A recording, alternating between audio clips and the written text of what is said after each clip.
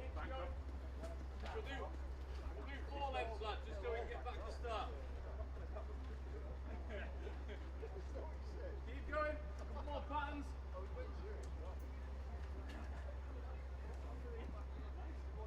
Keep going. General movement patterns. Higher up a little bit.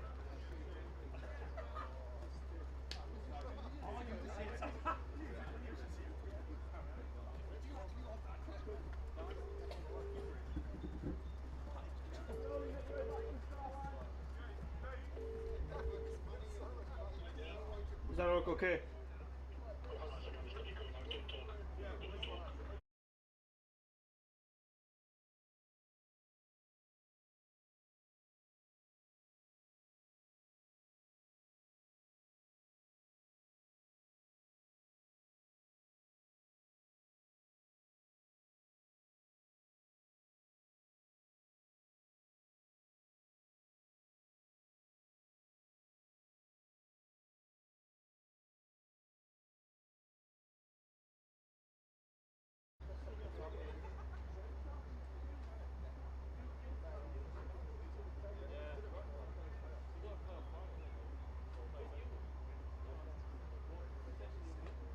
Just drop it. Rocking it down the side.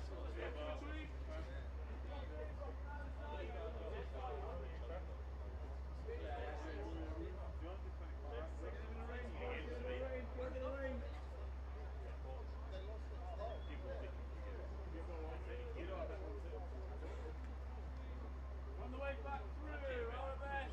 Arabesque. A bit of balance. Another Arabesque on the way back down.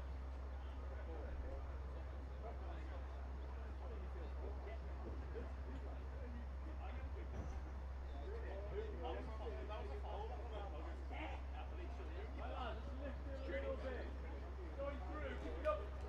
Second code, second white code. Second white code. Digging through. Second white code, keep going. On the way back, jab and bounce, jab and bounce, jab and bounce, jab and bounce, jab and bounce.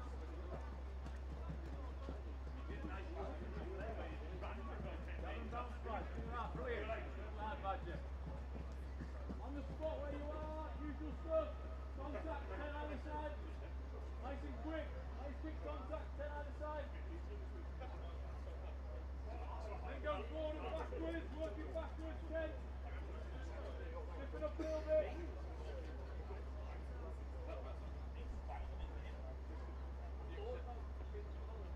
Jumping through, walk in, jump and block.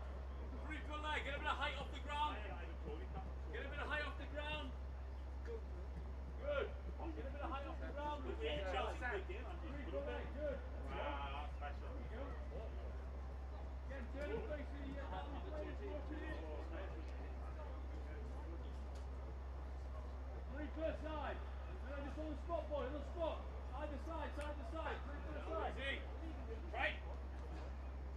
Last one. Big jump. 5 maximal jumps on the spot. High as you can get. Get up there. Then find yourself a band from behind.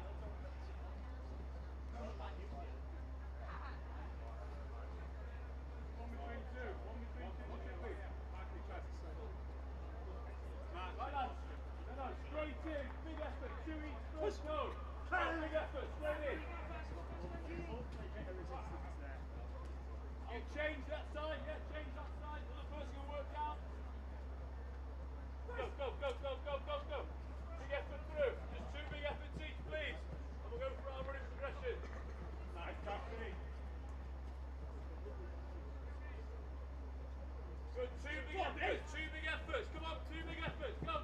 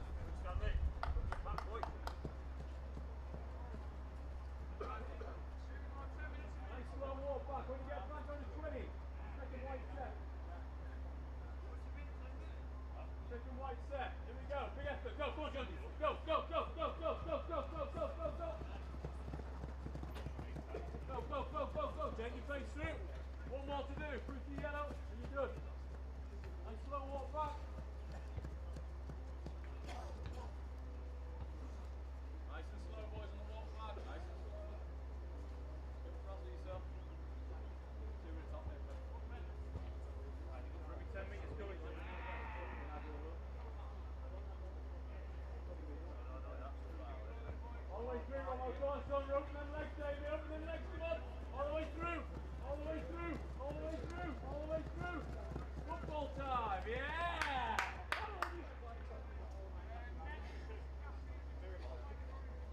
Open your legs, open your legs, open your legs, open your legs. Open. Alberto, one to Rena. Parky, just to let you know, 2 bucks free for you. Come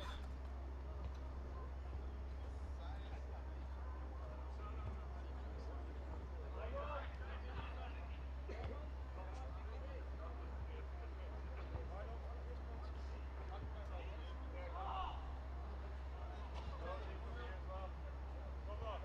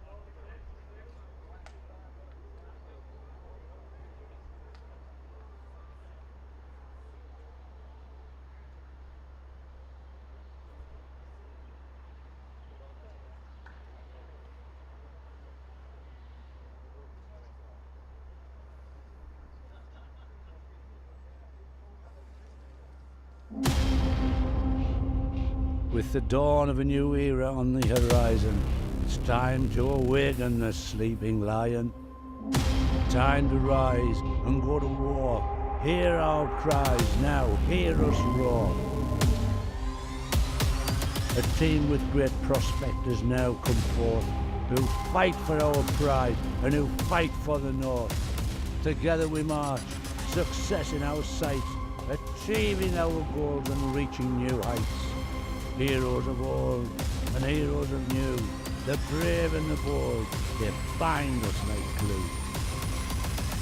Stars will be born out on the wicket. Now begins a new chapter at Durham Cricket. Oh, that's 6. That's a biggie. Lovely use of the feet. Excellent from Travaskis. And he's gone.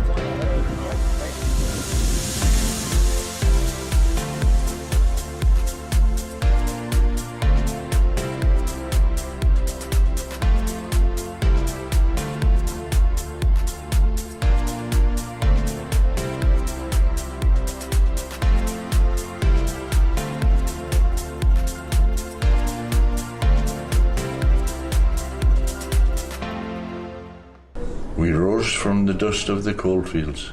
A dream of bringing professional cricket. 30 years later, we stand together. With many successes on and off the field. A trophy cabinet full of silverware. A professional pathway for boys. And girls in the north. And community programmes that both enhance. And transcend the sport in our region. But we want to achieve more. We want to reach every corner of society. A welcoming place for people of all backgrounds. Supporting the community to which we belong. We want to be at the forefront of inspiring generation. Inspiring people to be better players. Better people. Better members of society. We are working hard to welcome everybody. Developing inclusive environments. With a commitment to encourage Equity. diversity And inclusion in everything we do. We aim to make a positive change across cricket. our wider community. We must be accountable. Cricket is a game for everyone. Our programmes are for everyone. Seat Unique Riverside is for everyone. Durham Cricket for the North, for everyone. Durham Cricket for the North, for everyone. Durham Cricket for the North for everyone. Durham Cricket for the North for everyone. Durham Cricket for the North for everyone. Durham Cricket for the North for everyone. Durham Cricket for the North for everyone. Durham Cricket for the North for everyone. Durham Cricket for the North and everyone. Durham Cricket for the North, for everyone.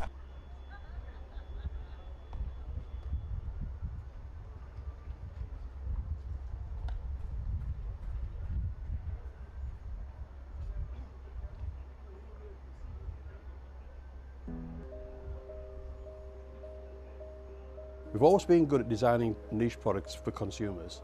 So our thinking was if we can use the same design skills on products which have got more volume, we'll be more successful.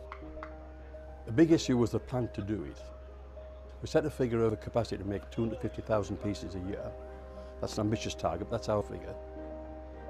So we then worked with the machinery designers to make the washing machines. Number one in this product, it's got to be reliable. A washing machine has a lot of hard work to do, and it's a very important part of most households. So reliability was a big issue.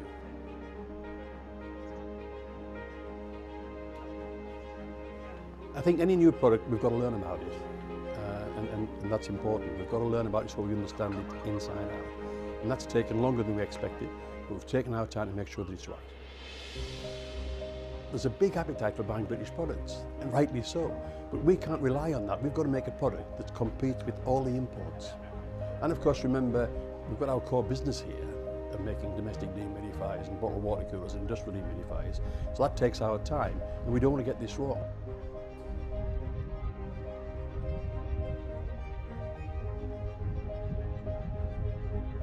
We've done 120,000 hours of testing washing machines here to make sure that it's absolutely reliable and does the job.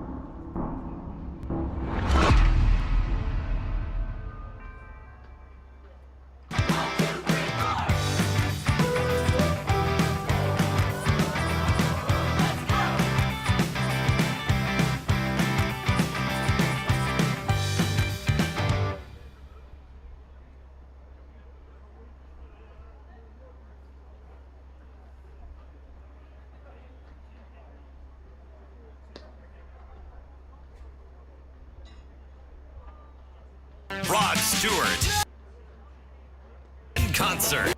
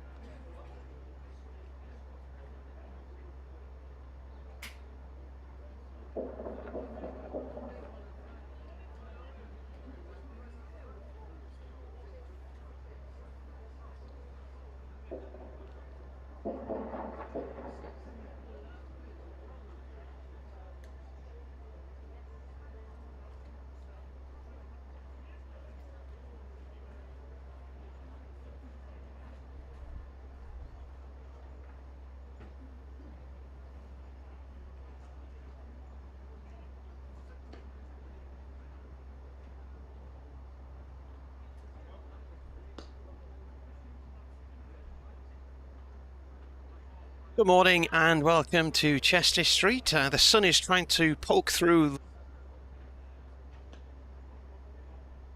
We'll be batting for the fourth time in a row this season, and a couple of changes for them. Matt Parkinson, who's come on a one-match loan from Lancashire, is in replacement for Matt Kuhneman, who has a sore back and was having a scan yesterday. And Matty Potts returns as well, so Liam Travaskis steps aside despite making 71 to Cardiff last week in a draw. One change for Derbyshire. Anush Dal is out and Lewis Rees comes in. We'll be on air with you in a few minutes.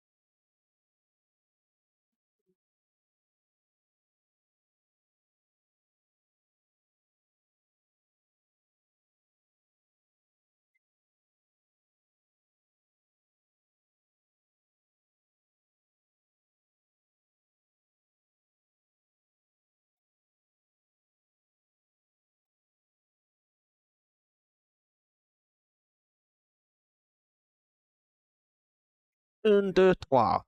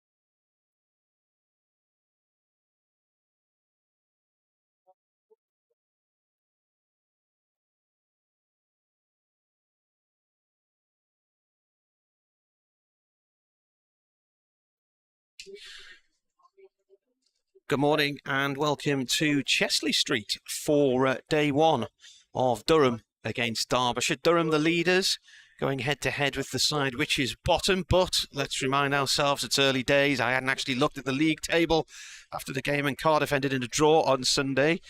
I hadn't, and we'll discuss this on air with Mr. Fletcher in a few minutes. But I wouldn't read too much into the league table at the moment. Durham have won one, lost one and drawn one, but they have played three. Four sides have played 3 games so far this season, and 4 in Division 2 have only played 2, one of those being Derbyshire. So a number of changes from a Durham point of view this week. Liam Travaskis steps aside after coming in and playing his first game of the season in Cardiff last week, and scoring as well. 79 and doing very well, and putting a partnership of 128 together for the 7th wicket with Bryden Cars, who made a career best 91. Matty Potts, though, is allowed to play by the ECB, so he returns. No Matt Kuhneman, he's got a back strain, and he was having a scan yesterday, so Durham have signed for one match only Matt Parkinson, the leg spinner from Lancashire, who's played 1 test and a number of one-dayers and T20s for England as well. And a change from Derbyshire's point of view, Anuj Dal has been left out and Lewis Rees comes in. So we'll go through the full teams for you in a moment or two, but we've had a number of technical issues today, so we have to rattle on. So anyway, Durham last week did well. They had Glamorgan 6 down in their second innings, and there were 22 overs left to go when it started to rain. It rained heavily, basically for just 10 minutes. The ground staff came out and covered half the square, but didn't bother covering the other half of the square. Then they went off to grab some sheets, which they placed on one corner of the square where the game wasn't being played, and the umpires came out, and it was about 5:20 by that point of view, and they said, there's too much water on the field, that's it, end of game. So it ended in a draw. There was something like 165 overs lost over the 4 days. Second year in a row where Durham have had a really badly weather-impacted game in Cardiff, and on both occasions you'd fancy they would have gone on to win if there'd been more time in the game, because they dominated this year, they dominated last year as well. But at the end of it, it was a case of what could have been, and I had a chat with the Durham skipper, Scott Borthwick.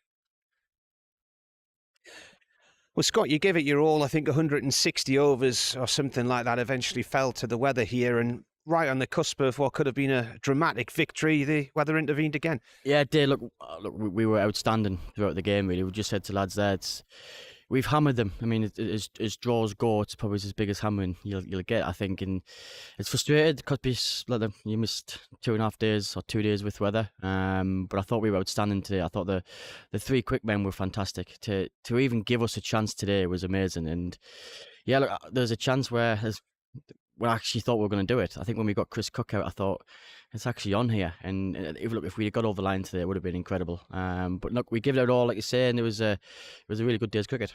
We were looking around and there was some really nasty weather sort of drifted to the east of us, some to the west of us, and then eventually just that cloudburst, 5:05. The ground staff managed to get some of the covers on, but not all of them. But I think the umpires decided too much rain had fallen too quickly. Yeah, it did. We did miss a lot of bad weather. It kept sliding past us, and yeah, like you say, 5 o'clock, a big storm came, and just too much came down, and one side of the square got wet, and it would have taken the ground staff too long to get everything off and get things mopped up. So yeah, look, the weather got the better of us, I guess.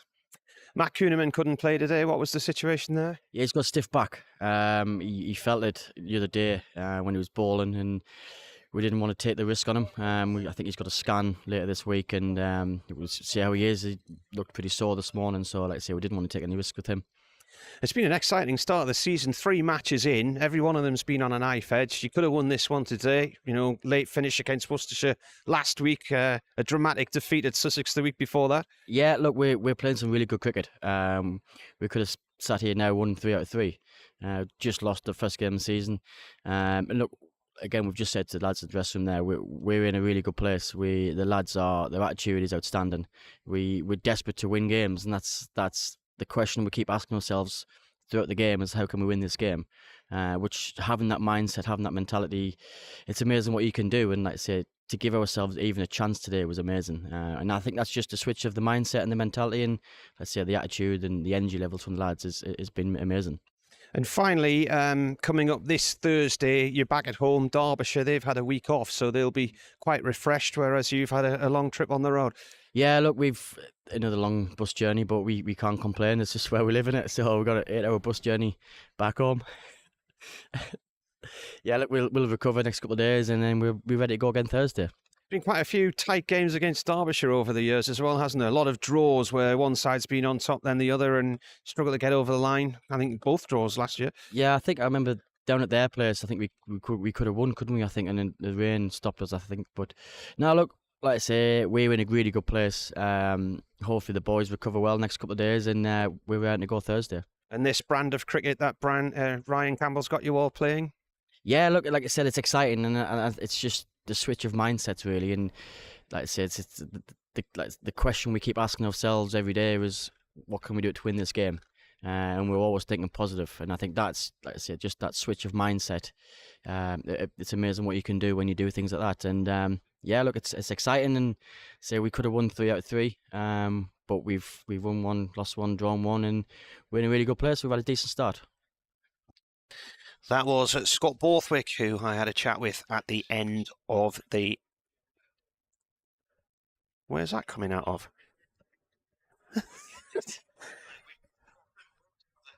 I can hear myself, and I don't know why I can hear. That's on my phone. Why am I coming out my phone? That's bizarre. Well, that's a weird one. Where am I coming from? Is that your computer now? I'm not even on air because you haven't plugged me in. Oh, right, no. I'll plug you in then, shall I? And we can introduce you properly. There's voices coming at me from all over the place there. Hello. Coming out the computer, coming out the laptop, the mobile phone. In fairness, Martin, And about 10 minutes it delayed. Yes, there was quite a long delay, wasn't there? But then it's all right. But you have had quite a frantic morning trying to get us on air. So well done for you to you for doing that. It's been a nightmare, isn't it? Just anyway, we're up and the running. listeners would say the nightmare continues. Yes. Anyway, thanks for bigging me up once again. So, Dave Fletcher alongside me from BBC Radio Derby. Have a good trip up, Fletch? Yes, yeah, managed to avoid most of the A1. What a road that is, by the way. But will they finish that central reservation anytime soon? Nightmare. Oh, it just goes on forever, doesn't it? Yeah, we're just replacing this. Yeah, lovely. Rush barrier. Yeah, excellent. Yes, well, I tell you what, you don't miss the roadworks. Once I had to go in the car in the winter other than to work and back. But you really don't miss the roadworks, do you? When you're no, when you're not travelling around the country after a summer of motorways and hold-ups and all the rest of it. Anyway, welcome along to Chesley Street, day 1 of Durham against Derbyshire. As I was saying, it's early days, but Durham have played 3 games, and until Fletch rang me yesterday, or I rang him. He never rings me. I hadn't noticed that Durham were top, because when I last looked at the league table on Sunday afternoon, it hadn't been updated and there were still games going on. Never looked at it. Derbyshire at the bottom, but they've only played 2. They lost 1 on a rain-affected draw at Leicester, where I think there was only about 1.5 days' worth of play, wasn't there? Yes. In the sogginess of Grace Road. But the whole of the last day was played, and we didn't get away till 7 o'clock on the Sunday, which was we didn't finish till then. I got away about 8:30. Yeah, it was great. If you put that in the time-ode diary online thing. Yeah.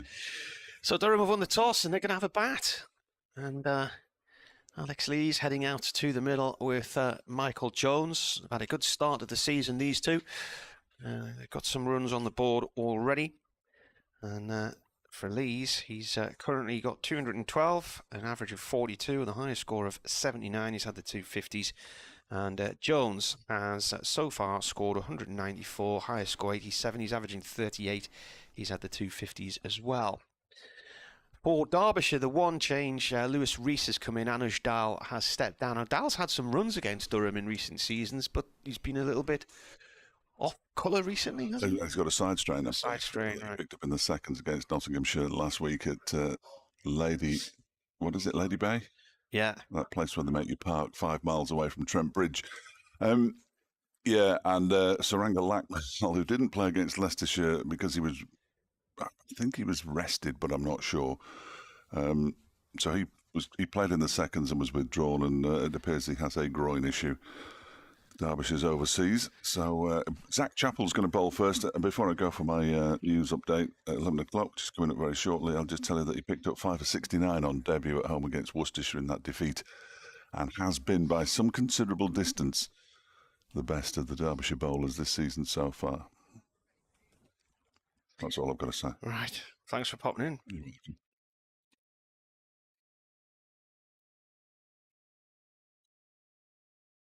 So Chappell ready to bowl here. Former Notts player. Tall lad. Coming in. Right arm over from the finger end. First ball of the day. Squares Lees up a little bit. Rolls off towards backward point. Chappell is playing his 33rd first-class game. He's got 78 wickets, and his best bowling 6 for 44 against Northants for Leicestershire in 2018. He did take 4 for 92 for Notts against Durham 3 years ago. Has been struggling with a few injuries of late, and went to Stamford School.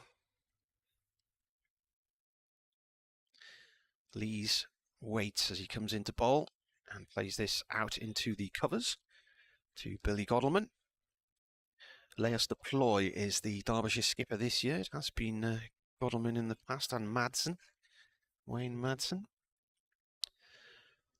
Alex Lees does boast a massive total one game against Derbyshire. Only made 275 not out for Yorkshire in 2013 at Chesterfield.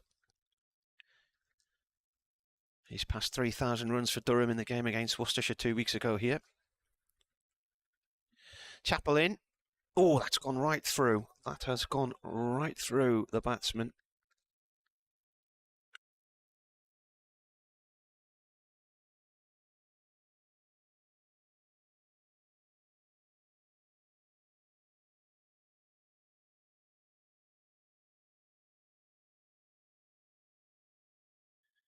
An update coming for Radio Newcastle soon.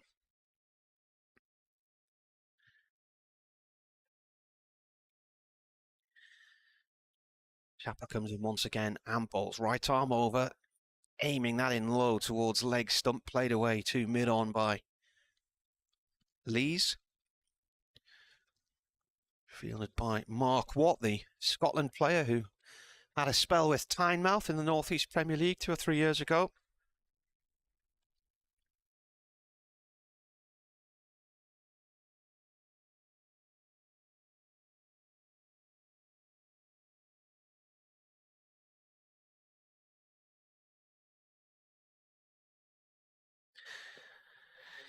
In comes the bowler.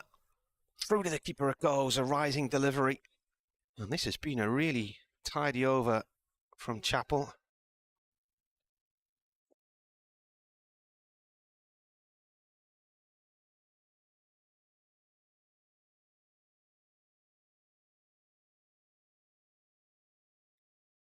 So no runs yet.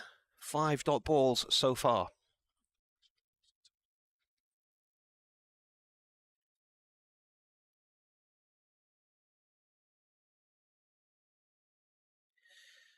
Chappell in again, bowls, played down to long leg for 1 run.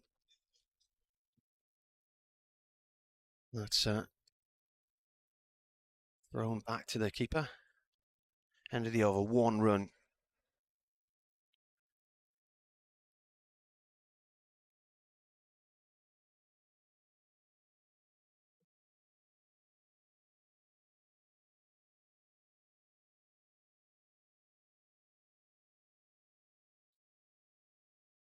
Just got to do an update.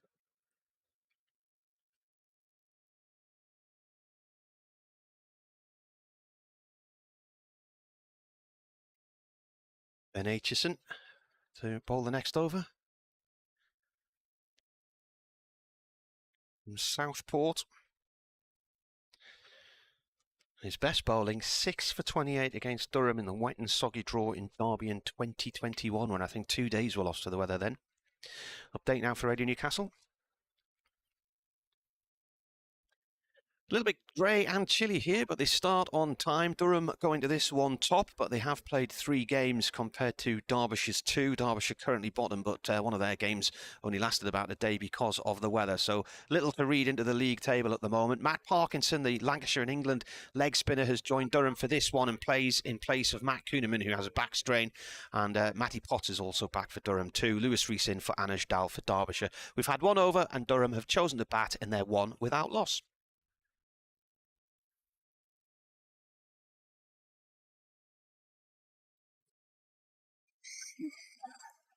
Done. Good first delivery from Ben Aitchison. Wraps. Alex Lee's on the pads. I think height might have been an issue. Looks like it's doing a bit, doesn't it? Yeah, it does. It's as heavy as it's been this season. That one is driven very pleasantly by Alex Lee's. Sam Connors is chasing it to the long off boundary and the ball won't reach the rope. So they'll come back for 3. Seen a lot of that this season. So what, they're playing on wicket 7, I think, looking at that. And they played in wicket 5 the previous match, and the first 2 mornings the ball just wasn't travelling to the boundary at all. Quite a bit of rain, haven't we, in recent times? You look concerned about something now. No, I'm just... Who taken that out? Because there's nobody on it yet. We could just leave the volume turned down, okay? Anyway. Yeah, we've got... I think we've still got a little bit of room left on our desk if we want to stick any other bits of kit down there. But it's nice and tidy, isn't it? Yeah, it's just beautiful. I'll post a picture so you can just see how... I need a big pile of books to hide behind. Ben Aitchison in again, handballs. That one's left alone outside the off stump by Michael Jones. That was the first delivery that he's faced this morning. Picked up a single off the last ball of the Zach Chappell over, and Alex Lees is on to 4 now with that 3 out towards long off. I can hear I'm Every Woman. Is that in your headphones? No. Oh, it could be on there. Yeah. I'll try and turn it down as much as I can. Khan, wasn't it? I think so. That one's left alone outside the stump by Jones and goes through to Brooke Guest behind the stumps. Guest who got his first score of the season at Grace Road.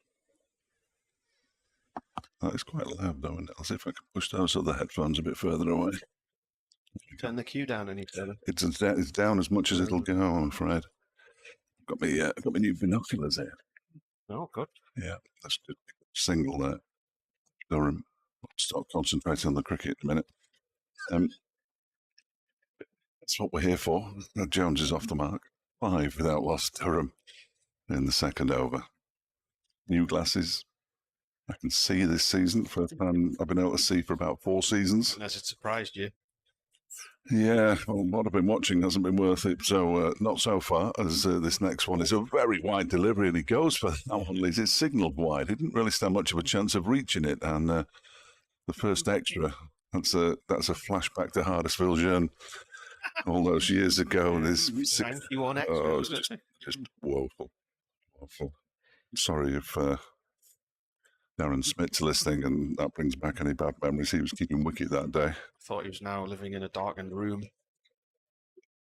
There's Aitchison again in and bowls on. He's driven firmly straight back past the bowler for, I was going to say for 4 runs. It is going to go for 4 runs. Mark Watts chasing, but the ball has got enough on it this time to get all the way to the boundary. That was a very aggressive looking shot from Alex Lees. He moves on to 8 at the end of the over. Jones has 1. And after 2, Durham are 10 without loss. bit grey, isn't it? It's just a bit overcast at the moment. Close, isn't it? It's close. Heavy, or whatever. Well, it's because of the heater in here, I think. I wouldn't describe outside as close. Is it? Yeah, I think it's warm enough out there. It wasn't when I came this morning. It was chilly. Pleasant enough. Sun was trying to peep through. Bright enough, certainly. Jamie Bowman, who works for the Lancashire newspaper, says, enjoy having party in Chesley Street. Stuart Dix tweeted, the dynamic duo for this one. Has anybody got a definition of dynamic? Me and Oliver tuned in for the day, he says, the majority of the day. Matt Parkinson being here means there are 2 Bolton residents in the ground today, which is very exciting. Does he live over your back fence? Yeah, no, I think he lives in the posh part. Chapel in, bowls. This is turned by Jones out through mid-wicket, wide of mid-on for 2 runs. And chased by Watt, a former resident of Tynemouth. Katie says, morning, I'm listening to you from a soft play centre in Sussex. My commiserations. The joys. See, she's not counting meerkats these days, not since becoming a mum. That's what she used to do. She used to count meerkats. They move about as well. It must be tricky, that. It'd be like counting sheep, wouldn't it? And they all look the same. They do. Except the ones with the glasses on. Yeah. Chapel balls. Pings in low and hard there and played away by Jones. And they've all got Eastern European accents as well. Yes, they have. It's weird, that. I don't think they're from there originally. No. So, Dan Norcross earlier on, I said it was a chilly day and there was a chilly southeasterly winds, and he says, you're now blaming the southeast for chilly winds, you snowflake. So I said, it's terrible southern weather, can't be relied on. I said, anyway, you're up early today. He's normally still in bed in his smoking jacket at this time. Chapel in, bowls. Ball played off towards point, no run. He says, I always like to catch your preview. I can go back to bed. I noticed a heinous crime yesterday. Was it yesterday, the day before? Jonathan Doidge, who normally does Yorkshire, was doing the IPL. I saw that yesterday. Absolute disgrace. Yeah. Did you message him? No. He'd only message me back if we get into a war of words. Yeah. You haven't got enough time to be hosting all these wars of words, have you? Chapel balls, and that's slightly overpitched, played out to Godalman, and the covers no run there. Right, see, freelancers got to take the money where they can. Yeah, there was a limit there, wasn't there? I can't work out why I didn't get asked. I noticed there was a group of BBC third voicey types out in Hong Kong last week for some tournament in Kowloon. Really? Dan was there and Isabel Duncan, one or two others. It was a free trade tournament or something, wasn't it? I can't remember the name of it, but Chapel in bowls. This is defended. Goes up to Watt at mid-on. Watt was out at the World Cup, wasn't he, with Michael Jones with Scotland? Yes. Back end of last year. Both played in Scotland's final game against Zimbabwe in Hobart, I think it was. Does Watt sound Scottish? Yes. He's from Edinburgh. Right. Oh, well, that'll help. Because Jones is from Merseyside, well, from Ormskirk.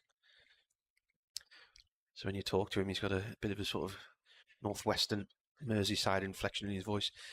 He plays this back to Chapel. That is the end of the over. Durham 12 without loss. Yes, I don't think the people of Ormskirk, thank you for describing them as Merseyside, but I know what you mean. Well, he was born there, but he does have a Merseyside inflection in his voice. Well, there was a little bit of one in Ben Aitchison's voice, even though I know you said Southport. I think that was the hospital. He's from Formby, which is much more upmarket. I'm finding a lot of these lads were born in hospitals. Yeah. Have you noticed that as well? Well, everybody who's born in Bolton isn't born in Bolton. They're born in Farnworth. I think you find that Matt Parkinson would almost certainly have been born in Farnworth, where my lad was born. Right. Because that's where the hospital is. Yeah. Here is the former Formby-based Ben Aitchison. Bowls to Alex Lees. Cuts him away for 4. Up to the cover boundary. Nice shot. Too short, too wide. And Alex Lees is too good to miss out on a delivery like that. And he's into double figures already. Moves on to 12. Is there a nice golf course at Formby? There are lots of nice golf courses along that whole coast, yeah. I think my uncle Tony was from McGull.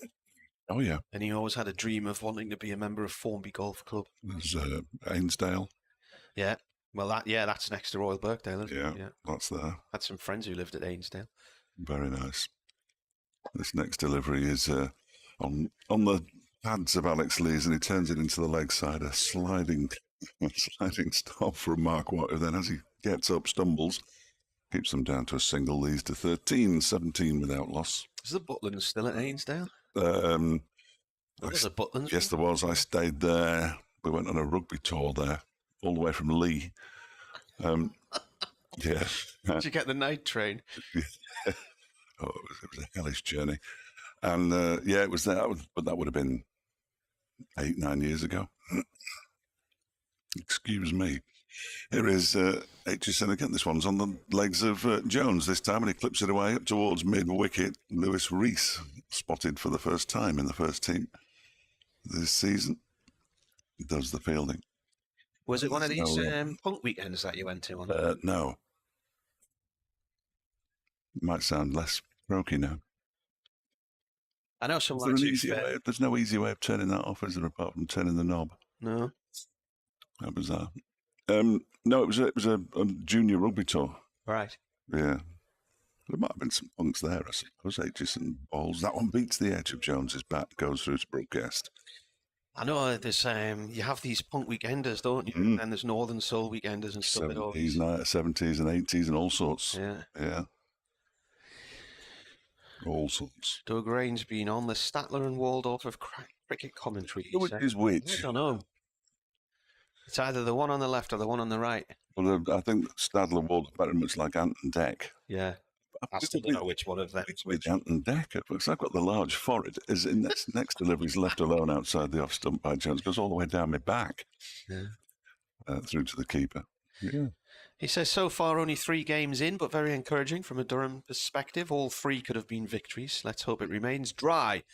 Can't be there for this game. I'm working in Edinburgh, hoping to be there for the Yorkshire game.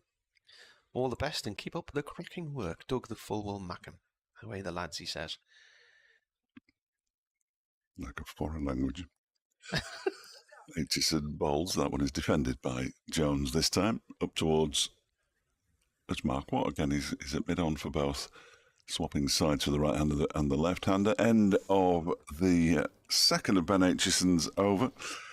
And I'm afraid the first 3 deliveries were punished rather heavily. 7 runs from it and 3 dot balls to finish. Durham on 19 without loss. Talking of football, it's now Sunderland's to throw away. Is it? Yeah, because West Brom lost last night. So 2 games to go and Sunderland are in the playoffs. Are they playing? They've got Watford at home on Saturday, which is easily losable. That's an easy win, isn't it? And then Preston on Bank Holiday Monday. Is that in the following week? Yes, at 3 o'clock on the Monday, and it Trafford play their last game at 12:30, I think, on that day. Zach Chappell, right arm over, bowling here from the finger lane. That had a bit of movement on it, and it swung away. It was a shortish delivery, and it was a leave from Lees, and keepers ended up taking that between first and second slip, so it's doing a bit. A bit of bounce on there as well. Yeah. If you want to email, wearecricket@yahoo.co.uk. fletchcricket@gmail.com. If you could send them to me and I'll vet them before I let Martin read them out. Mark Weldon's emailed to wearecricket@yahoo.co.uk. Chaplin bowls, defended, back to Chaplin goes by Lees. He says, wonderful to hear your good self and Dave Fletcher resuming your excellent repartee. See, people say that all the time. I've no idea what they're talking about. Repartee. Yeah. It's a word you never see written down, isn't it? Has it got 2 E's at the end, repartee, do you think? Well, he's written IE. Oh, no, it's not IE. Yeah. No. That's why I've never seen it written No, you did well to read that out. All over the show with that one. Yeah. In comes Chappell again. And bowls. And defended it, rolls back to him once more. He says, the family's here today, so introducing our 6-month-old grandson, Rory, to cricket commentary. Hope to be on the ground tomorrow. Morning, Rory. Gone home. So, and alongside us, Marcus North with a snazzy-looking cup of coffee Marcus, look at all the extra kit I've brought in so you can hear everything and speak to us all in one fell swoop. If On indeed, technology. if indeed he really wants to listen to us. Well, there we are. Are you there? I am. Can you hear yourself? Yeah. Excellent. There you go. Thanks for looking after us, Marty. Let's just check your microphone a sec, see which way it's facing. Sorry. But make sure you don't turn it off before you check it, just so that the listeners can hear all that rustling in the background. Yeah, excellent. Another ball there. So Durham's director of cricket, who also played for Derbyshire, didn't he? He had a couple of stints there, yeah. With great success, by the way. Pre-Fletch days. Oh, yeah. Griffin would have been there, though. Dave Griffin would have been there with his camera. 50th year, Griff. Yeah. Is it? Covering Derbyshire. Yeah. Well, 50-year member. Chapel Inn, played by Lees off towards point.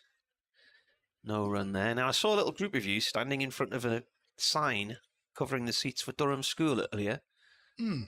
So what's the crack there then? Oh, I mean, you'll see. Johnny Bushnell's school, wasn't it? Yeah, it was. Yeah, look, we've got a really good relationship with Durham School, as well as Durham University. And as you can look around the ground, there's Tom Seymour, our commercial director, is pretty busy getting some deals over the line. But no, look, we've got a new partnership with Durham School, and that was just a photo with that, Marty, with the sign. In comes Chapel again, bowls, and slightly overpitched and met on the bounce by Lees. It's played upfield beyond the stumps towards our end of the ground. Watt fields it, and they run too. The cricket ground at Durham School is lovely because I once helped host the charity match there, T20 game, and it was Gordon Mutchell and Gareth Breeze's joint benefit year. And there was quite a lineup of international stars. Shivnarine Chandapal was playing, Kumar Sangakkara. The Colonel got a wicket and I think he got Shivnarine Chandapal out bowling. They must have lost some balls. You could fit about three. Yeah, because it's well, I tell you who was smashing the ball around that day, Ash Thorpe. Oh, right. Almost athletic in his approach to the thing. He hit a few big shots. He's around somewhere, isn't he? We'll get him on air a little bit later on. So end of the over, 21 without loss. We're still doing alternate over. Yeah. Oh, excellent. Aitchison Bowles, that's defended That's why we've got all this. by Jones. Yeah, well, I did wonder why I was here for a moment. It's pushed up to mid-on, there's no run. Nick Buxton's been in touch. He says, ironic that the first delivery after mentioning you can finally see, because I've got these glasses now, is a filthy wide. Chuck them in the bin. It does feel nice to play Durham and not be up against our arch enemy, Mr. Rushworth. No doubt someone else will run through our batting lineup, but as Aitchison is in again, that one is turned into the leg side by Jones and fielded by Lewis Rees at mid-wicket. He says, someone else will run through our batting lineup, but at least I've been able to put the bald-headed voodoo doll in the cupboard now. Well, that's good, because with us being in close proximity, it might have been me that felt the full force of the voodoo doll. Here's Aitchison again in and bowls, and that one is defended again by Jones. You batted first, Marcus, in every single game, not necessarily through choice, but it's worked pretty well, hasn't it? It has, and I think, thinking back of those, the first four games, we would have won the toss and batted anyway. But you're right, the first three matches we lost the toss and got sent in. So today we would have, obviously we've batted first, and that was always the plan. And I think that's, without being too predictable, that's our kind of strategy, the way we want to play our cricket moving forward. Next delivery from Aitchison's left alone outside the off stump. What have you made of the pitches? Because everybody, it's been a very wet-ish end to the winter and a start to the spring, and everyone's gone, the ball's going to do all sorts here, and it hasn't really, has it? No, and I think if you look back the last couple of years, to be fair, the last couple of years are April and May, the weather's been glorious. This is probably more traditional, the showers you get in April and May. But the pitches we've played on have been pretty good. To be honest, it's just the weather's cut short the amount of play we've been able to get in. Next delivery from Aitchison. This is a much better over from him. Pushed out to point where Matt Lamb does the fielding. Well, the pitches at Derby. And every game last season at Derby ended in a draw. Every game? Every single game. They're on one of their longest, it's something like fifth in the all-time longest run without a win at Derby. And it's largely down to the pitches. They're just too good. And I don't think that makes necessarily for exciting cricket. In the game last season with 3 double centuries, and it was just is Aitchison bowls, and that one is defended again by Jones. And Aitchison has bowled a maiden over. Well done him. Good comeback, because his first couple of overs had gone for 16 runs, 3 overs, 1 maiden. 0 for 16 for Ben Aitchison. And at the end of 6 overs, Durham has 21 without loss. Lees has 15, and Jones has 5. Has there been any major work at Derby? Because the pitches over the last 10, 15 years that I've known, I always regarded Derbyshire to have a really good wicket. They tended to leave a bit of grass that had great carry and a bit of pace. And I thought they were good cricket wickets, but obviously things have changed a little bit. I think they took more grass off last year because the batting was particularly fragile. And then, of course, it was this blisteringly hot summer, so it sort of exacerbated what they'd done in the first place. I think they're trying to leave more grass on now, but it didn't seem to work against Worcestershire, although Worcestershire were perfectly happy with the way things went because they went back out with the victory. So, but Derbyshire didn't bowl particularly well in that game. And apart from Zach Chappell of the Seamers, haven't bowled particularly well all season so far. Here is Chappell from our end of the ground, the Finkel end, right arm over, bowling to Lees, who drives at the ball. It finds its way to point, no run there.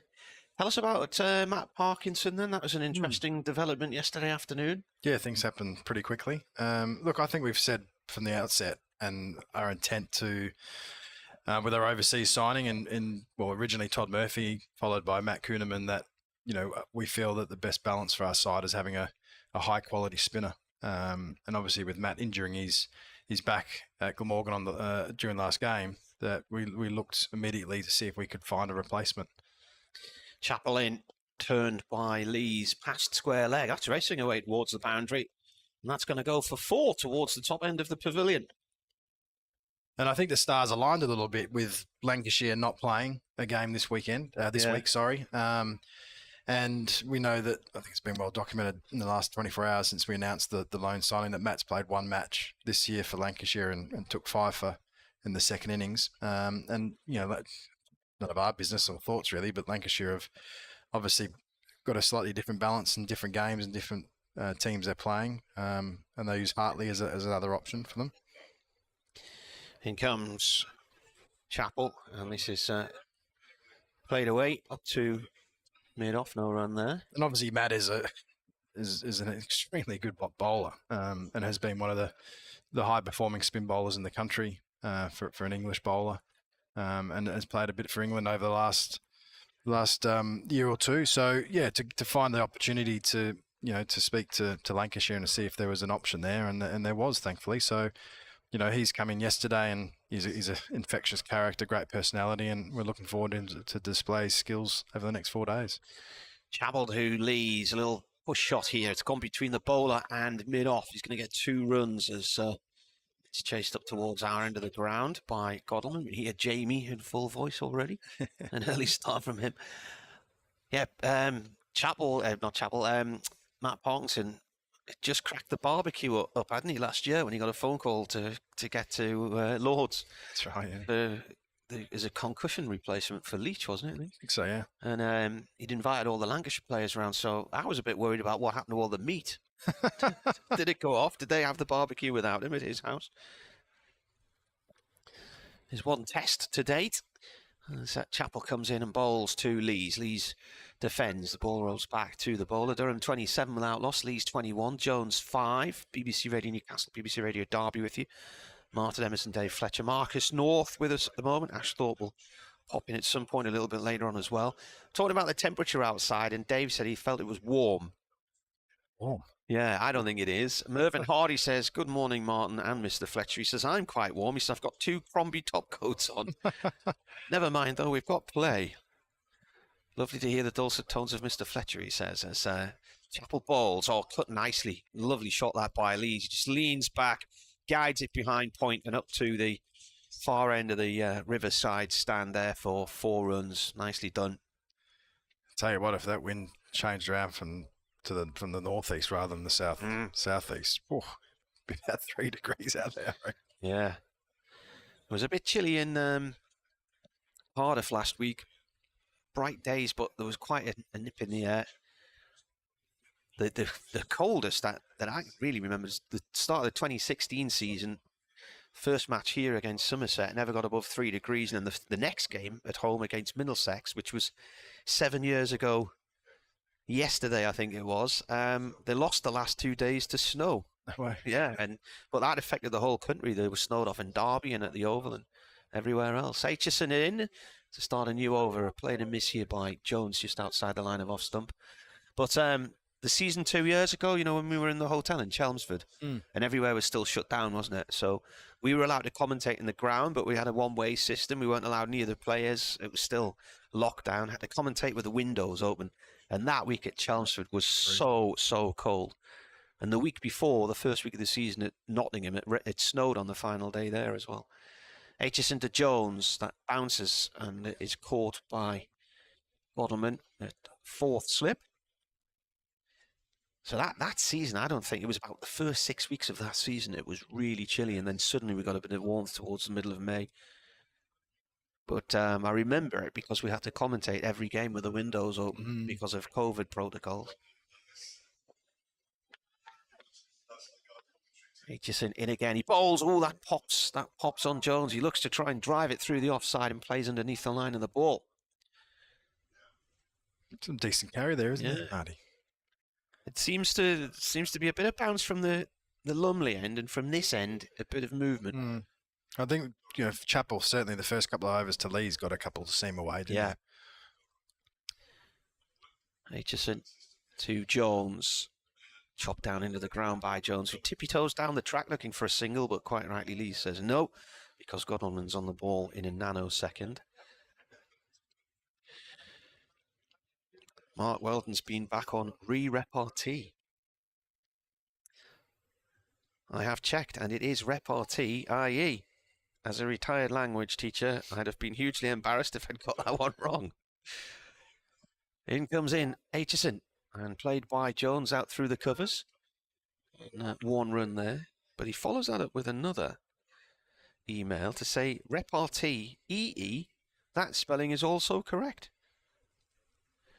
Turns out that repartee, IE, has come directly from French, so we're all right. Happy days, he says. There you are.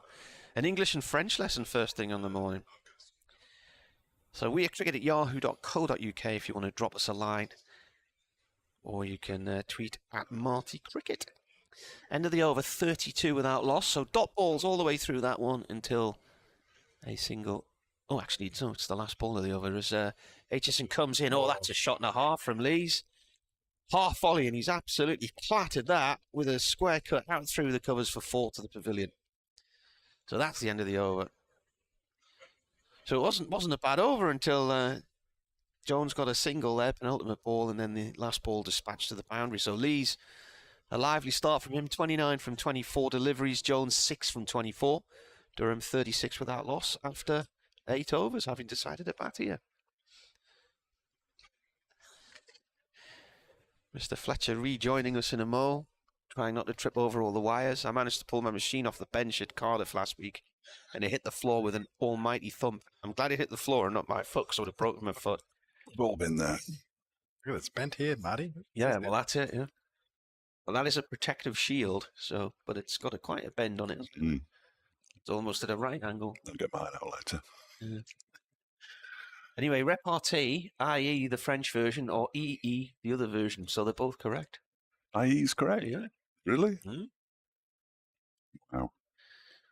Chappell in with a Yorker, played away by Jones to wide mid-order, picked up by Watt.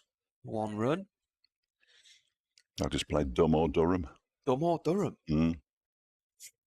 It was play with Ian Sky with place names from Durham. But Pity Me was the first one, which I know because it's just down the road. But then there was some that were no place. Did that come up? No, it didn't. Did it not? Should have done. That should have been on there. He made a schoolboy error because it's sort of alternate Dumb and Durham. And once I get into the rhythm, I can pick up some big points. Who's that with? Ian Sky, our mid-morning presenter. Taught him cricket last year, but it didn't work. Chappell round the wicket, right-handed to Lees. Oh, there's a misfield, and now they've got a single. Just not quite picked up cleanly there by Lewis Rees. 1 run. So the big question that we need to ask Marcus is, what was the flaw in the contract that means you've got to come and speak to Martin every first day at 11:15? I mean, You could have sorted that out, couldn't you? It was his idea. You don't have that kind of authority. He's turned up twice, so it's good. So going far, well so good. so far. We've had our head coach, Ryan Campbell's coming in most games. Yeah. Ryan was on earlier the other day when Jones was giving out LBW to a ball which pitched down the leg side. That was interesting. This is a chop, a late cut from Jones down to third slip. I did say to Campbell, be careful. Yes. I was a bit worried that he might say something, but it was an awful decision. Bowler coming round the wicket, bowling wide to the point where he's actually standing on the side of the crease, the white line on the side, pitching it down the leg side, and Jones tried to reverse sweep, and it hit him on the leg side, and he was given out LBW. Chapel bowls a leave from Jones, goes through to the keeper. Manos Dahl lingered in the home game quite a while when he was given out leg before wicket. He clearly hit the ball. And Haider Ali actually touched his bat on the way back to the pavilion as well, which was a bit of a giveaway. But these things happen, don't they? I imagine you must have been given out, Marcus, when you didn't think you were out. Oh, we all, yeah. Or probably every time you were given out, you probably didn't think you were out. No, not quite. They never feel they balance out the batter. Chapel bowls. Oh, it's away off down the leg side. I don't think it's going to go for 4. It's going to be cut off. Down a fine leg. There is a man down there. They'll get 2. Will leg by be signalled or not? No, it's off the bat. You always feel you get the rough decision when you're a bit out of touch or you haven't had a score for a while and the world's against you. Yeah. Did you ever get 3 ducks in a row, including the third of them being run out without facing a ball? Because that was my nadir. I've had a couple of pairs before. Yeah. 3 in a row, no. It's been a few times in my career that I thought I'd forgotten which way to hold the bat. It's not a good feeling. And comes Chapel. It's a lifting delivery there. Nice rising ball just outside the line of off stump. That's gone through to the keeper. End of the over. 40 without loss here on the BBC. I think we're seeing a bit of a shift in our square this year, Marty, where I felt that the carry was pretty good against Worcester. And we're seeing a few balls bouncing a bit and carrying through here nicely. And there's a bit of consistency about that. And I think last year was the challenge. I think we found maybe the balls obviously were it was a bad batch of balls, wasn't it? Don't bring that up again, but that was the reality of it. Bad cows. But I think there's definitely more carry in this pitch, in this square, which is good. Well, what is it now? 2 years since it was relayed? Yeah. So it's settled and bedded in, hasn't it? So. And speaking to our head grounds, Vic, he was not surprised. He said, look, don't realise it does take a couple of years for a major works on a square to kind of settle and to get the full benefit. So hopefully we're seeing that this year. Going to be a change of bowling here. Sam Connors is coming in. Well, there was that one game against Essex where there was 20 LBWs here, which was a British record, and the ball just wasn't getting up off a length, was it? That, and we will not see anything like that again. I remember saying on air it was one off. One more, and it would have been a world record. Here comes Connors then around the wicket to Alex Lees, who pushes it up to mid-on, where it's fielded by Mark Watt. He's now gone to mid-on. Billy Godleman's at mid-off, of course he is. Billy Godleman's been all over the place this season, not all over the place, in a number of different positions. Now that he's not the captain, he doesn't have to stand short mid-wicket and all sorts of ridiculous places. I think he's enjoying himself. But he's still got that little individualistic streak, hasn't he? He's wearing the floppies now for no apparent reason. He's definitely his own person. Oh, yeah, he's a one-off, is Billy. Connors again. That one's turned into the leg side, and it goes beyond Lewis Rees, who actually slips as he turns, so they'll get back for 2 comfortably. They might even come back for a 3rd here. They will. It's good running. Lewis Rees hasn't got the strongest arm. And that's a very well run 3. And Lees is already up to 33 off 27. And we've seen a lot of this, Marcus. Is it deliberate, or is it just the way that the game is going that Durham have got off to a quick start here? Derbyshire have got off to quick starts in both of their games, really. Billy Godleman and Haider Ali, they're the kind of players who like to get on with it. Yeah, look, I think the way that England have played their test matches in the last 12 months under Brendan McCullum and Ben it's been inspiring. They've actually questioned the way we think about and perceive the game should be played or how it's always been played. And it's actually maybe just taken a few shackles off and enabled us to kind of play a little bit freely. It's all for the best, I think, because this one is a full delivery and it's clipped very nicely off his toes by Jones up towards wide mid-wicket. And they're going to come back to 3 again, and they might have to hurry, but no, Mark Watt's throw isn't as accurate as it might have been. They're going to get an all-run 4. Haider Ali has to go and pick up the ball after it gets past the stumps at the bowler's end, and that's a bit sloppy from Derbyshire. I mean, we've seen it consistently across the county game for the first month, and you're not seeing reckless batting. You know, it's not like they're batting like it's T20. We're just seeing some really positive stroke play, and rather than being conservative and seeing the threat, I feel, and trying to survive and kind of get through. Traditionally, we've got to get through the first session. Yes, where players are looking at what's the positive outcome? Well, you know, if there's a ball to be hit, we're going to hit it, and we've seen that today where the boundaries is Alex Lees. There's not the margins of error are quite small now because that mindset is a positive mindset. How do I score runs? I want to score runs. There's Connors again, bowls to Jones, who gets a little bit tucked up by that one and manages to turn it away into the leg side, down towards long leg, where it's fielded by Zach Chappell. Because we didn't see a huge shift in the England team in terms of personnel. No. You know, and speaking to Ben, he mentioned that it's not like they've dropped 7 blokes and brought 7 new guys in. It's just literally a shift of mentality, and for them to kind of trust that environment and feel backed and supported, and that's the way they're going to play. And we've just seen that amazing turnaround, which has been so good to watch. Connors in again. This time it's Lees guiding it down towards the vacant third man region. It's being chased by Matt Lamb. They've come for 2. They'll come back for a third comfortably enough. Jones on his toes there, and that's 3 more, and the Durham 50 is up.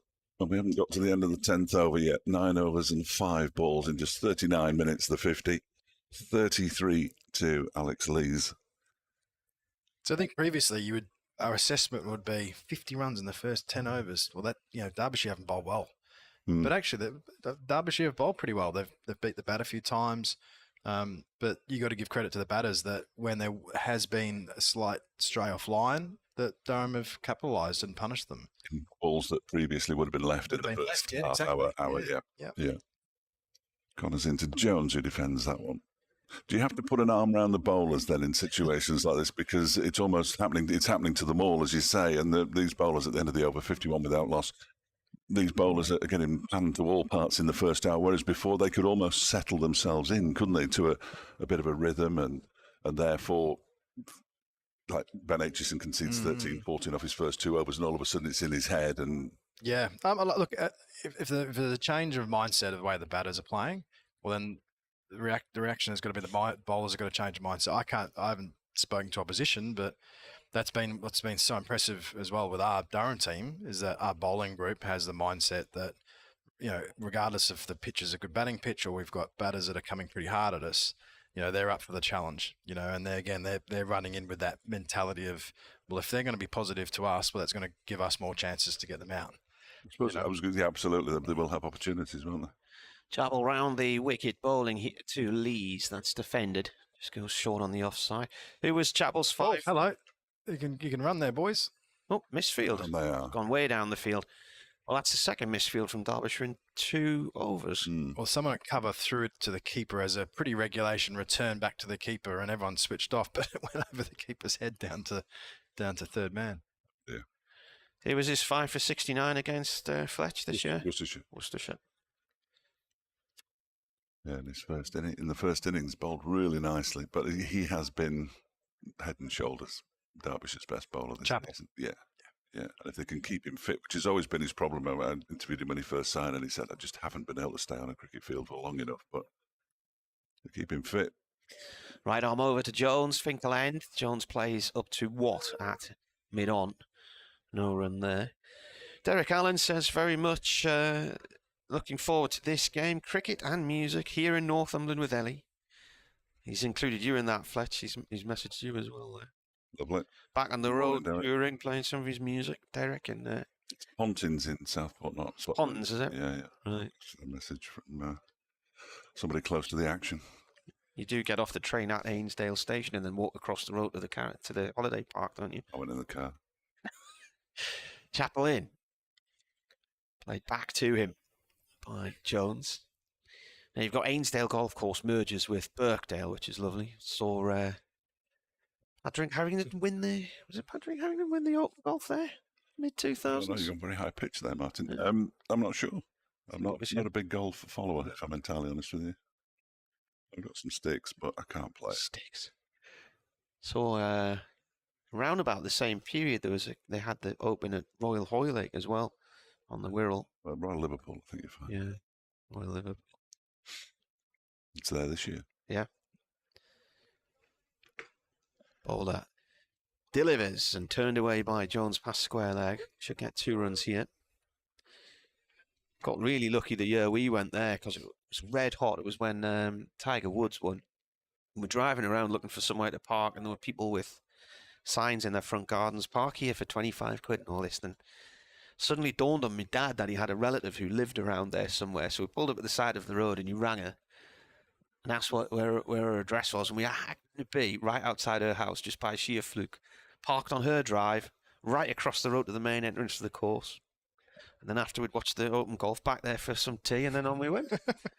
Job's a good one. Let's go in this year. 54 for non-Durham here. This is defended by Jones. It runs up to Watt at mid-on. The year we were there, it was so hot and so dry. All the sort of ryegrass had turned to dust, and it was just sticking to everything. It was everywhere. It was in your mouth, your ears, your eyes. But it's a nice course, though. And the thing with that in Birkdale, and similarly I've been to Troon and Carnoustie, you can walk around the course, and there's some nice natural vantage points on the sand dunes. Whereas at St Andrews, everybody's stuck right on the perimeter. It's an awful place to watch golf. Chappell comes in, last ball of this 11th over. That's a leave past the off stump by Jones, and away to the keeper it goes. So Durham 54 without loss. Golf for Marcus? Used to be. Yeah. Used to play a little bit. Well, I used to. Young man still. Yeah, I know. It's not that I'm too old. It's priorities in life. Yeah. You know, when I didn't have kids and, you know, as a professional cricketer, there was plenty of time to knock on the golf course. And then towards the back end, a couple of little ones came along, and I'm dusting back off. Yeah. You know, my kids are 13 and 11 now. So for themselves now. Yeah, exactly. Yeah. Have a game. I remember when we'd had our first child, and I was trying to play golf through the winter, and about a month, 6 weeks in, Connor's around the wicket, balls to Lees, pushes it straight back to him. I came back home, and my wife was sitting in the living room with the baby, and she said, "Oh, there's Daddy. He looks like he's had a nice day." And I thought, these golf clubs, I don't think they're going to be coming out much in the garage from now on. So, anyway, my back then went, so I've only played golf once, I think, since about 2016. Yeah, no, it's not right. I can't get the grips with it. Connors around the wicket to Lees, clips this one off his pads out towards square leg. Lewis Rees puts the slide in. They'll come back for 2 more. Been really good running from this Durham pair so far. They've always seemed to turn the singles into 2s. Connors has been someone that's impressed me over the last couple of years. Yes, yeah. Well, he was the youngest bowler to get 50 wickets in the championship last season, but he takes them at 35. So that's what he needs to concentrate on. There are loose deliveries in there which will get punished, but he's a definite wicket taker. He's in again now, and that one is pushed out to the offside by Lees. Billy Cottleman Fields, bless him. I think he thought Haider Ali was going to pick it up, and then when he didn't, he all of a sudden had to put a bit of a tumble in, but managed to pick it up cleanly in the end, and there's no run. But yeah, he's a Derbyshire success story because he came through the academy, and even in my time since 2016, bowlers have come through the academy, made first team appearances, and then just disappeared without trace. There's been far too many of them. Has had a 5 for against Durham before. Yep. Yes, here. That one is pushed out, just nudged out into the offside. Fielders from all directions descend on the ball, and Lees sort of puts his arms out as if to say to Jones, "Well, do you fancy one?" And Jones is leaning on his bat saying, "You have to be joking," because the ball had gone about 4 yards. He took 5 for 83 in a draw here in 2021. It was the game where there were only 2 innings played, wasn't it? It was wet, wasn't it? Was that the one? What year was that, sorry? 21. So that was the year that Ben Aitchison bowled at lunchtime on the pitch that he was told not to bowl on. Twisted his ankle. Did his ankle and never played again. This next delivery's full and driven out into the offside by Lees. Doesn't time it. Picked up by Matt Lamb. Yeah, he went over on his ankle and did the ligaments, didn't he? Yeah, that was it. That was the end of his season. Yeah. So he missed all the T20 and but they had been told not to bowl on there. Yeah. And they said, no, we're going to bowl. What could possibly go wrong? And I think they signed the disclaimer and went in the first wrap. Well, it was just madness, and we watched him upstairs, didn't we? Having our lunch, and down he went. Here comes Connors again around the wicket, bowls to a full toss, is it? Lees drives it up to Billy Godalming. He's missed out there, and Godman fields comfortably. End of the over, 56 without loss. Doige Gate continues. Jay says Doige was also reading the news on 5 Live yesterday, as well as doing the IPL. I don't. Doige media saturation. Well, yeah, you can spread yourself too thin. I don't think there's any question about that. And in Jonathan's case, it's certainly the case. I don't mind him reading the news and the sport on 5 Live. It's doing the IPL. Not a big fan. Not a big fan. Well, if I was a cricketer, I think I'd be aiming to get in it, but. Aitchison switching ends here. So Chappell's bowled his first spell and is now off. We'll see. We'll see. On 22 and 6. The Derbyshire bowling attack has been very samey as well, with Anuj Dal and Saranga Lakmal, who obviously aren't playing in this game, all right arm over, and the difference in pace is minimal. Lewis Reese's addition with his left arm will just give them a little bit of variation, and he does swing the ball. Yeah, I was a bit surprised they didn't open up with him, because in the past he's been used as someone up front, hasn't he? Because of that left arm, a different angle. Plus he gets the ball to swing a little bit. Yeah, he does. He's a handy cricketer. Have you had the results back of Matt Kuhneman's scan yet? No, not yet. Right. No. So, yeah, look, obviously we've got him getting some scans, and until we get them back, we're kind of fingering the edge up a little bit, and that can confirm, the length of the injury, the type of injury, and how we're going to manage that. Aitchison from the Finkel end bowling to Jones. It's gone off towards backward square leg. Leg bye will be signalled as they run 1. Hopefully it's just sort of muscle spasm and nothing more than that. But yeah, it's difficult as you feel you got your ducks lined up with your overseas signings, and we obviously had Todd Murphy, and that changed. And I think Matt's been fantastic for us since coming in, and now he's got an injury. So you've got to keep you on your toes.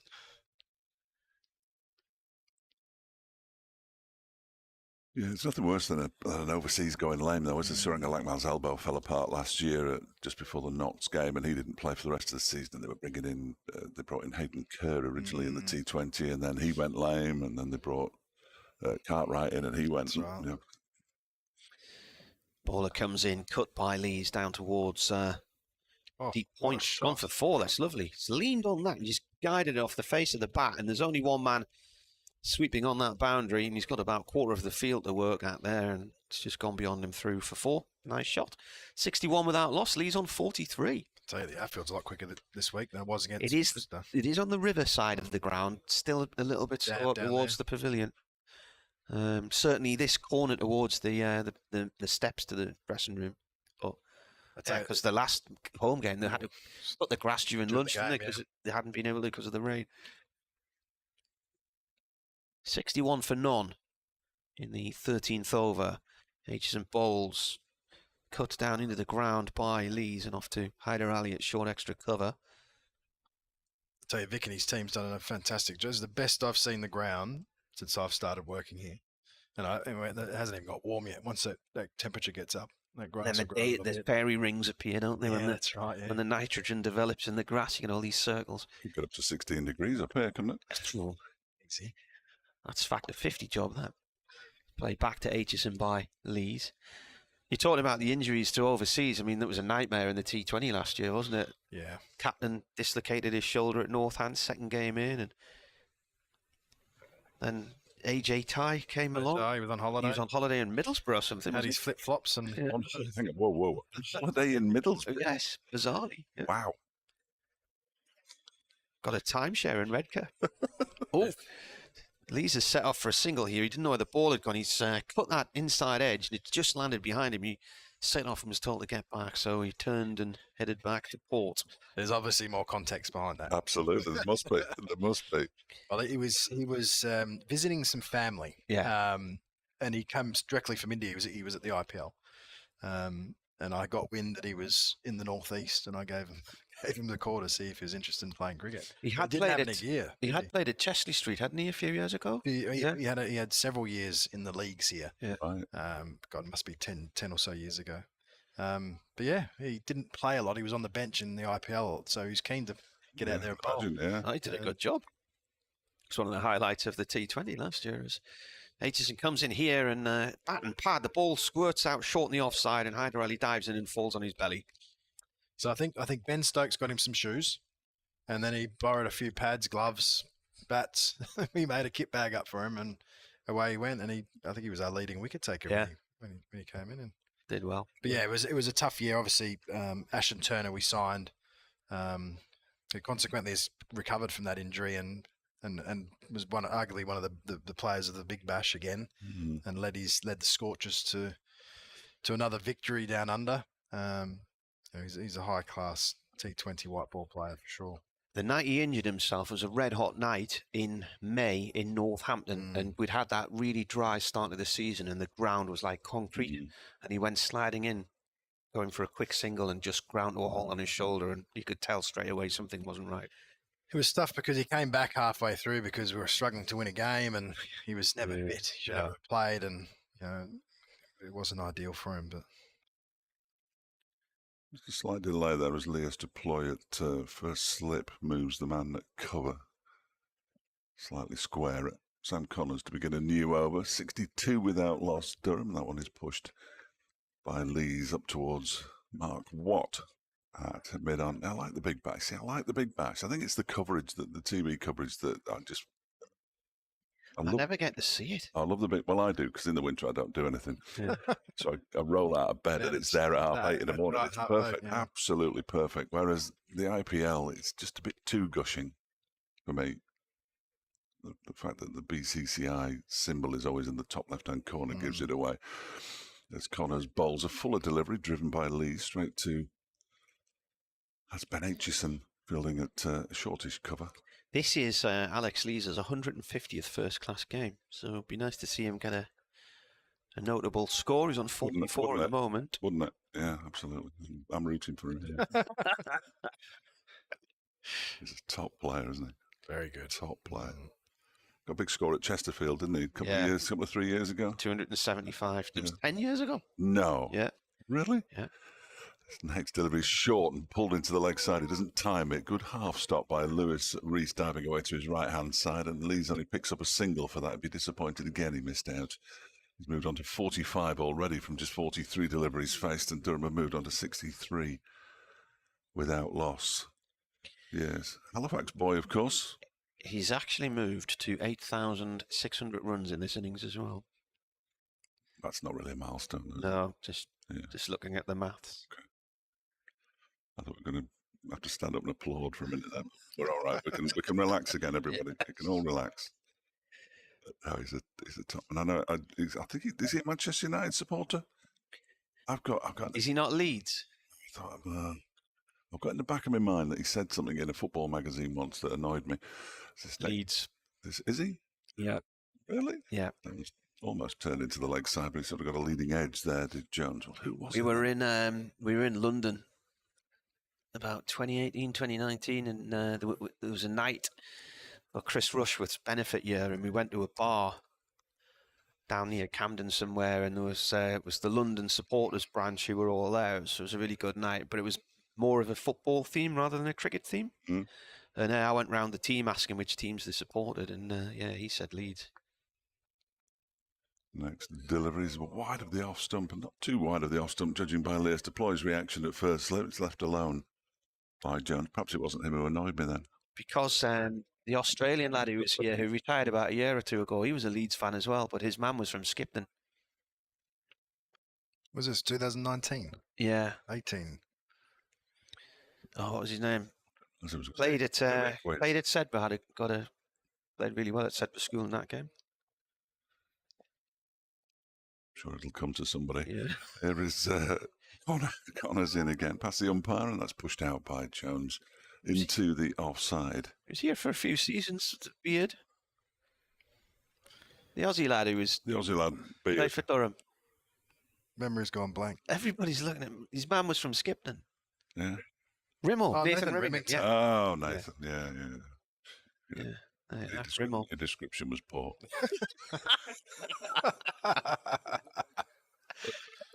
That's into the over, incidentally. 63. It's nearly time for the news headlines. I kept thinking overseas, Marty. And then obviously he was playing as a local. Yeah. I see. Is that the way it works? Compartmentalised in your head. That's how it works, Just yeah. a poor description. Richard says, chilly, it's absolutely freezing, he says. All right. Hitchison in. Oh, he's bowled, Lees. 2 stumps are out the ground. He's played around that one. He's out for 45. So in his 150th game, he doesn't reach that half century. And what happened there? I have to give credit to Aitchison there. Just watching that in the replay, that was a beautiful delivery.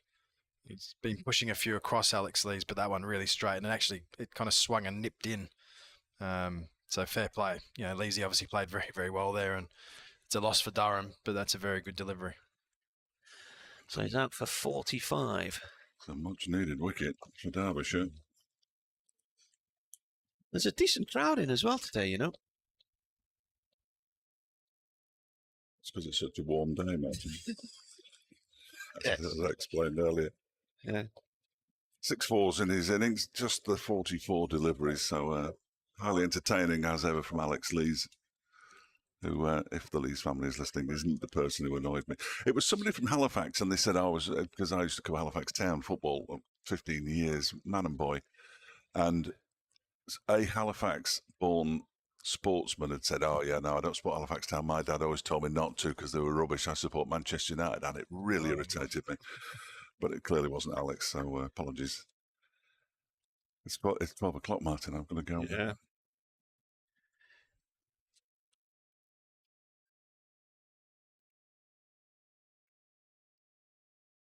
So, the first wicket falls in the 15th over, the start of the 15th over. 63 for 1, Scott Borthwick. Scott Borthwick is the new batsman. He's had a couple of good knocks. He's had a century last match here against Worcestershire. He's also had a half century last week in Cardiff. He's been recovered from a finger injury.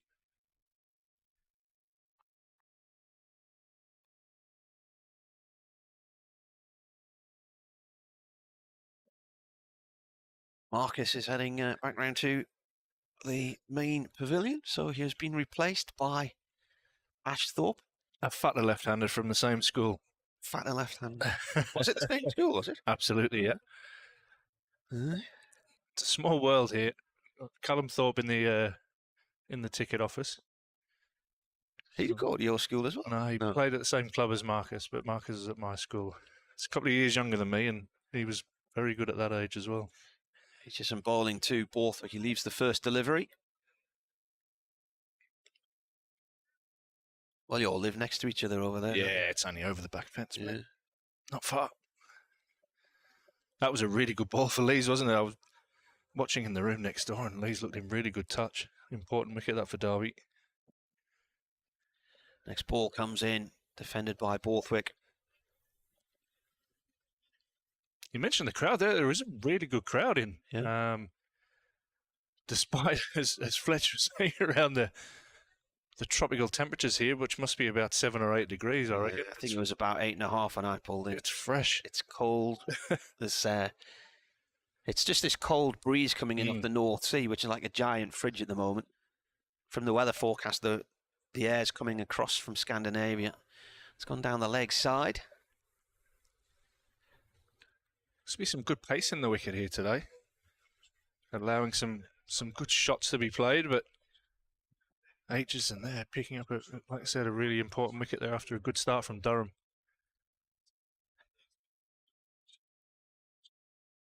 Playing area is massive as well. It's the biggest boundary I think I've seen here in a long time.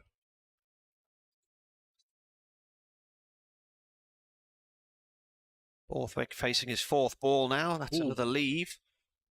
Angles across to the keeper. 2 types. That came back in. 2 types of leave, and that was a good one. Yeah. So some emails coming in, which I'll read through after the news. Ant Waterson says, Zach Chapel could easily live another life as a WWE wrestler. He's a big human. He's a big human. That's gone down the leg side and is snaffled by the keeper. And that is the end of the over. A wicket maiden from Aitchison. Yeah, much needed breakthrough. 63 for 1, Durham. Alex Lee's the man out there. Bowled in that over. Run a ball 45. But again, another pretty positive opening partnership from these two who have built a really good relationship over the last 2 years.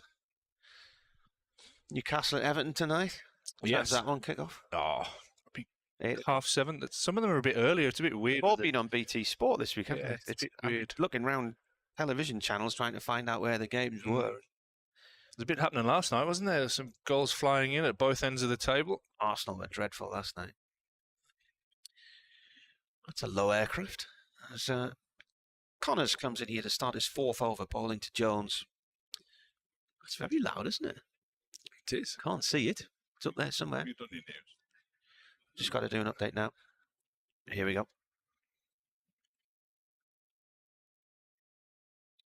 Yeah, Durham chose to bat today. They're currently 63 for 1. We've just seen the departure in his 150th first-class match of Alex Lees, batting nicely when he was bowled on 45 by Ben Aitchison. At the other end, Michael Jones has 16. He's just been joined by Scott Borthwick, the skipper, who is on nil. And Durham have brought in Matt Parkinson on a 1-match loan from Lancashire, the leg spinner. For this one, he replaces Matt Kuhneman, who has a sore back. Commentary on the BBC Cricket website and the Sports app.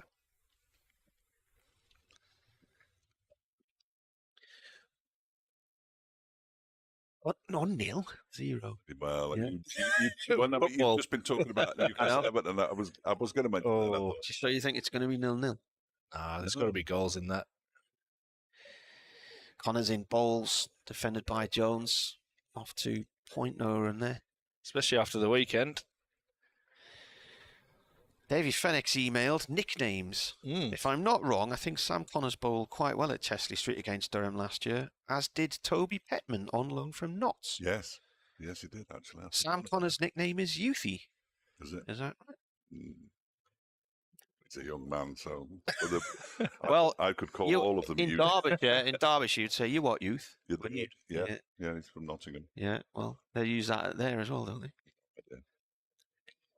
Played by Jones out towards deep mid-wicket. I once got a parking ticket at Pride Park and said to this police officer who was standing near my car, why have I got this parking ticket? And he said, you what, youth? And I said, what do you mean, youth? I'm older than you.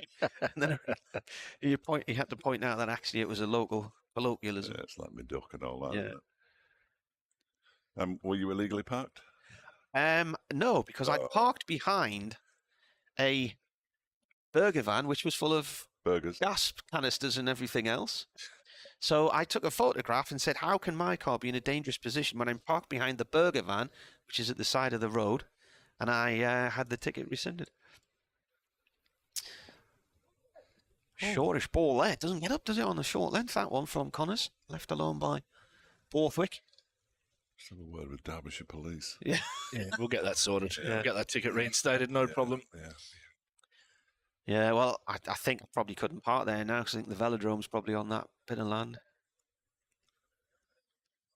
Sunderland won 5-0 though. Oh, there we go. I was covering the game that day for the BBC News Channel.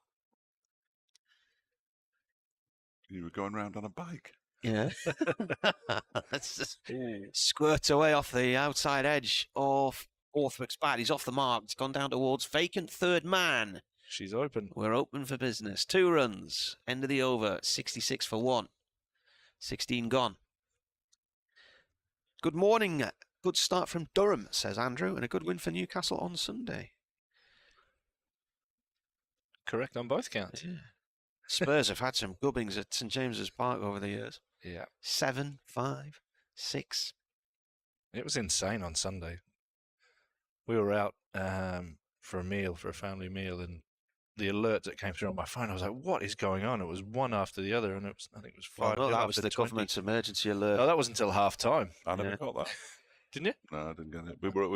I was at Blackrock Cricket Club watching the thirds playing, renewing my membership, and not playing membership, and everybody's phones went off, and 2 or 3 of us, nothing, absolutely nothing. Well, we turned our alerts off. Stay off the grid, Fletch. Except I was in another room doing a 3 o'clock update in Radio Newcastle, and the lad next to me, his phone went off, and he got the fright of his life.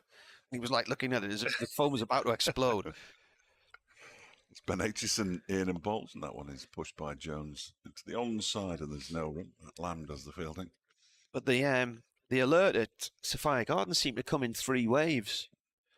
So the first was about a minute to 3, and there was another one about 3 minutes later, and then another one about 5 minutes later. Might have been on the networks. Yeah. Maybe, I don't know.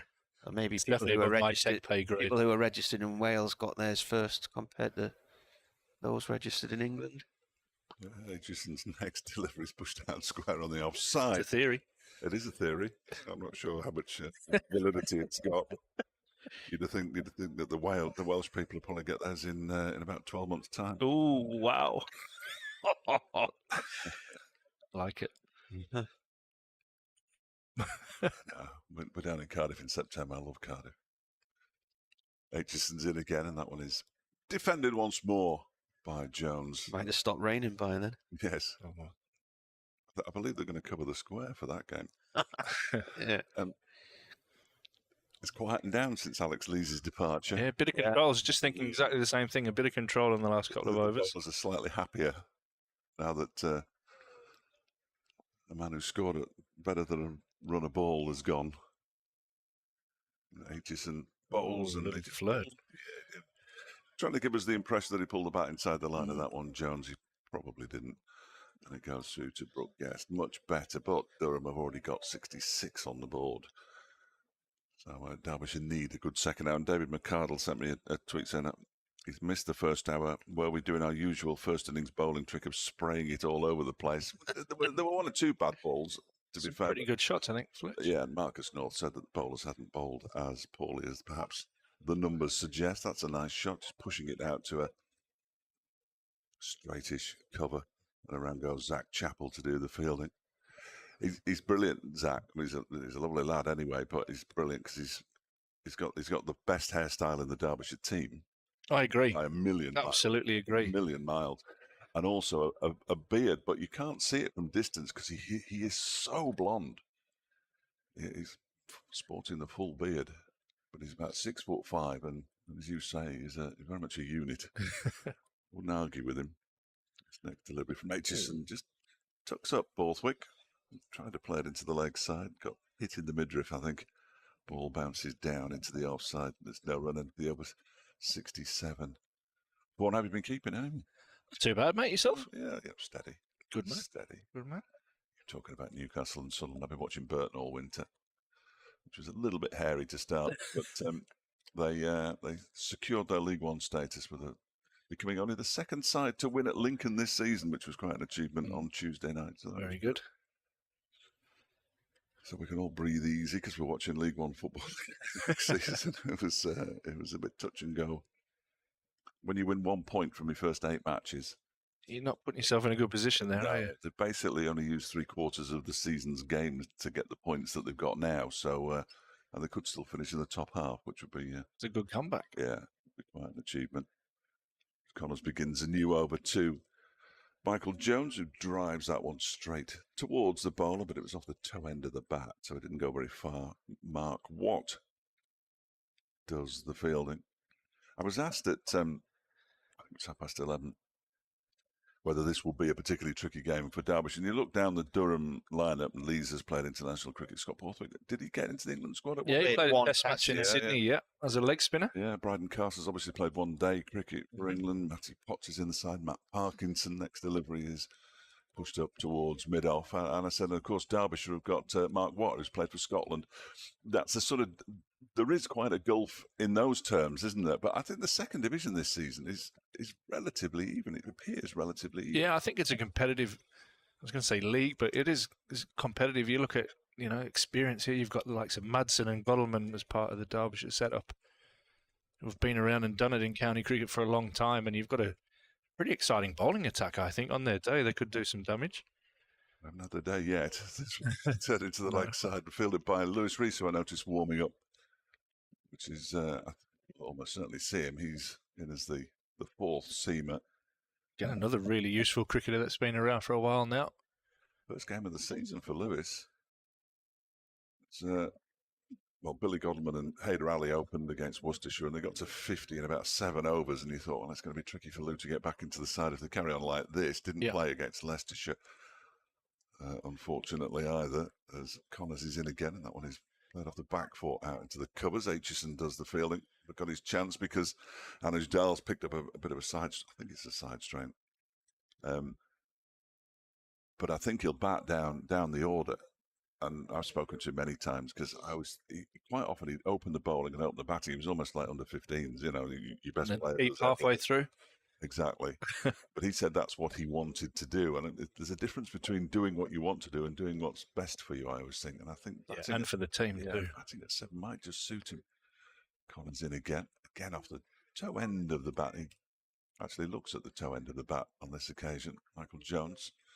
The ball goes back to Sam Connors, but that's a very familiar warm-up routine that Lewis Rees is going through at the moment. So good to see. And good. He was on. If you want to listen to him, if you want to hear his voice, and who wouldn't want to hear Lewis Rees' voice? He was on Sports In at 6 with us last night. He was somewhere in Durham. I was outside a pub, and the presenter was trying to hold things together, which he almost did. As this next delivery, no, he did a good job, Ed. As that one is pushed up to mid-off, and it's a maiden over from Sam Connors. So this bit of control that Derbyshire is starting to exert continues. Just 6 runs have come in the last 5 overs since Alex Lees was dismissed for 45. The only breakthrough that Derbyshire have got so far today, and Durham have won the toss of 67 for 1. It'll be important for Rees when he does come on that he continues the work of these two, because they've really pulled it back. And Lees, you mentioned the Durham lineup. I think they've put a really good squad together. Yeah, absolutely. You talked about some experience there with Lees, and Jones has played for Scotland, Borthwick's played for England, Beddingham is being touted around for runners, and then Ollie Robinson's been away on the Lions tour, and then you talk about the bowlers as well. Oh, it's an injudicious shot from Scott Borthwick there, sort of driving hard at it outside the off stump from the first ball of Ben Aitchison's over. Just moved on him a bit, didn't it, there? Struggling to get into his work here a little bit, Borthwick. They're bowling really well at him, and he just needs to hang tough, which he's done quite a few times this year, and made some good runs for Durham after missing the first game with a finger injury. So I think that's the way he plays. It takes him a while to get his eye in, doesn't it? But once he gets going... He's been brilliant for Durham so far since he's come back into the side this year. He's been devastated to miss that first game, but like I say, he's just struggling to get into his work a little bit here. A shot that he played had forced Lees to play to come down and have a word with Ben Aitchison. Oh, this one absolutely nips right in hard. Hits him in the midriff there. So Aitchison's in the middle of a really good spell here. Bernard's email: Dear Marty, it is lovely to hear the voice of Dave Fletcher again. We will have 4 days of entertaining commentary with some cricket in between. Maybe. People up here say the loveliest things. Aitchison bowls. And that bounces, I think, has that come off the thigh pad? I think it's gone down towards fine leg. That leg like by is going to be signalled, yeah. I've had an email, but it's from Netflix, so I won't bother reading that one out. Are they questioning some of the things you've been watching, or suggesting something just telling me that they put a new show on, which... Oh, what is it? I never watch Netflix. I just have it as part of the package. All right. I don't watch it. I can't remember ever watching it. I don't think I've ever watched it. Aitchison to Jones. That stays low. It bounces a couple of times before it reaches the keeper and bounces out of Guest's gloves. Found a little bit of a dead spot there, maybe. That did a funny little turn after it passed the stumps, didn't it? Well, on the way back from Cardiff on the train the other day, I watched a couple of films. October Sky was good. Probably came out a few years ago. It was Jake Gyllenhaal, set in the 50s during the space race, or the 60s. Oh, inside edge under the pad there from Jones as he looked to turn it. Yeah, it was around about the time the Russians launched Sputnik. Yeah. These kids lived in this mining town in West Virginia, and basically you're going down the mine. That's the only future there is here. And they started to design and develop rockets, and true story. And this lad eventually went off to work for NASA on the space shuttle program. It was a nice watch. How long was that? Probably didn't feel as long as that description. Not as long as the never-ending train journey. Single here from Jones. Ball played out to wide mid-on. Fielded by Watt. But I'm not. Did actually stop at Derby for a few minutes. Yeah. I'm not a big watcher of films, you see, so Netflix. I know they have documentaries and all those ridiculous behind the scenes, which I think they've come into their saturated well, now. I've got a suggestion for you. Knowing your attention span, Pingu. They're about 5 pigs. Yeah, they're about 5 minutes long. Yeah, they'll be about right for you. Just about cope with that level. I also watched The Father, the Anthony Hopkins film with Olivia Colman. That was quite interesting. Interesting. Yeah, it's about him. They're not putting that on the poster, are they? Well, it's about him. 3 stars. Quite interesting. Marty Emerson. Well, it won lots of awards at the time when it came out. It was clever the way they did it. All right, with film. Connors gives a new over, just takes the inside edge of Jones's bat and dribbles into the onside again. The ever optimistic Wayne Madsen has got his cap off. It's as much a message to the batsman that it's doing all sorts now when you're in trouble, as it is in hope of actually getting the wicket, I think, from Wayne. How he maintains his enthusiasm, I have absolutely no idea. Borthwick's exactly the same. They're like teenagers when they play. It's crazy. It's his 15th season at Derbyshire, Wayne Madsen. 39 years of age. That's half a life sentence, isn't it? You'd be out now with a tag around your ankle. Connors bowls that one's down the leg side. He tries to whip it away. Jones misses it, and it's well stopped by Brooke Guest, who had to move quite a long way to his left to get to that ball. Got Jamie in fine voice over there in front of the members, just asking Zach Chappell if he's all right down on the boundary. Zach, he'll have a chat with him. Yeah, brilliant. Yeah, most of the players, to be fair, are absolutely fantastic. Absolutely.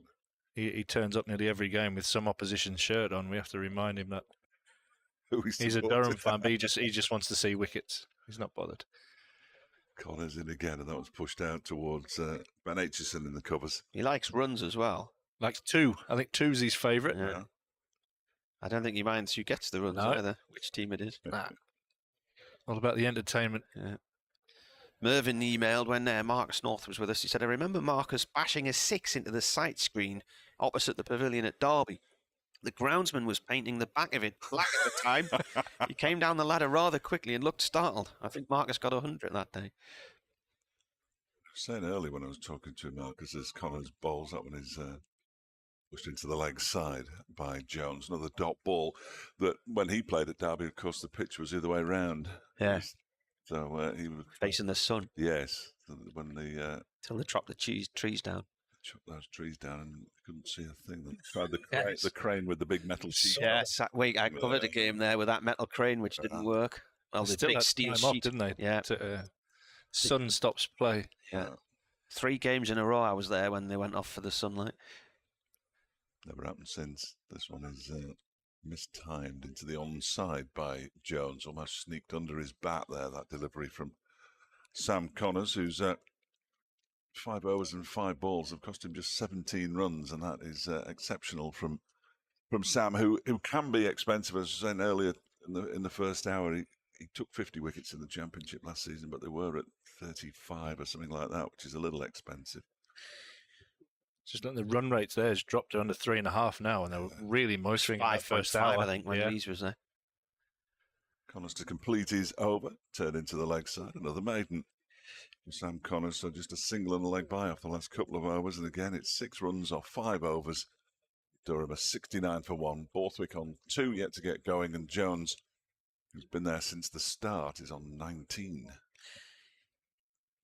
In a turn of events which I'm going to call It's a Small World, Davy Fenix emailed. He says, the game you mentioned in Derby, the 5-0 win, my son Sean was the mascot for that one. Sunderland's biggest win in the Premier League. It's the biggest win since 1992. Was that in the top flight? Was that during Derbyshire's incredible record-breaking season? Derby's record. No, because that came later, didn't it? That incredible record-breaking season, which broke Sunderland's incredible record-breaking season of 19 points in 2003. I was then at the end of that season when Sunderland were relegated. I was removed from the commentary as if it was my fault. I can't remember kicking a ball that year. Seems fair. I think they lost the last 15 games in a row. Yeah, they did. They won 1-0. Kenny Thingy. I watched one of the games. With a Reagan down at Pride Park. Kenny Thingy. Yeah, what was it? No idea. The Scottish centre forward. Aitchison comes in and bowls, gone through the keeper. Miller. Kenny Miller, was it? Scored an absolute screamer. Played for Celtic and Rangers, didn't he? And then the day of the reverse fixture, that was the day that my wife was in labour. And it was the day before Christmas Eve, and we had Abigail on Christmas Eve. There you go. And it was it 1-1 at St James? It was brutal. Derby went down. Out of the memory. I think Derby went down with 14 points today. Something like that. I don't want to offend anybody. No. Might be 13 points. This is defended by Borthwick. Sunderland, having come down on 19 points, went back up and managed to better themselves the next time and came down on 15. I spent last week offending people, so I'm Did you? Yeah, well. Why is that week any different? I was going to say, that doesn't change much. We're at home to Bolton, which is where I live. Obviously, my son supports them. And we're doing the commentary. Shot. This is away through mid-wicket for 2, maybe 3 from Borthwick 2. There's a little bit of a late cut there from him. So I began my commentary by welcoming everybody to the Pirelli Stadium, and especially the Bolton fans watching it at home on illegal streams, because you can only get the home commentary while Twitter lit up. And I took some fearful stick throughout the course of the match, and then we were straight into the Derby versus Burton game, in which I had to sort of become this pantomime villain, saying Burton were going to do this and Burton were going to do that. So of course I've upset all the Derby fans. I didn't mean it. I meant the Bolton stuff. Is one of those fire sticks anywhere near your house? No. I think I'm the only one in the country who hasn't got one. Next ball's left by Borthwick, 71 for 1. I got a bit of support. There were some people saying, he knows. Yeah, I only know because I had the same thing with Lincoln fans a couple of seasons ago. This ball is pushed to mid-wicket by Borthwick from Aitchison, no run there. I've been to the Pirelli Stadium a couple of times, and I've still got the video on my phone of It was Abigail's first win.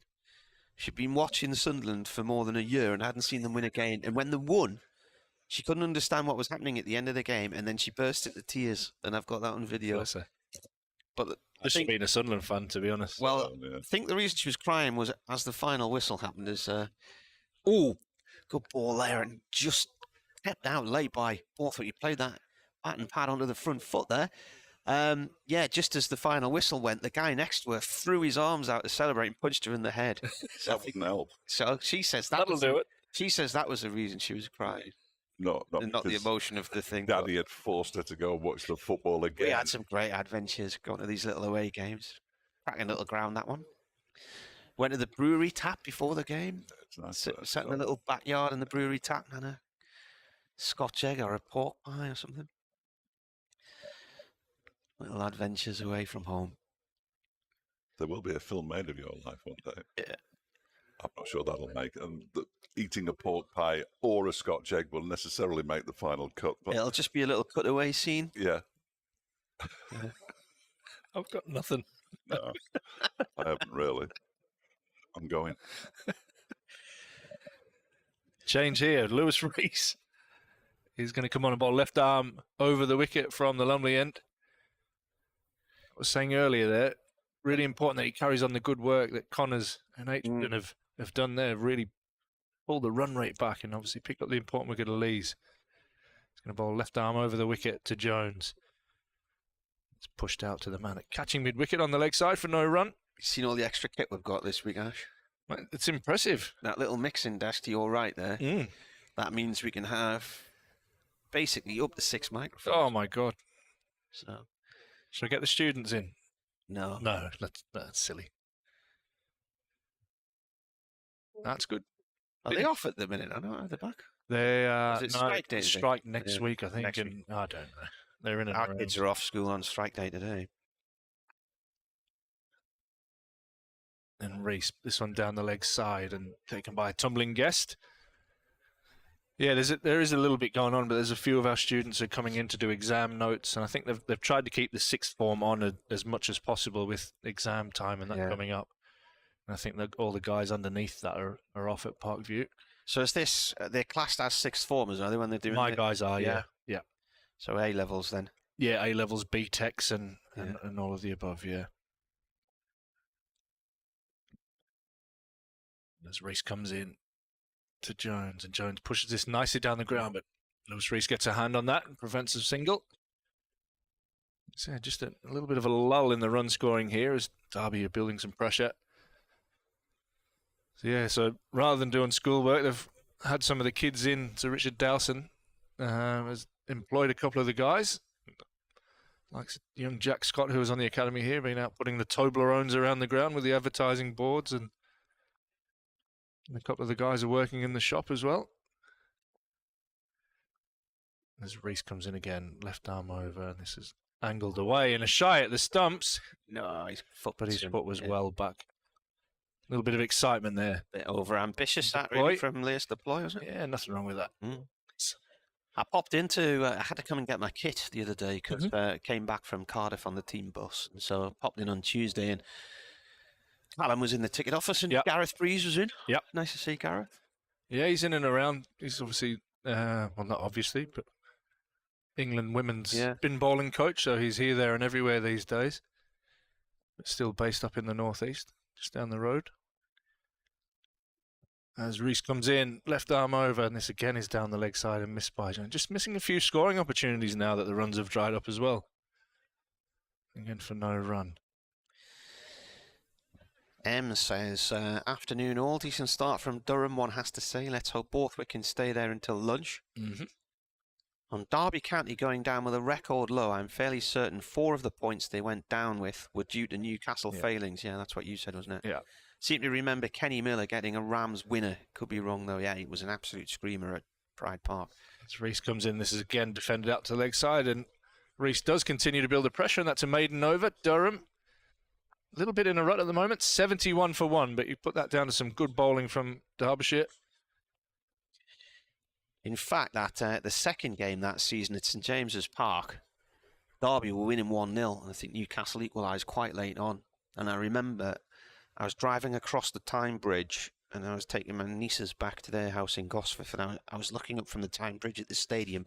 You could see all the people in the seats. I was listening to the match as I drove up. Was it a night game?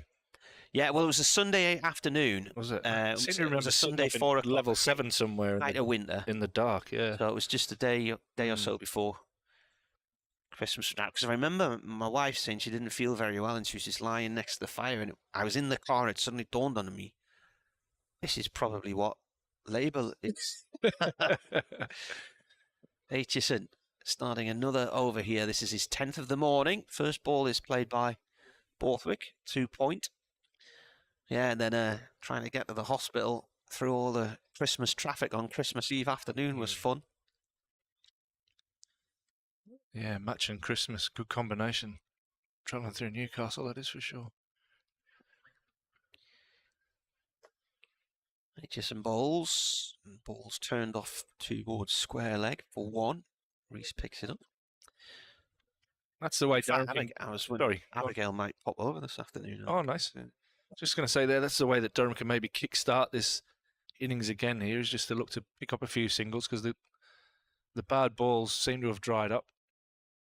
And just rotate that left-handed and right-hand strike. Put the bowlers and the fielders under a little bit of pressure, but good spell so far from Derby. Half an hour to the lunch break. Just starting to bright up a little bit. He bowls. Jones plays it to point, no run there. There's quite a high murk, isn't there? You feel if the sun could just burn through, it would probably turn into quite a pleasant day. Yeah, get rid of that wind chill. Really fresh. Southeasterly breeze straight off the sea. So when did you hear about Parkinson? Marty joining yesterday afternoon. Yeah, it was a shock to me. Yeah, I got it. I just texted to see if they'd announced the squad, because I was just doing my match notes, and then got a phone call to say they were about to announce him. Aitchison in, rolls that out the back of the hand. It's gone past the off stump through to the keeper. 72 for 1. So things have slowed after Leeds went. Durham were going along at around about 5.5 and over then. Now 3.2. Ever since I came in, actually. You can blame me. Durham fan. Aitchison in. Cut by Jones out in towards the covers. Picked up by Godalman, no run there. We were talking about repartee IE versus repartee EE earlier. Rich says, surely you and Fletch would only be having repartee IE if they were playing French cricket. Oh, clever that. Listening in my car on the way through to Chester Leroux. Another bit of French there, you see. That's a French cricket joke and a geographical joke all in one. Oh. Wideish ball there, which lures Jones in. He goes down on one knee to try and drive through the covers and plays and misses. End of the over, just the one run from it. 23 gone, 73 overs remaining today. Durham at 72 for 1. Chester Leroux is Chester Le Road. Yeah, So well, that doesn't work, doesn't work. No, we need the French for street. Come on. No, Leroux. Is that Leroux? Absolutely. I thought Leroux was a road. I'm out. You're going to have to look it up now. Well, the Romans call this Chester Le Street. Well, that's what we call it. Yeah, yeah, they named so it. Nothing's changed. To determine the difference between this one and Chester. Okay. Because this was on the street, the Roman I apologise. It is Rue. I thought that was so you started something you couldn't finish there. No, he's finished it, but he's finished himself at the same time. Yeah. Provincial slot. Takes a big man to admit his mistakes, Fletch. And road is route, apparently. Here's Lewis Rees, who's yet to concede a run, bowling his second over, and that one is pushed out to the offside by Scott Borthwick, and there's no run. What is Zach Chappell doing down there to our right-hand side? Well, you can see that on a fire stick, I reckon. Yeah, hip flexors. Now he's doing the plank. Couldn't do any of that. No. That's how I could lie on my front. Yeah. But I wouldn't be able to get up again. Loosening the hips, I think we'll just class it as. Unbelievable. He's probably going to take over from Aitchison at the finger end at some stage. Here is Rees again. Balls, that's short and wide and cut away. He hasn't timed it, though, Scott Borthwick, and it's picked up there by Sam Connors, and they'll go through for a single. Jonathan Doidge, part 4 from Jay. Dear. I listen to most Yorkshire games, and Doidge's news voice is alarmingly different from his commentary voice. I did a proper double take. Yeah, he goes posh. Yeah, well, when I do the news, I have to sort of try and breathe deeper and talk from the belly a bit more, and a bit more reverential. Sound like Prince Charles. Yes. It's the weekend bird. I often do my news bulletins from Highgrove in the conservatory, talking to the potting plants. Wow. Again, I have nothing. That's in the film. Next delivery is turned into the leg side by... It's a no ball as well, I think. Turned into the leg side by Michael Jones. No ball scored by my first mention of Ben Debenham. At the far end. Yeah. You'll not get that out of your head now. No. One of my I'm so pleased I've come in. One of my favourite umpires, Ben Debenham. Who have we got this end? Is it Bumble? Yes. Yeah, David Lloyd. The little one. Yeah. He's wearing gloves. He is. Yeah. And he's a northerner, yeah. Clinton, for goodness sake. No, I bet his dad would be upset. I'm going to message his dad and tell him. Good. Yeah. This next delivery is turned into the leg side, this time by Scott Borthwick. And he's going to go. get runs here. He's going to go all the way to the boundary. It's been chased down by Ben Aitchison. In fact, the ball actually stops before it gets to the boundary. The batsmen get through for 3. Borthwick moves to 9. Jones has 20 and Durham has 79 for 1. It's a huge boundary, Vic. The groundsman here has put out for us today. Both sides. It's a very big. I'm not going to guess the width because Bradders just wouldn't believe anything I told him in measurement during the Worcestershire game. But if you did it in meters, he'd be he just discounted wrong system. Yeah. These strips here, I was told they're 12 feet wide, and he just refused to accept they're 12 feet wide. Well, they're not. Well, that's what you sound like him. They're not. Here's Reese again pushes this out to the offside. Can you imagine? These big wider strips. The wide strips. Oh, okay. Not the ones on them. No. Oh, I'll give you that then. Yeah. No, I'd go with that. I said, I was going to say, I said, only 1 to 2 pitches. If you put 2 6-footers together head to head, they would fill the width of that, and he just absolutely refused to accept it. That makes it 120 yards. You could play 2 IPL games on this ground. You could, at the same time. Well, it is one of the biggest playing surfaces in the country. Yeah. That one's defended by. A few years ago, we actually did play. We played a 6-a-side tournament here, and we had 2 pitches and a net in the middle as a segregation. It was a brilliant day. Yeah, but it was quite comfortably able to get 2 games on the ground. Absolutely. That's probably what they were protecting that wicket for at Glamorgan last week. 6-a-side tournament this week. Never seen anybody cover half the square you're playing on and then go and cover the nets at the other side of the ground instead. Got to let it go. Yeah. Is pushed into the onside by Jones to complete the over. 7 runs from that, including the no ball, of course. And at the end of it, Durham is 79 for 1. Ian's been on Chester Lee Street means camp on the road. Right. Whereas Chester obviously just means camp then. I presume. Well, if the Romans, I've got a question. It's a legitimate question, this. I'm not just trying to be clever. What did they ever do for us? Is that what you're going to No. Because the Romans didn't call Chester Chester. They called it Diva. Diva, yeah. So was this Diva La Street? Or was it Chester La Street? And in which case, why did they call it La Street? Because there wasn't a Chester, it was called Diva. That's all I've got. It's a good question. Okay. Somebody out there There'll be a Roman may know or just make something up. Well, if they made something up, we'll believe it. If they made something up, we'd read it out. Are there any centurions Diva Street. I'm quite keen on that. It sounds like a nightclub. Well, yeah, a nightclub. Dodgy nightclub where it's one of those where you have to buy a meal as you go in. Holes everywhere. Well, that's probably more on my wavelength. What, as in metal objects rather than... Yes, absolutely. Right, here's Zach Chappell back into the action. He bowled 6 overs earlier, none for 22. Right arm over, bowling to Borthwick, the left-hander. That's gone through to the keeper. Late leave from Borthwick there. Did a little bit as it passed by, I think. Just seemed away at the last. It's a good start. Partnerships, 16 runs from these two. It's been slow and methodical since Lees was out at the start of the 15th over for 45. There was 63 for 1 then. Now 79 for 1, and we're in the 25th over. Andrew's been on email. He says, Sun stopped play. Didn't the Sun stop playing a test match when Dickie Bird was the umpire? Yeah, it was deflecting off something, wasn't it? Maybe at Headingley off a... Oh, an edge and gone and taken at second slip. That is the end of Borthwick. So Chappell comes in and gets a wicket with his second delivery of his second spell. And I think Madsen has taken the catch there. And Borthwick departs for 9. He's been squared up again there. Yeah, good reward there for Derby. They've put Durham under some real pressure. And Borthwick just never quite got into his work there today. And as Marty said, probably looking to push that a little bit towards the onside. And Madsen takes a really good catch low and to his right. And Derby pick up their second wicket, 79 for 2. So Jack Chappell has been by far the best of the Derbyshire bowlers in the first 2 games of the season. Picked up that 5 for against Worcestershire, picked up wickets against Leicestershire as well, which would have delighted him going back to the county where he started. And now he's got his first one in this match as well. So he's up and running. Ben Aitchison's up and running. Just need Sam Connors to join the party.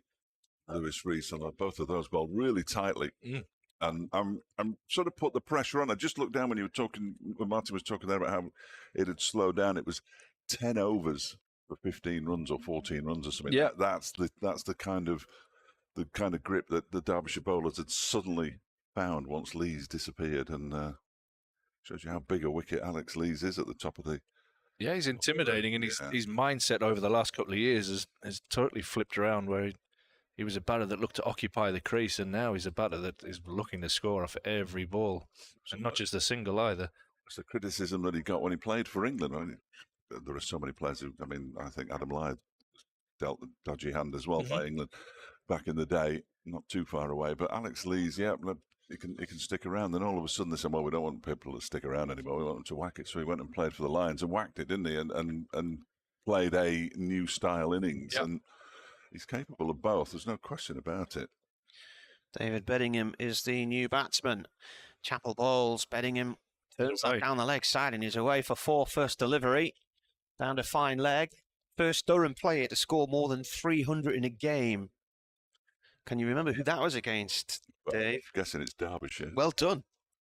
He got 257 in one innings, the second highest score for Durham, behind Martin Love's 273 against Hampshire in 03, and then got a half century. I actually played in that game with Love. It was ridiculous. Made 53 not out in the second innings. So what year was that? 2 years ago? It was another draw, I think. Yeah, I think you're right. There's been a lot of draws on this. Yeah. Chapel in, Bowles, defended by Beddingham, runs back to the bowler. Yeah, the last 5 matches between these two have been draws. The last victor, Durham, here in, I think, June 2019, and that was after Derbyshire had won in the April that year, when Derbyshire batted first and Chris Rushworth took 3 wickets with the first 2 balls of the season. 3 wickets with the first 2 balls? So, no, How's he done that? 2 wickets with the first 3 balls, sorry. Yeah. Me. I know he's good. One of them was a magician's delivery. Sounded like it. 2 wickets with the first 3 balls of the season. Chapel in Bowles, that's gone down the leg side. And after such a start, you're thinking Derbyshire were going to be on the end of a hammering, but they fought back and won quite comfortably in the end. 125 runs. Yeah. Durham were out cheaply in both overs, both innings. When was the last time Derbyshire won here, Martin?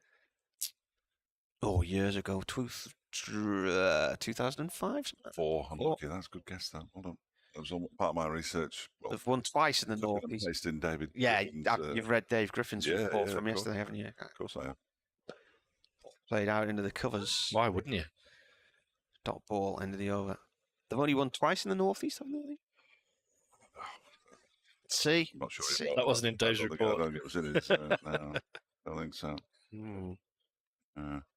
Well, these two scour through paper. This is a really important phase in the game here because Beddingham will look to get the momentum back here for Durham. 2 away wins, both in Chester Street in 2001 and 2004. Yeah, last time they won here.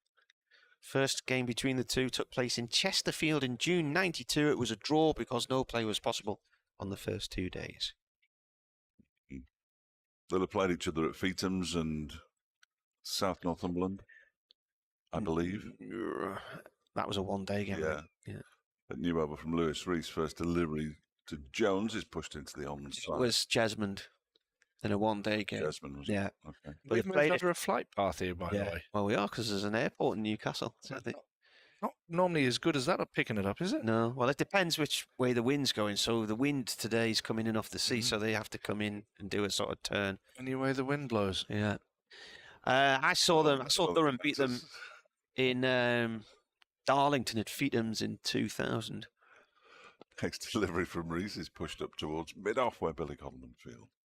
Am I right in thinking as you're landing a plane, you've got to fly into the wind, not have a tailwind? I've no idea, Matt. I've never flown one. I don't even like being It would in make sense. I don't like being in them. Have you been in one? Yeah. I thought you never have you. You didn't have a passport. I didn't have a passport for a long time, but I now have a passport. Yeah, I got one about 3-4 years ago. Nice red one. I had to go to. I think it is actually. I had to go to. Didn't have to go. I went to Vienna. Okay. Means nothing to. Yeah, absolutely brilliant. Pushed up to mid-on. Did you get me? Oh, there. Yeah, we're all over it. We're all over it. I was walking in the cool air. Was it cold out? I'm not sure. And he had a big, thick rain jacket on, didn't he? He did, yes. When he, yeah. Well, and it was dark. It was all atmospheric, wasn't it? Lots of mist swirling around on the video. I remember. I'm sorry, everyone. It's racing again, and balls out to cut, but again, not timed by Jones. What's the next question I'm going to give you? I have no idea. What kept that off number 1? Was it Shut Up At Your Face? Yeah. Joe Dolce thought it was. I'm sure we've spoken. I think we've had this. I've certainly had that discussion with somebody before. I mean, it's absolutely remarkable. Is it the songs that you think would be number 1 for months and months off top? Yeah. Next delivery is turned into the leg side by Jones. He's going to pick up a couple of runs here. I fancy it's gone to Zach Chappell. He picks up now and throws in, but the batsmen are home comfortably for the second. And in any case, Chappell's throw went over the head of Brooke Guest and was backed up by Ben Aitchison. Jones to 22.85 for 2. Yes, that's the only time I've been abroad in the last... To Vienna? I would say 25 years. Was that for a handball tournament? Yeah.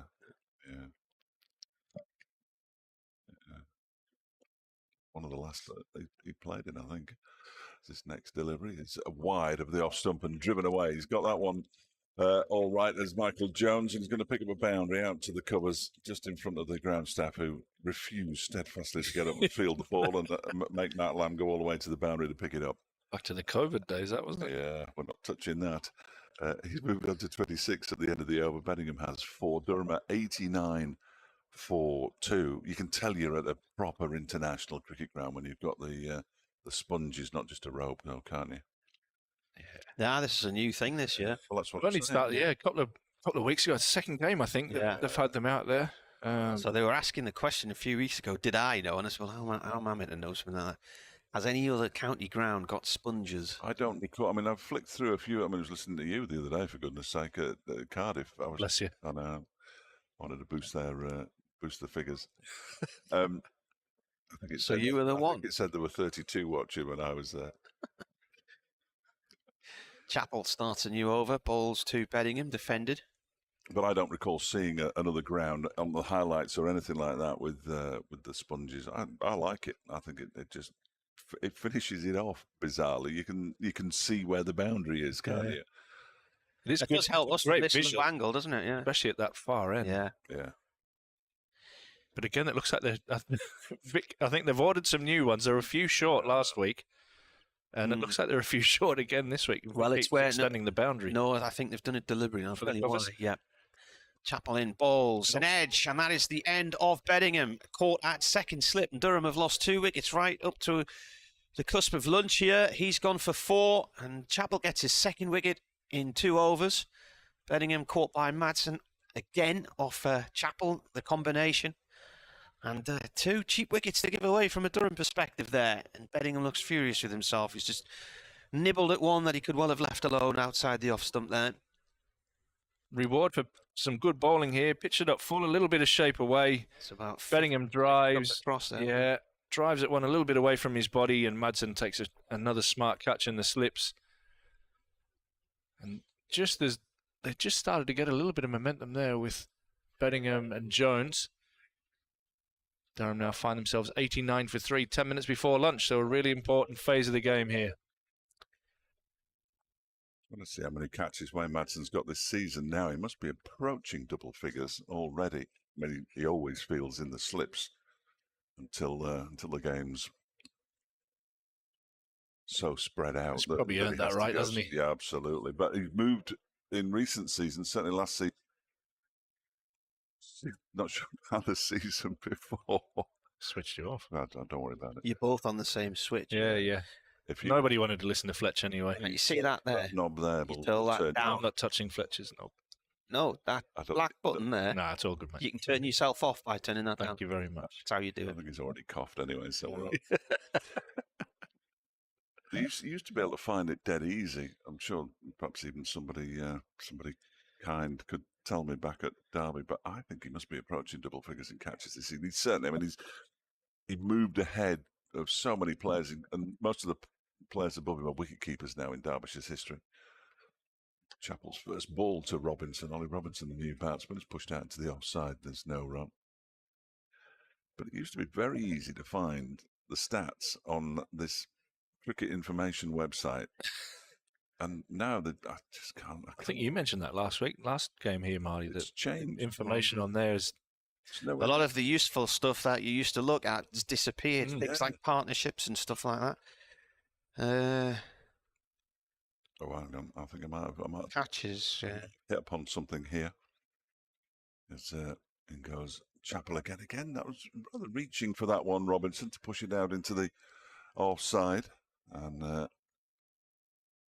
again, there's no run. Yeah, it's changed, and I don't like it. I don't like change, really.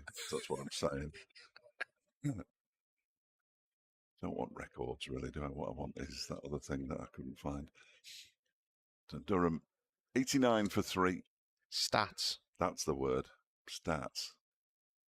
Statistics. There we are. He goes Chapel again and bowls. That one is pushed out into the offside nicely by Robinson. He's off blimey, isn't it? He's raced away to the boundary. I didn't think he'd got hold of that quite as well as he had. He barely touched it. And away it raced to the point boundary. Haider Ali gave up the chase fairly early. Quite right too. Saved a bit of energy. And Robinson off the mark with a boundary. And Durham move up to 93 for 3. I think Derbyshire will be relatively pleased with, thank you, Ed, with 3 wickets having been... Especially after that first hour. Yeah, goodness me, yeah, absolutely. Absolutely. Most catches. I've got a question for you, Martin, as Chapel goes in and bowls. Wow. He's driven again, and that's timed beautifully by Robinson. He looks in pretty good touch in the early stages of his innings here. That's to the extra cover boundary for 4 more, and Zach Chapel just gets to the end of his follow-through, which isn't massively long, and stares at him. Madson's got 8 catches. Does that include the 2 he's got in this match? It's got an asterisk saying he's playing in his 3rd game and he's got 8 catches, so... Just asking. I've had a question here. Why is the commentary in mono? No idea. Probably the way it's rigged up with all these different wires and stuff. Don't know. No. Good question, though. Thanks, Ed. Our... Doesn't sound like it's in mono, but we've got a splitter on there as well. It doesn't sound like it's in mono, because... Well, it does sound like it's in mono. Does it? I can hear in both ears. Well, yeah, but that doesn't mean it's in stereo. You don't say it, Dave. Don't say the word. So close. You'll get sacked. So close. The moment we've all been waiting for. What, me to get sacked? That's I wonder if that will change it. New over, and it's an over of left-arm spin from Mark Watt. First delivery, pushed back by Jones to the bowl. Scotland International with his over of spin before lunch. Scotland to Scotland. Yeah, it's in the laws of the game, of course. So you have to bowl an over of spin before lunch. Mark Watt bowls again. That's clipped into the leg side. Godwin fields at mid-wicket. Hurls it to the keeper for no apparent reason. We'll get on with the rest of our lives. So have you sorted that? Or have you just stared at that mixer that you've got there? Well, all the dials that need to be in the middle are in the middle, so... Next delivery from Watt is turned into the leg side. And Jones picks up another single to move to 27.98 for 3. Thank you, Stephen. Who's hard to find facts out for me because I'm just far too lazy and stupid to work out where they are myself. So this next delivery from Watt, it goes back into his crease and cuts it to backward point. Does Robinson when it's fielded by Lamb. He'd be disappointed he didn't get an over of leg spin. Matt Lamb, the world's strangest run-up. As Watt is in again and bowls, defended by Robinson, pushed out into the offside. Liz Deploy finds himself at short extra cover and does the fielding. So the captain at short extra cover and the former captain at mid-wicket, either side of the pitch. Final ball of Mark Watts. Almost certainly solitary over before lunch is pushed up to Liz Deploy again by Robinson. So just the one run from it. Sneak another one.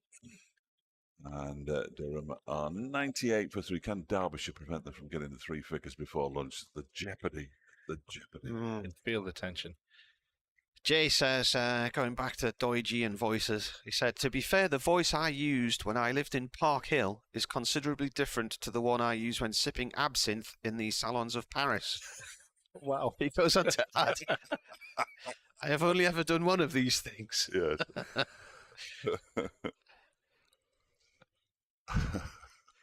Chapel coming in here then to start a new over. He's taken wickets in his last 2 overs since returning to the attack, so he's now got 2 for 34 and 8. On strike is Robinson. It's Jones, sorry. Jones plays us back to Chapel. Davies been back on. some runs scored by Sri Lanka in their first innings against Ireland. Yes, I was watching that yesterday. Ireland did really well, got to 400, and then Sri Lanka were all the top three all made centuries. Scary.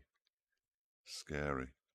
Sterling got 100. 704 for 3 declared after Ireland got 492. Ireland are now 54 for 2. 700. Wow. Chaplin shot. Played up to what at mid-on? No run there for Jones, who is on 27. Robinson on 8. 704 for 3. Oh, that's some dirt. 2 double centuries. Madushka, the opener, and Kusal Mendes. A century for Angelo Matthews. They retired when he reached his century. Rob. Karunaratne got a century as well, and it came in 151 overs. Wow. Chapel bowls off the pads, down towards backward square leg. The keeper chases after it. A leg by will be signalled. Robbie Stoker's been on.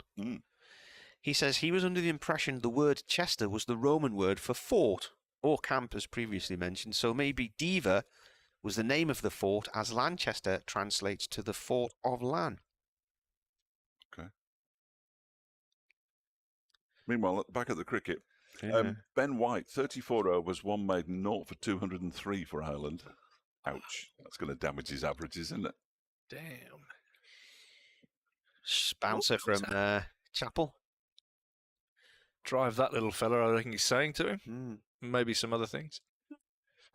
Robinson on 8. Stares back at him. I like that. Mark Weldon says the name goes back to a Roman-built auxiliary fort called Concagus.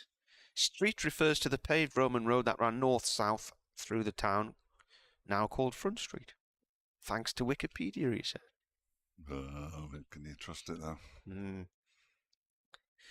This has gone down the leg side. There's a half-hearted appeal for a catch. I think Robinson just watched that go by, to be honest with you. It's good pace. Yeah. It's fired up here, Chapel. Didn't like being driven by Robinson in the last over. And he probably knows that he can put all his energy into this one. Put his feet up for 40 minutes after this. Last ball before luncheon. What avenue did you go down, Dave? I can't remember. You can't remember already? I can't remember. I went for mince and dumplings, I think. I think I probably went for that. Yeah.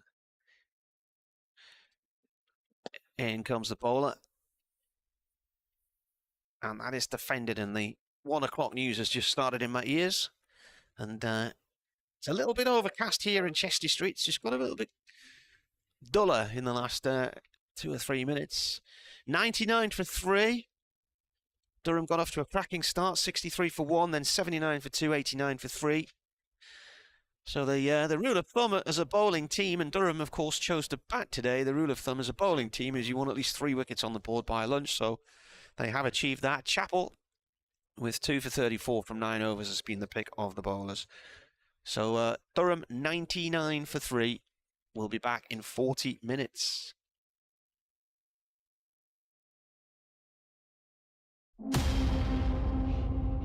With the dawn of a new era on the horizon, it's time to awaken the sleeping lion. Time to rise and go to war. Hear our cries now, hear us roar. A team with great prospect has now come forth, who fight for our pride and who fight for the North. Together we march, success in our sights, achieving our goals and reaching new heights. Heroes of old and heroes of new, the brave and the bold, they bind us like glue. Stars will be born out on the wicket.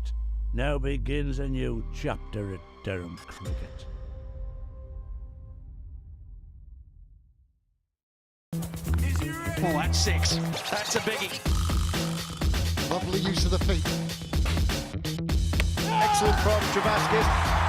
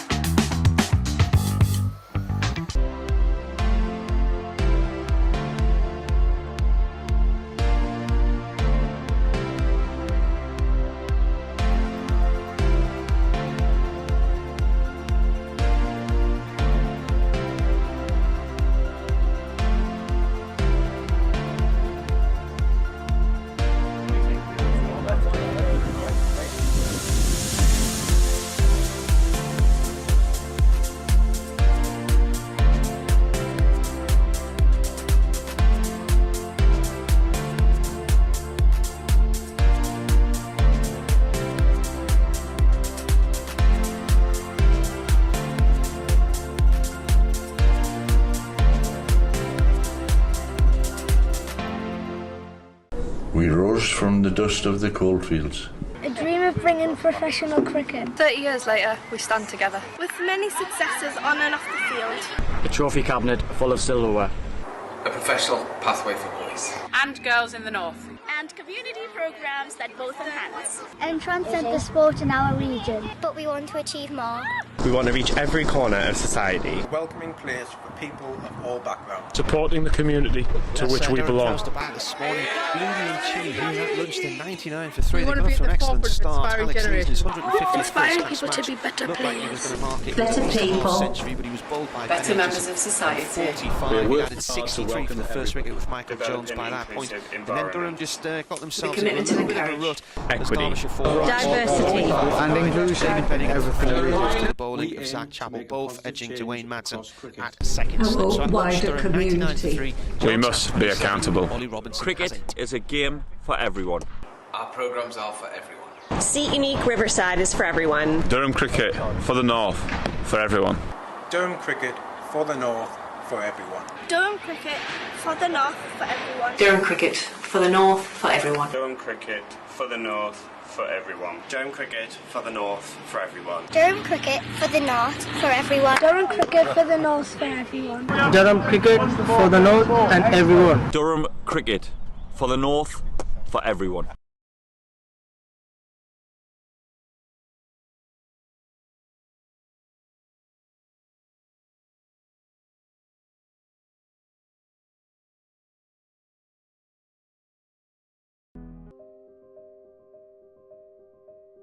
We've always been good at designing niche products for consumers. So our thinking was if we can use the same design skills on products which have got more volume, we'll be more successful. The big issue was the plan to do it. We set a figure of a capacity to make 250,000 pieces a year. That's an ambitious target, but that's our figure. So we then worked with the machinery designers to make the washing machines. Number one in this product, it's got to be reliable. A washing machine has a lot of hard work to do, and it's a very important part of most households. So reliability was a big issue.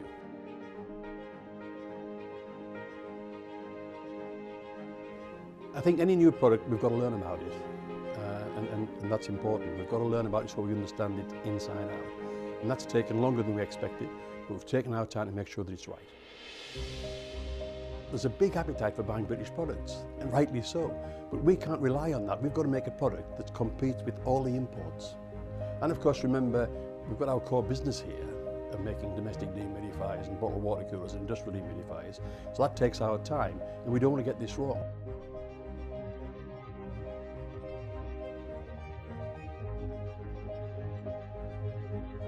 We've done 120,000 hours of testing washing machines here to make sure that it's absolutely reliable and does the job.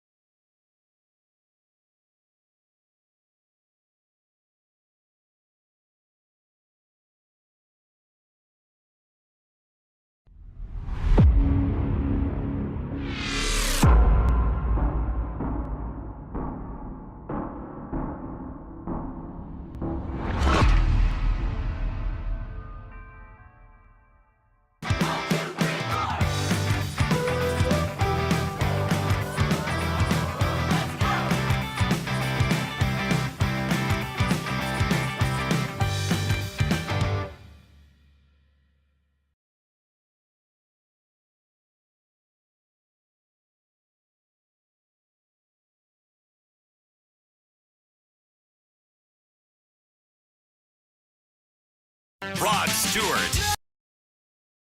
In concert.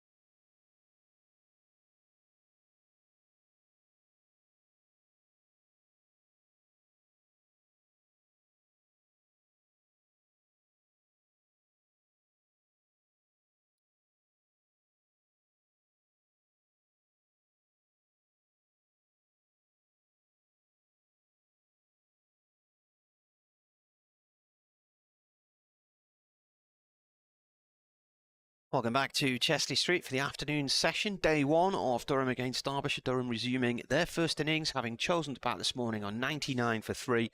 Alex Lees out for 45, bowled by Ben Aitchison. And then Scott Borthwick out for 9, David Bedingham 4, both caught off the bowling of Zach Chappell by Wayne Madsen at second slip. So you would think really honours even after the morning session. Durham had been 63 for 1. And then they were 79 for 2 and 89 for 3. Good spell of bowling from Chappell before lunch. He took 2 for 34 in 9 overs. Starting the afternoon session, the scoreboard's got Watt on the board, but it's not Watt bowling. That is indeed Sam Connors. And that's the 100 up for Durham as the first delivery of the afternoon session bowled to Michael Jones, flicked away through the leg side for 1. Hello. You're right. Hi. 2 messages at lunch on Twitter. Go on then. Kieran O'Sullivan says, ask me who would be playing Martin in my proposed biopic. I'm thinking Danny DeVito. Is he still around? I think so. He's about the right height. And a gentle request, and they will get more frequent. It's Derbyshire, not Derby. Have I said Derby on air? Apparently. I've referred to the town of Derby. We did talk about the football as well, but I mean, I know you know, but yeah. I don't recall a specific incident. I can't remember saying Derby for Derbyshire. And I'd be disappointed if you did. Yeah. I might be from the village, but I'm not that village. Connors bowls. Ball laid up field and stopped by Godalman at mid-off. I've used my new binoculars today. They're not as big as yours. Well, these are sort of more. These are more width. Yours are sort of tall and thin, aren't they? Yeah. The thing I like about these is the balance my eyes up perfectly, because I find a lot of binoculars, at least one lens will look slightly at the wrong angle or something. Tilt your head a bit. Yes. Or the imagery just doesn't quite sit perfectly crisp, but these ones are very good. Okay. Bowler comes in, turned by Robinson off towards long leg for 1 run. I bought these a few years ago. There was a popular high street camera shop company where you used to go and get your photos developed to. I think are no longer with us in the high street, but I think they do still have an existence online. Anyway, I went into their Sunderland store and I was trying all these different binoculars out. And then these ones were on special offer, and he said, "Oh, we've got this particular pair." He said, "They might suit you," and I tried them out. I thought they're excellent. Connors in, defended by Jones. Ball rolls back to him, end of the over. 30 overs gone. Oh no, it's 1 more ball to go. It's twice I've done that today. Yeah, so the crystal clear, really nice. And then a few other people borrowed them on the cricket circuit and said they're good. So a number have gone out and bought them. And then I lost my pair. So you nicked them, somebody else. Yeah, so I think they may have fallen out the car in North Yorkshire somewhere, or been left behind somewhere.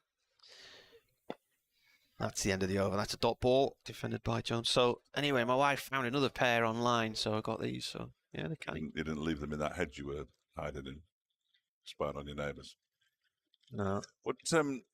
Yeah, I don't understand binoculars. These do a trick. 12 by 42. I've no idea what that means, but that's what they are. Don't know where you'd find that. Mine's blasted all over it. 60 and 70, it's got written on mine. Must be better then, I imagine. I don't know. I came with a very plasticky tripod thing. Oh. I've never used it. Ben Aitchison's going to begin from, this is the Finkel end, isn't it? Yeah. The Finkel end. I knew it was. David Slight, who covers some Lancashire games, he went out and found a pair of these. He searched on the internet to find a pair. Yeah. Terrified of missing something. If you're looking, you can't get the whole thing, can you? Aitchison bowling to Ollie Robinson. That goes down the leg side. Is taken by Brooke Guest. What do you mean? Well, you sort of follow the bowler, but they're not quick enough to get down the other end, and so you can't use them all the time. You've got to use them sparingly. Yeah, generally, if there's a catch in the deep, you look to see who it is, or... Well, I don't need to know with these new glasses, you see. Yeah. Or you could focus on the batsman only. Yes, that is true. Because you know the bowler's bowling, don't you? Yeah. Which he is now. To Robinson, who defends that out into the offside. Mark Watt, who had 1 over before lunch, does the fielding at mid-off. He's got filthy trousers. The whole of his right leg is covered in mud and soil. Mark Watt. Looks like he's wearing a sleeveless top, though. He's growing accustomed to the English weather. He's played at Tynemouth. It was well wrapped up last week when he made his first appearance of the season. That latest delivery is defended up to mid-on this time. Zach Chappell's got his hands thrust deep into his pockets. Have you been to Tynemouth before? No. No? I don't think so. Pleasant spot? Yeah. Is anywhere near the mouth of the Tyne? They're both in the same sort of location, yeah. Yeah. So I know roughly where it is. This one is just hitting the splice of the bat as it's pushed out into the offside by Robinson. Well, Tynemouth, the actual town of Tynemouth, or the area of Tynemouth, is the north bank of the River Tyne. From basically the pier, the mouth of the river, you've got the priory on the top of the hill, the old ruins, which is a beautiful location. And that Tynemouth stretches along the coast towards Cullercoat and then Whitley Bay. Aitchison's next delivery is defended by Robinson up to Watt once more. And then just back from the coast slightly from Tynemouth, you've got North Shields. So while North Shields and South Shields are opposite each other, South Shields fills the whole of that coastline on the south bank, right. But Tynemouth and North Shields share it on the north bank. Okay. It's a nice area. Next delivery is driven and well stopped by Mark Watt. Moving away to his right-hand side enables Ben Aitchison to complete a maiden over to start the afternoon session from the Finkel end, and as a result, Durham remain 101. 4-3. Aitchison now 11 overs, 1 for 31. He's pulled it back nicely, about 14 or 15 potentially, I think, off his first couple of overs. So he's bowled really nicely from the Finkel end, and of course got the wicket of Alex Lees. And if you want to see the mess that the stumps are in, check out David Griffin's photograph on Twitter. It was a fairly comprehensive dismissal of Alex Lees. And a crucial one, of course.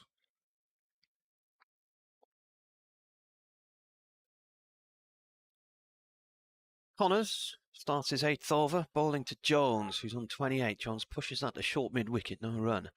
The derivation of Shields is then why there is a North Shields and a South Shields. Must be some reason for that, unless it just shields the mouth of the Tyne or something like that. Oh, I don't know. Yeah. Somebody will tell us. Well, that was supposedly North Shields, where that shipwreck that never happened on that P day. You remember? What was it called? Carlin Peas? That story? Oh, yes. Yes. Yeah. Connors bowls. Ball played back to the bowler via the ground by Jones. Yeah, somebody said, what was it? Were we having Carlin Peas or something? And we didn't have a clue what they're on about. No idea. I'm not sure I can remember now, but don't send it back in. Anyway, supposedly related to a well-known shipwreck that happened in the mouth of the Tyne on the North Shields side on the rocks, where barrels of peas washed ashore and saved the starving locality. Next ball's played up to mid-on, and I thought this sounds like a dodgy story, and when I looked it up, this shipwreck had happened in every port in the land. So it was from... Probably the only reason people eat peas. I think of no other reason. I would have thought if there was a shipwreck and there were lots of dried peas on board, they'd get soggy in the river, and that would be the end of that. Back in the day, my grandma used to soak peas. They had a little white thing in the packet. The good delivery from Connors. He's right on the money. This over 4 dot balls so far. Yeah, well, if you get those soup mixes and stuff, don't you? Barley and things, you've got to soak overnight for about 8 hours. Oh, I do. Yeah, I'm sure you do. These were like do you, solid peas. When you've return to your fridge for the bit of kebab you didn't eat the night before? Do you soak that for an hour to soften it? Or No, you can stick it in a microwave and it goes soft by itself. By itself, obviously. Connors to Jones. Jones looks for a quick single, but then changes his mind as he plays the ball out into the offside, and it's picked up by Ben Aitchison. It's not superstitious, Mickey Arthur and Ajmal Shazad, because they've come out of the pavilion and turned right, which is entirely the wrong way, of course. It's right for runs and left for wickets. Unless they're heading down to the nets, which would then be the shortest route. No, but it's still gone the wrong way. Ian Bell returning from the nets with Harry Kane. Last ball of the over from the Lumley end. Oh, and an attempted drive from Jones to a ball which pitched quite a long way off the stumps, about 5th, 6th stump on the offside. It was a similar shot which saw David Bedingham edge Zach Chappell to second slip. He could have left it alone. So a maiden. Mickey Arthur's other side in action today. Pakistan taking on New Zealand in Rawalpindi. New Zealand has been 75 for 250 over game. 33 of their 50 overs have gone. Ben Aitchison's going to continue here. It's raining in Bristol. It seems to have been raining in Bristol for most of this season so far. Aitchison is in bowls. This straightens the pad, but potentially a little inside edge. I can't think it must have been. Can't think it was too high, or even outside the line. No. There wasn't a great foot movement from Robinson there, so they all stopped on the appeal straight away, didn't they? They did. Not playing. No, it's raining at Bristol. It seems to have been raining for a while. They've only managed 16 overs so far today. There's rice growing on the outfield there now. I'm not surprised. Sussex are 47 for 1 against Gloucestershire. As Aitchison goes in again, that one's turned into the leg side by Robinson up towards. I just like whispering. Turned up towards Zach Chappell, and there's no. You've had the levels all over the place today. Leicestershire are playing at Grace Road against Glamorgan. Glamorgan won the toss, put Leicestershire in there, 125 for 2. And then there's just a series of second team games after that. Next delivery from Aitchison is played up towards mid-off. Almost tumbles over as he picks that one up. But some games in the first division, but quite frankly, who cares?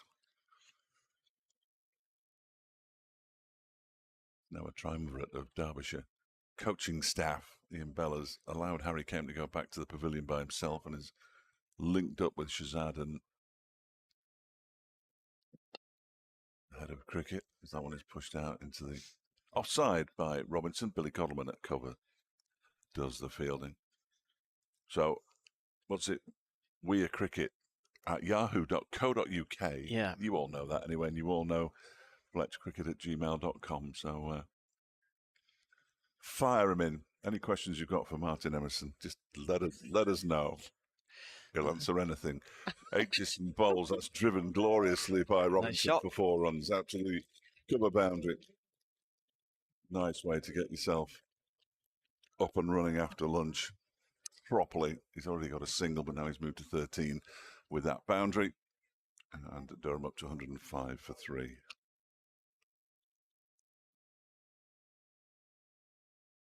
It's a beautiful shot. He's your archetypal wicketkeeper, though, isn't he, Robinson? Tiny. Absolutely tiny. He's a good keeper. Mm. He waits now for this next Aitchison delivery, which he defends into the offside. It's fielded by Billy Godleman. And just that boundary off the Ben Aitchison over. 12 overs, 1 for 35. He's bowled 3 maidens in there as well. Durham 105 for 3 in the early stages of the afternoon session on day 1 here. Robinson has 13. And Jones, who's faced 100 balls now, has 28. He'll never replace entertainment. He's almost the polar opposite to Alex Lees. Just suddenly looked at my, that's good, and there's a clock on the bottom of the scoreboard I've just spotted. Where's that? 13:53. Yeah. I was missed. The 2 o'clock one is always the tricky one. Right. New over from Connors from the Lumley end. Ball turned by Jones to mid-wicket. No run there. Aitchison fielding in there? I think it's no, it's a left-handed throw, wasn't it? I think it's Lewis Rees. Yeah. I could see a 1, but I couldn't work out if there was a 0 next to it or another 1. Rees would be the left-hander though. Yeah, Aitchison's at cover. Connors bowls. Jones turns this off towards deep mid-wicket for 1 run. Just some of this murk moving away, Dave. Just get the sun out. You not like it? It's just a bit of a grey day, isn't it? It is a bit. Looks chilly out there. But Griff's out there taking photographs in his shorts. Yeah. Yeah, he said it was all right. He went in his shorts on a trek to the Antarctic though, didn't he? So Connors to Robinson, who's on 13.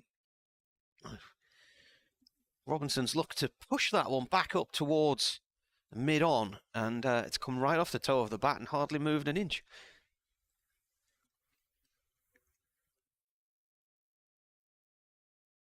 Oh, plenty of people in, aren't there? Just in front of the old health club there. Yeah. David Griffin pointing out on Twitter, at Chester Street, umpire Grain Lord is wearing gloves. I'm wearing shorts. One of us got us wrong this morning. Defended by Robinson. The ball rolls up to mid-on. Grain Lord's circulation issues there because he's still got the gloves on. Looks like a mime artist in reverse. What was he called? Sel Marceau. That's it. Never gave interviews.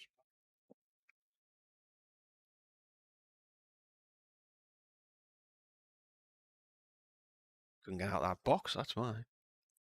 The glass. Connors in. And played by Robinson, not where I think he was intending to play that. That's gone straight back past the bowler for 4. He looked, as he was shaping up to play the shot, as if he was trying to steer that through mid-wicket. Either way, it raced away for 4. Yeah, potential a bit of a leading edge there, wasn't there? It was a very full delivery from Connors. And he's been trying to get him away. And finally manages to do so. Taking over the Lees mantle, although he has faced 28 deliveries for his 17. He's looking to get on with it here, Ollie Robinson. There's the tweet of the photograph of Lee's stumps from Dave. Bowler comes in again, and the ball played up to mid-off this time. End of the over, 5 from it, 110 for 3. Robinson has 17, Jones 29. And these two came together just before lunch. Durham lost 2 wickets in the space of 10 runs. 25th and 27th overs. Partnership currently 21. Yeah, Griff said he was very pleased with the photograph of. I said to him, "Did you get Lee's wicket?" And he said, "I got it of sorts." There was a whole array of them. I noticed on his laptop when he was doing them at lunchtime. I did go for the mince and dumplings. Yeah. Goodness knows what I'm having tomorrow. Well, Graham's writing it all down. So yes, that's good. Well, it's essential. Yeah. Aitchison begins a new over from the Pinkle end, and it's pushed out into the onside, where it's fielded by Zach Chappell, who I have no doubt we will see at some point relatively soon. Picked up a couple of wickets this morning, 2 for 34, his figures as things stand from 9 overs, one of them a maiden. But Aitchison and Connors have been the 2 most economical Derbyshire bowlers. And this next delivery from Aitchison, of course, goes for runs. It's guided down to the vacant third man area. Matt Lamb chases it, and they pick up a couple. Jones moves on to a 33 now, and Durham up to 114 for 3. As soon as I said how economical Ben Aitchison had been so far today, he was always going to concede runs, for which I apologise. Actually, 12 for 3. And the first check on the ball of the day to see if it'll go through the caliper. I'm not sure that it will, because it's been put through the caliper by Graham Lloyd, and he's called Ben Debenham over to have a look as well. They usually reject the first. Oh no, it's sitting on top of it, isn't it? So we're going to need another ball. 34.2 overs, yeah. Unusual for this season. Well, there were quite a few changes at Cardiff last year. Last week. Last week. And we haven't had many changes. We've had a couple of attempts, but so far this year's batch of balls has been considerably better than last year's. They blamed COVID and all sorts of nonsense for the leather and basically blaming anybody. I think most people blame COVID. I can hear an ABBA cover version in my ears, I think. Oh, go on. Can I turn it? I don't know if you can hear this. Do you hear that? No.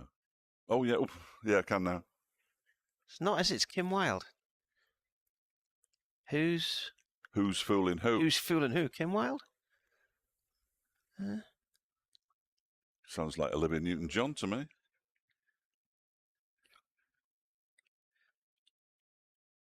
$112 for 3 with a ball change.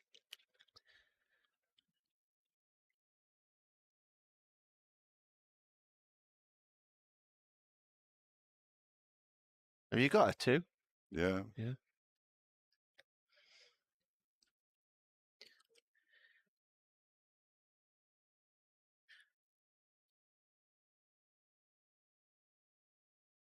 And call One Way.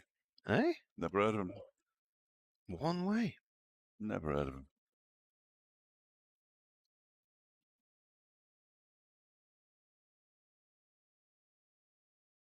That was a cover version, though. The original was 1982, but this was a cover version. I think it was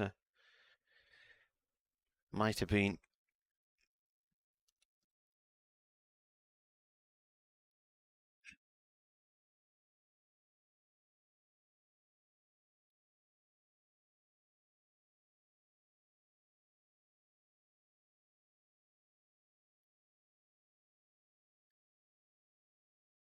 Aitchison. To continue this over that started before the ball was changed. New ball, replacement ball's gone off mid-wicket for 1.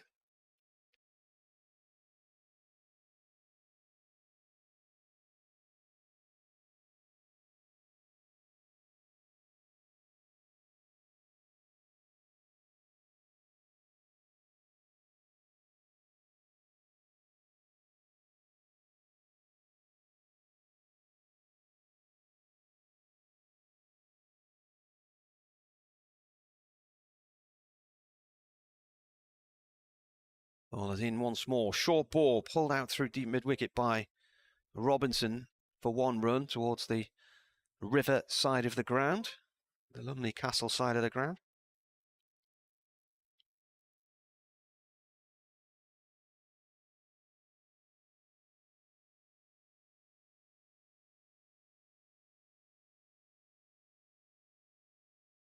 $114 for 3. Durham flag is fluttering away on the flagpole, but always seems to appear to just be attached by one piece of rope. It's limp again now. Very gentle breeze at the moment.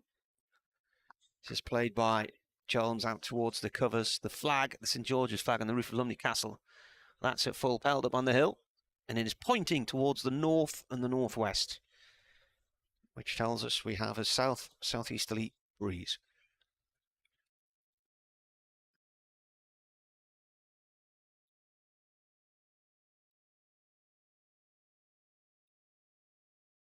Last ball of this over from Aitchison. Pushed to point by Jones. No run there. So Aitchison, 13 overs, 1 for 39. 3 maidens. Connors, none for 24 from 9 overs. 3 of them were maidens.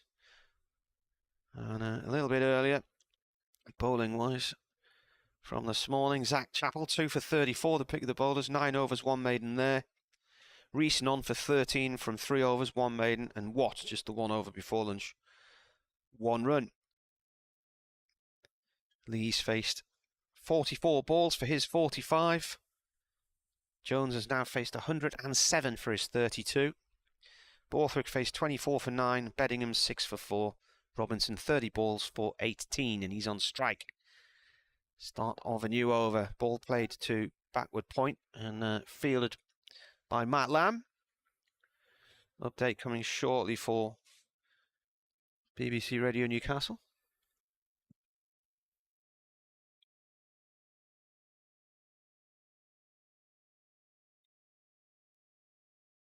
Sirens of some emergency vehicle in the distance. Must be going down the dual carriageway. Connors bowls, short one to Robinson, who ducks down out of that. Crosses over his left shoulder as he goes down low.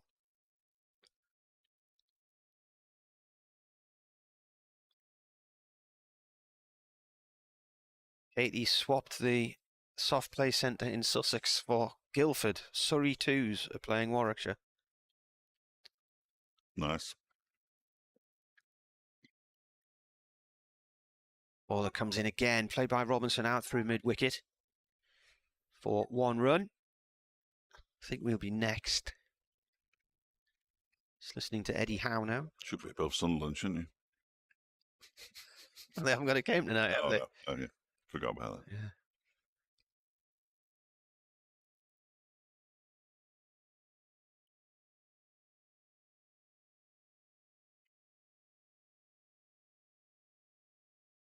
Here we go.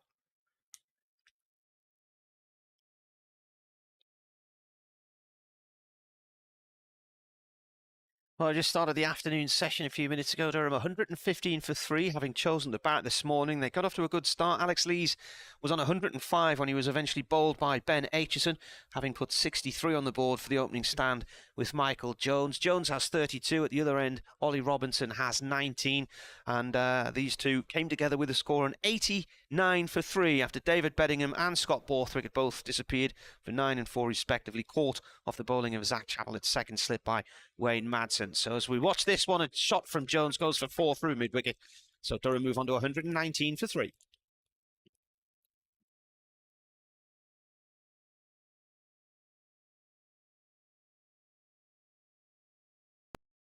You've done it again. What? Well, you had 3 wickets in 2 balls earlier. Did I? And what have I just said now? You just said that Lees was on 105 and had taken Durham to 63 for 1. 45 I'm looking at. What's going on? Concentrate. Who's this bowling? Goodness. Derbyshire. 1 run, or are they going to just stay for 1 run? Jones is coming back looking for a second, but Robinson says no, the ball went off down towards the long leg. 105, why have I said that when I'm looking at the number 45? No idea. Doesn't make any sense. No, nothing does it really? No. Wayne Madsen just leaves the field temporarily to be replaced by Harry Kame. Oh, Adrian Harms reports puddles forming on the outfield and still raining heavily.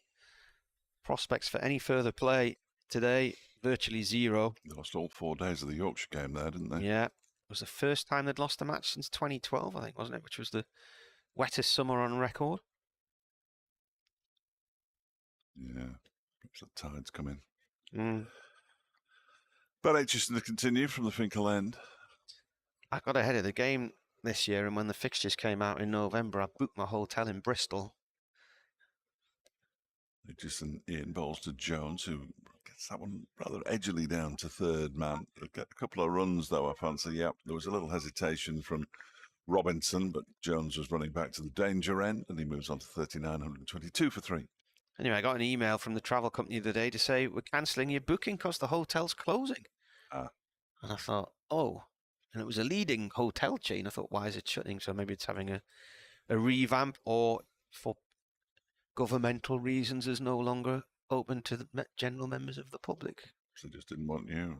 Maybe. Aitchison in again, and that one surprises Jones with the bounce a little bit off a length. And he pushes it out into the offside.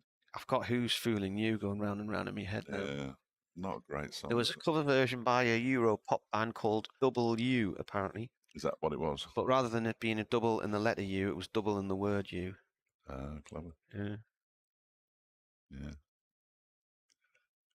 Aitchison in again, and this one beats Jones, all ends up outside the off stump. In fact, he almost falls in a big heap on the ground as it goes through the brook guest. I bet the metadata on their website's a tricky one to lure people in with. Yes. Anyway, Katie says they're watching Surrey seconds playing Warwickshire in Guildford. It was forecast to be tipping it down by now. What's the weather forecast looking like for Chesley Street for the next 4 days? Aitchison in, and that one is carved away for 4 runs by Jones. Glorious shot. Beat Billy Gottleman in the covers and raced away to the boundary.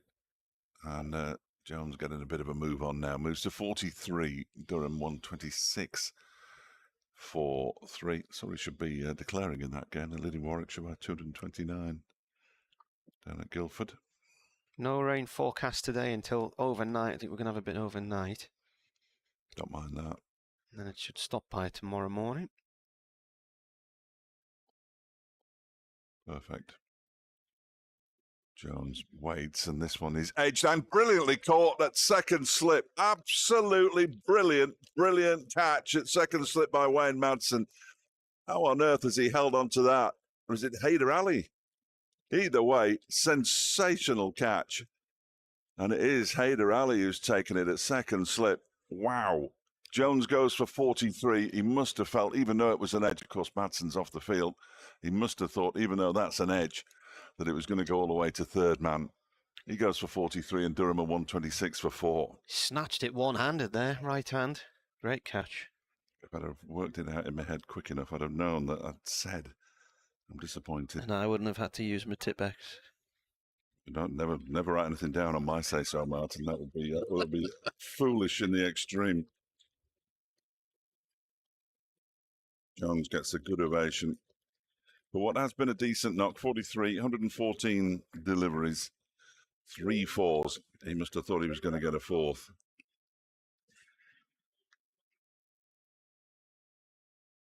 These glasses are good, but not good enough to spot that it was Haider Ali rather than Wayne Madsen. I'm going to take them back to Asda. So they're faulty. Did you buy them for £1.50 or something? 2 pairs for 120. Oh, you went to the proper malarkey. Yeah, these are very, very... Not just cheapy glasses off the... Very focals. I'm like a new man. It's almost like I've had my sight returned. Yeah. That was a stunner. If David Griffin's got that catch, I'll pay for his parking tonight. I would just... I won't, but don't tell me. Wager here that Durham are not doing as well as I think they thought they would be when they won the toss this morning. It was after an hour. Yeah. Was it the first... 63 for none, weren't they? 15 overs, scored 63 runs, and then in the 14 before lunch, they got 36. They haven't quite ground to a halt, but the bowlers have started to bowl a lot better. Haider Ali's moved to third slip now. Madsen's back on the field, and that strikes the pad. Big appeal. Not out, says umpire Lloyd. The new batsman is Graham Clark. And it's the end of the Aitchison over. 2 for 45 from 14 overs he has now. 3 maidens in there. Robinson is on 19. Clark yet to get off the mark. Face that 1 delivery. And Durham 126 for 4. And I think you're absolutely right. It was interesting what Marcus North said, though, when he was with us in the first hour. You know, they batted first in every game, even though they haven't always won the toss. If in fact they have won the toss, but in each of those games, they would have batted first. So it's clearly the way that Durham want to go moving forward. New over from Connors from the Lumley end. Bowling here to Robinson, who's on 19. Which, did you know, was the average age of a GI in the Vietnam War? No. Yeah. Paul Hardcastle? Yeah. Yeah. Who did the cricket version of it? Was it the... Rory Bremner. He did it. 19 not out or something. Richie Benno voice, wasn't it? Yeah. It was definitely him, I think. Connors in, pulled down into the ground, shortish from Connors, pulled down towards long leg by Robinson for 1. They keep peppering Robinson with short stuff, but he seems more than able to play it. The diminutive wicketkeeper batsman. They were actually called the commentators. You're right, but it was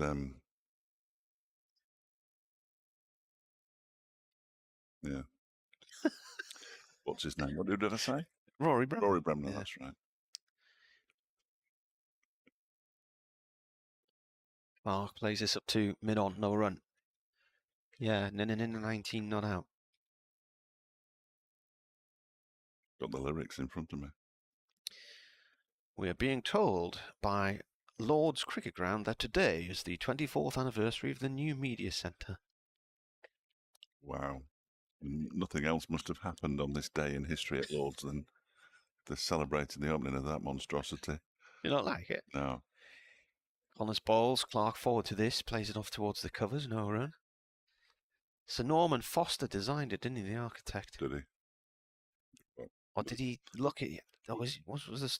With his left hand. He designed the new, that silver department store in Birmingham, the new Bullring, you know, the shiny veneer. I only go to Birmingham when necessary, if I'm honest. I don't know much about it. Connors in. Played by Clark towards point. Stopped by Aitchison. No run.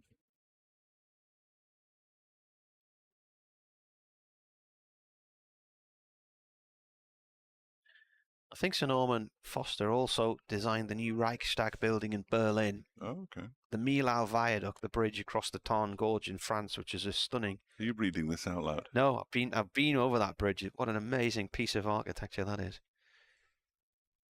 Because the town itself, you go down in. What's the town? Is that? It's not Saint-Nazaire, is it? No, that's way up northwest France, isn't it? Oh, an attempted Yorker there. It's gone down the leg side to the keeper. No, the Millau Viaduct goes over the Tarn Gorge and basically links up the motorway from the south of France up to the north in a fairly central position.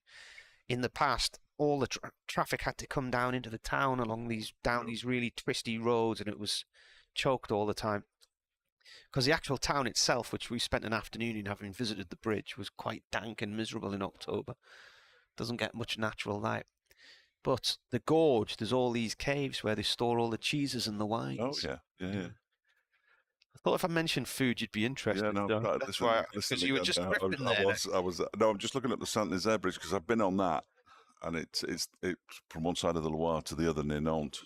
Right. Yeah, which is, as you say, it's the first delivery of a new over from Ben Aitchison is bowled to Ollie Robinson, who drives him away for 4 runs out to the cover boundary. He moves to 24, 131 for 4. It was, I'm saying, if it's not the kind of bridge that you would really have to design because it's just basically a bridge. Well, the other bridge, which is stunning, is the Pont de Normandy, which goes over the Seine estuary from Le Havre across towards Honfleur. Oh, okay. And that is a gorgeous looking thing, right across the bay. You're testing my knowledge of foreign countries to its very limit now. I saw a black and white photograph of it in the fog in an art shop in Durham years ago and bought it and got it framed and had it on the wall at home. Honfleur's a gorgeous little town right on the mouth of the Seine estuary.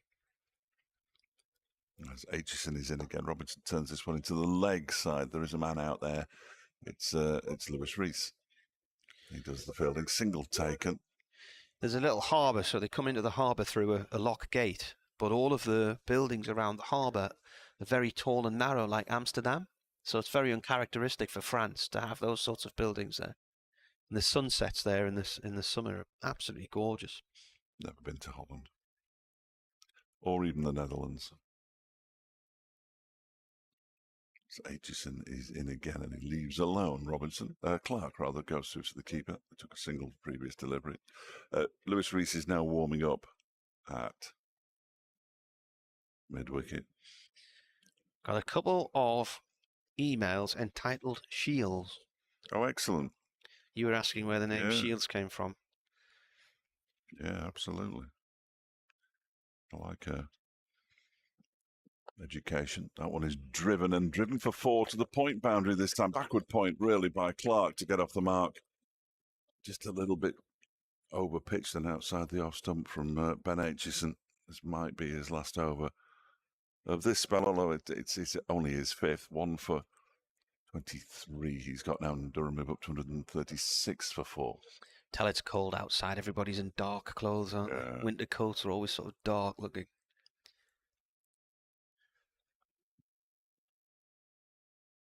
I've got another email from Nick as well. I'll do this just in between. It's only very short.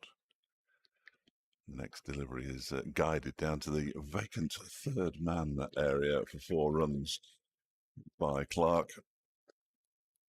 I think almost certainly this will be the final over of this spell from Ben Aitchison. He's got the breakthrough this afternoon, dismissing Michael Jones.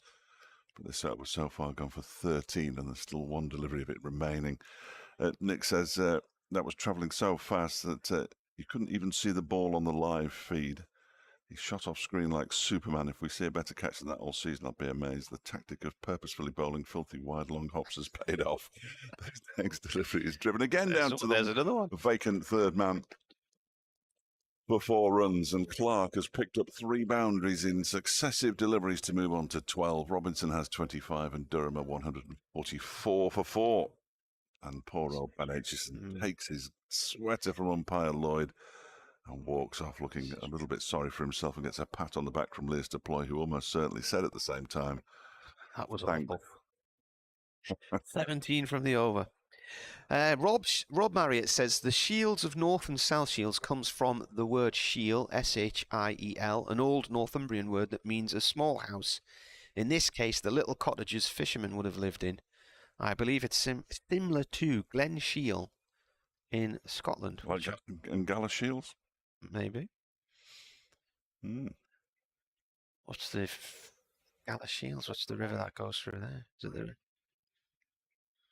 It's not the River Gala, is it? It's River Shields? No idea. Goes down through Newton St Boswell. I've played golf around there. Courses on the banks of the river at Newton St Boswell. It'd be the Tweed, won't it? Goes through Roxbrook Golf Course as well. Beautiful there. Who we're seeing here then? Lewis Rees it is. Left arm from the Lumley end, bowling to Robinson. Robinson plays the first delivery past point, and that's running towards the boundary. Slowing, being chased. It won't get there. It is fielded in the end by Matt Lamb, and Durham run 3. It's a very long boundary towards the old scoreboard on the right-hand side. Easily 100 yards.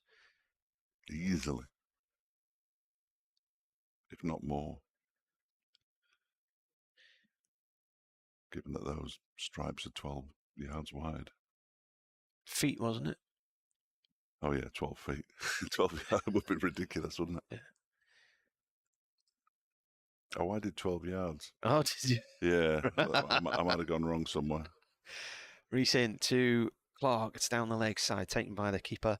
Lee MacDonald says Shields, brackets.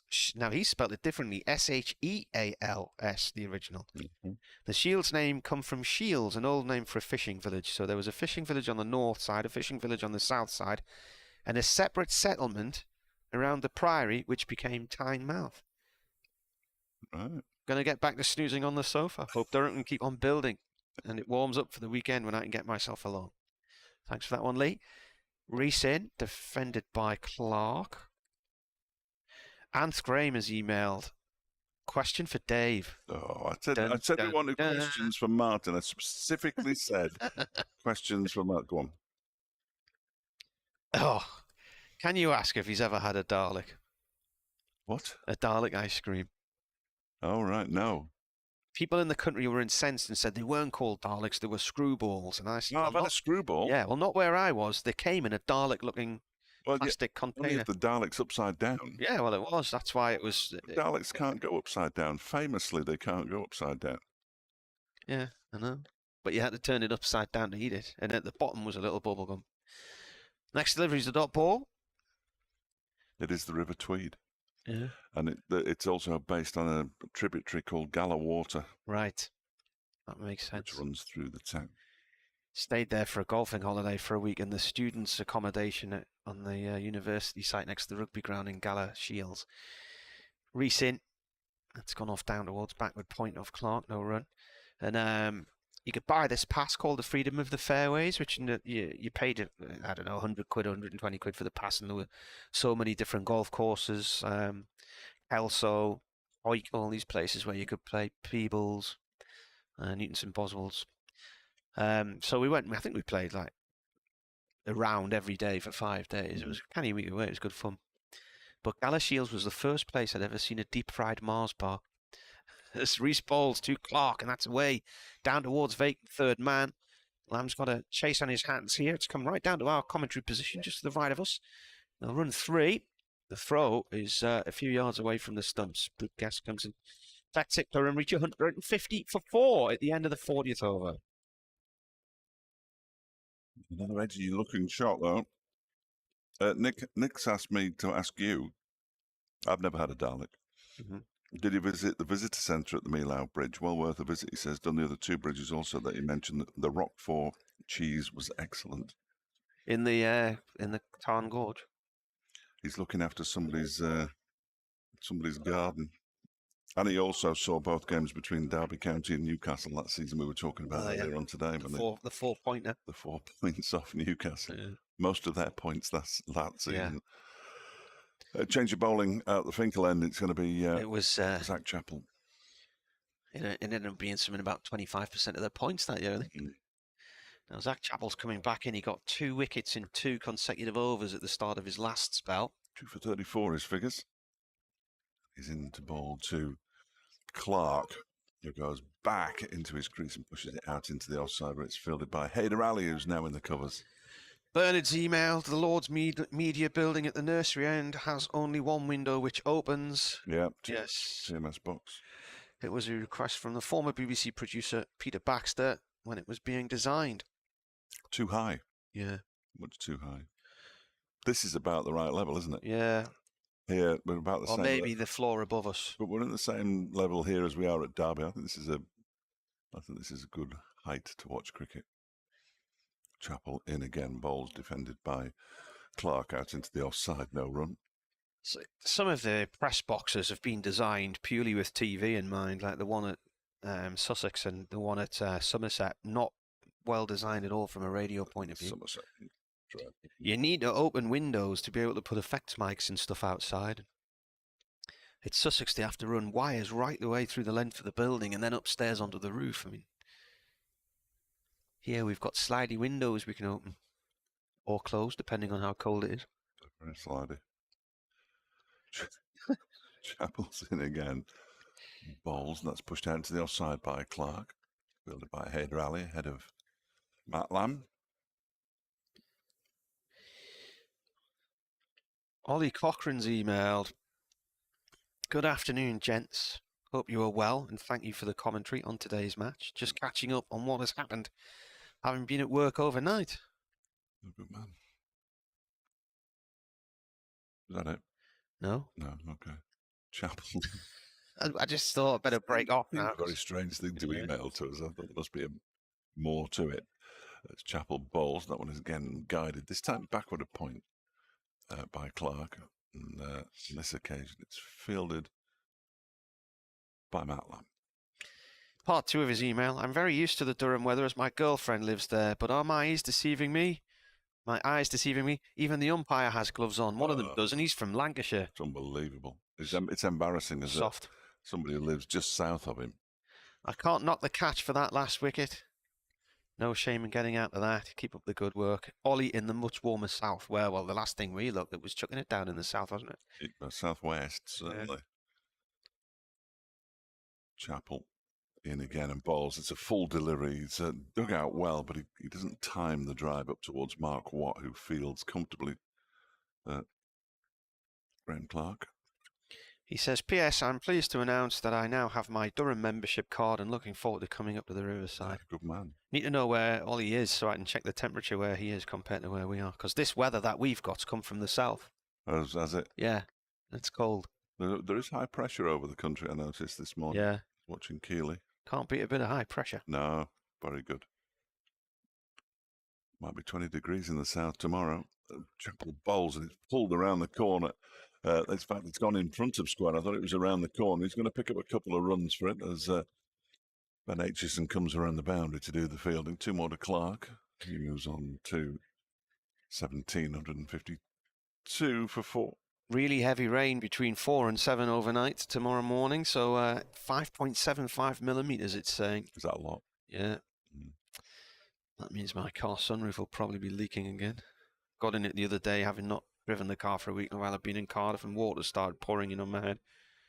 So it's going to start raining tonight, around about midnight, 1 in the morning. So it could be quite heavy rain overnight, but then that should pass through. So hopefully we will get a prompt start tomorrow. If not, it can't be too much of a delay, because when they were here against Worcestershire a few weeks ago, there was 7 millimetres of rain fell one night, and we started on time the next morning. The ground staff did a cracking job to get all that water off the covers. So there shouldn't be any rain during the day tomorrow. Saturday, there's possibly some showers around about tea time. 3 o'clock would be useful. Yeah. You over here, and Reece bowling around the wickets to Robinson. The right-hander plays that down towards the long leg for 1. Sunday looks to be okay.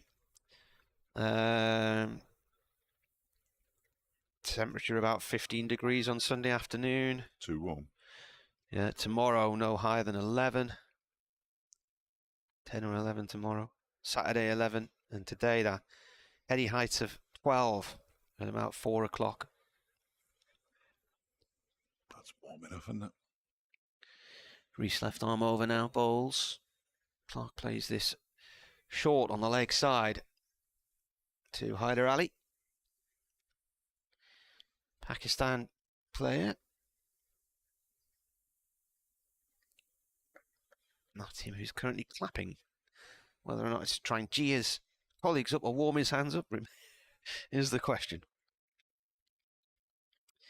2:30, Dave off to do a report for BBC Radio Derby. Next one on Radio Newcastle will be in half an hour's time. That's a no ball from Reece. Bowling to Clark.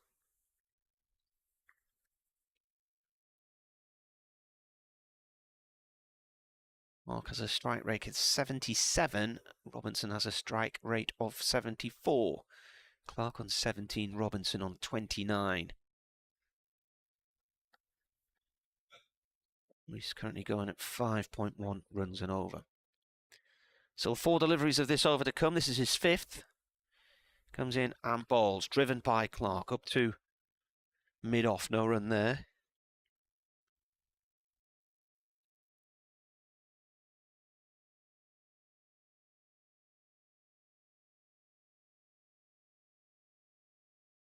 Lewis Reece playing in his 89th first-class match. 123 wickets going into today.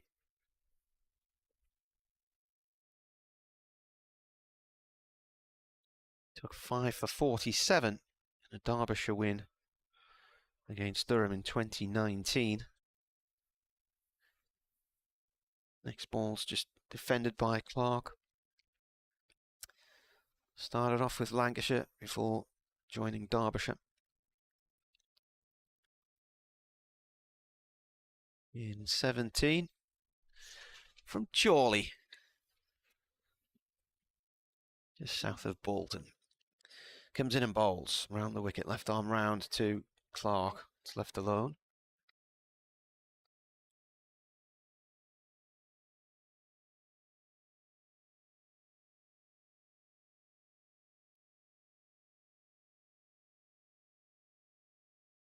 You mentioned Chorley there. What was that about? Lewis Reece. That's the local hospital, is it, Chorley? Yeah, Lewis Reece is a bit of a mishmash. Oh. Comes in again and bowls. Played out into the covers, no run.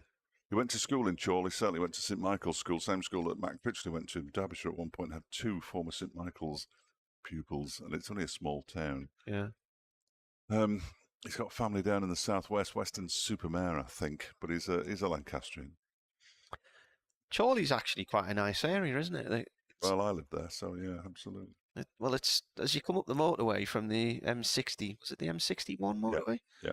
Lots of greenery on your right-hand side. I quite often see deer roaming around when I drive on it. With the hill to your right with the big TV mast on it. Yeah. Yeah. Is that where the plane wreckage is? Is that yes. the hill? Yes. Yeah. Yeah, I live off. No, I better not say actually. No, I live off. Everybody knows I live in Horwich. Yeah. Off Junction 6, where the whatever they're calling the football ground this week is situated. As in goes Zach Chappell to begin a new over from the Finkel end, and the ball is pushed up to Harry Kane, who's on the field. So somebody's off. Wasn't it the University of Bolton Stadium for a while or something? I think it probably is, but, and I know we're online, and this is the name of the firm. It's a firm from West Orton, which is just across the motorway from Horwich. And this company who do building supplies and stuff are called One Sheet. The One Sheet Stadium. Don't say it too quickly. Here's Chappell. That was also one of those paper towel things, wasn't it? This next ball is driven gloriously straight back down the ground by Robinson for 4 runs. Ollie Robinson got every single last piece of that one. He moves into his 30s. 33 to him now from 41 deliveries. And Durham move up to 159 for 4. Yeah, there was he was Juan Sheet, wasn't he? And he only needed one of the sheets of. Do you remember that advert? An advert, right? Yeah, he only needed the one sheet of. For a double thick piece of toilet kitchen roll. Kitchen roll, yeah, absolutely. But yeah, I think from next year it's the One Sheet Community Stadium. Nobody will call it that. Next delivery is driven away and well fielded at backward point by Matt Lamb. Slightly edgish from Robinson's bat. A good stop, diving away to his left-hand side. It's always had a sponsor's name, hasn't it, since it was built? Yes, it was built as the Reebok. Training shoe manufacturer at one time. Yeah. Lewis Rees was born in Taunton. Thought he was. And he was from down there somewhere. Thank you, Stephen. Next delivery from Chappell. This one is turned around the corner, slightly aerially to start with, and hit with such gusto that Ben Aitchison can't get to it at square leg. And it goes across the boundary for 4 runs. I'm entirely sure he'd hit it that well, but clearly he had. And Robinson moves up to 37 now. Durham 163. These bifocals you've got, so you look through the bottom part of the glasses to read. Yes. And then the upper part to see distance. Yeah. How confusing is that? Not confusing at all. It's dead easy, is it? I was told when I got them not to go up and down stairs wearing them because the way that you look on stairs, presumably, things look nearer than they are. But I never found a minute's problem. Other people have said they get headaches. I've just been very, very fortunate. Oh, good. Where's the pitch? This one is down the leg side from Zach Chappell. Robinson tries to flick it away, and Brooke Guest takes it. There's a fly in the ointment for the FA Cup final. Why? Train strikes. Oh, yes, I heard that. Yes. Yeah. They're becoming a thing again.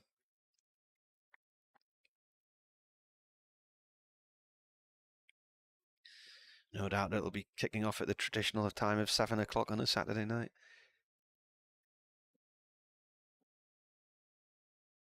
It was going to be the first one at 3 o'clock for years, wasn't it? It's Chappell bowls, and that one is carved away in the air, past a diving Lamb by Robinson for 4 runs down to the backward point boundary, short and wide, and he threw everything at it. Lamb put the despairing dive in, and Haider Ali goes to the boundary to collect the ball. Robinson moves to 41. Clark has 17. Zach Chappell's figure's taken a little bit of punishment in that over with a couple of boundaries, 3 boundaries in it, in fact. He's got 2 for 48 from his 11 overs now, and Durham are 167 for 4. And I owe a great debt of thanks to Tom Lawrence and the producer of the afternoon show, who actually sent me a message saying, ready, ? That's why I dashed off so quickly to do my update. I was about to miss it. I think I've only missed 1 this season so far, which I think is a decent record. And that was because somebody felt it pulled the fader up. Rees, left arm round from the Lumley end, bowling to Clark. Clark forward to that one, pushes it out to Godalman. Short extra cover, no run. It stands to reason as the season goes on, you're going to miss a few bulletins here and there. I think so. Or the amount of times they forget to come to you. The half-past ones are always slightly tricky because they're not guaranteed to get there at half-past, so I like to leave a bit early, but I hadn't spotted the time. I was engrossed in the conversation and the cricket, mainly the cricket. Rees balls to Clark. Clark Gently plays that up to mid-on. It's a runless delivery. All being given a bit of a clean by Watt, who's got a really dirty smear down the side of his right leg. It's all across the back of his thigh and across the front shin, isn't it? Mm. That's going to take some getting out. It's a good effort to get that much mud on you when there isn't any mud. Reese in again. Clark plays this safely to Godalman, just short extra cover once again. I bought a hoodie last year when we were on holiday. We were doing a tootling around the Canary Islands on a ship. Right, you do. And in the port at Arrecife on Lanzarote, there's some nice shops, and there was this one particular clothes shop, had some nice gear in, not too expensive. So I bought this nice hoodie, lovely, sort of like a gentle light green colour. It's Reese Bowles, driven by Clark. That's away through the covers now. That might have the legs to go for 4, but it is being chased, and in fact, it is saved. It didn't quite have the legs. Sam Connor's racing after it. They run 3.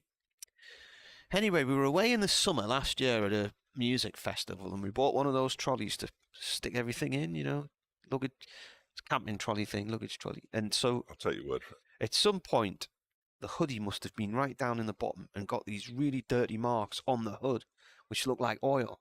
I've tried everything to get them off, couldn't get them off. Turned this time by Robinson out through mid-wicket for 1. So I was looking online, and there are all these ideas: use baking soda, use white vinegar. I tried very different things to work, and then somebody came up with a suggestion. You need to use WD-40 to loosen it. It re-liquidizes the dried oil. Right. So I thought that could be really bad if it goes horribly wrong. But yesterday I decided, right, I'll try and use the WD-40. Yeah, the hoodie won't squeak anymore. Yeah.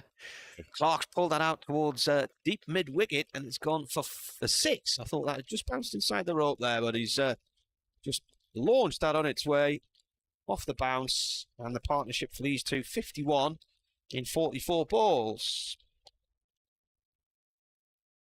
It's well, a lusty blow, wasn't it, from Clark?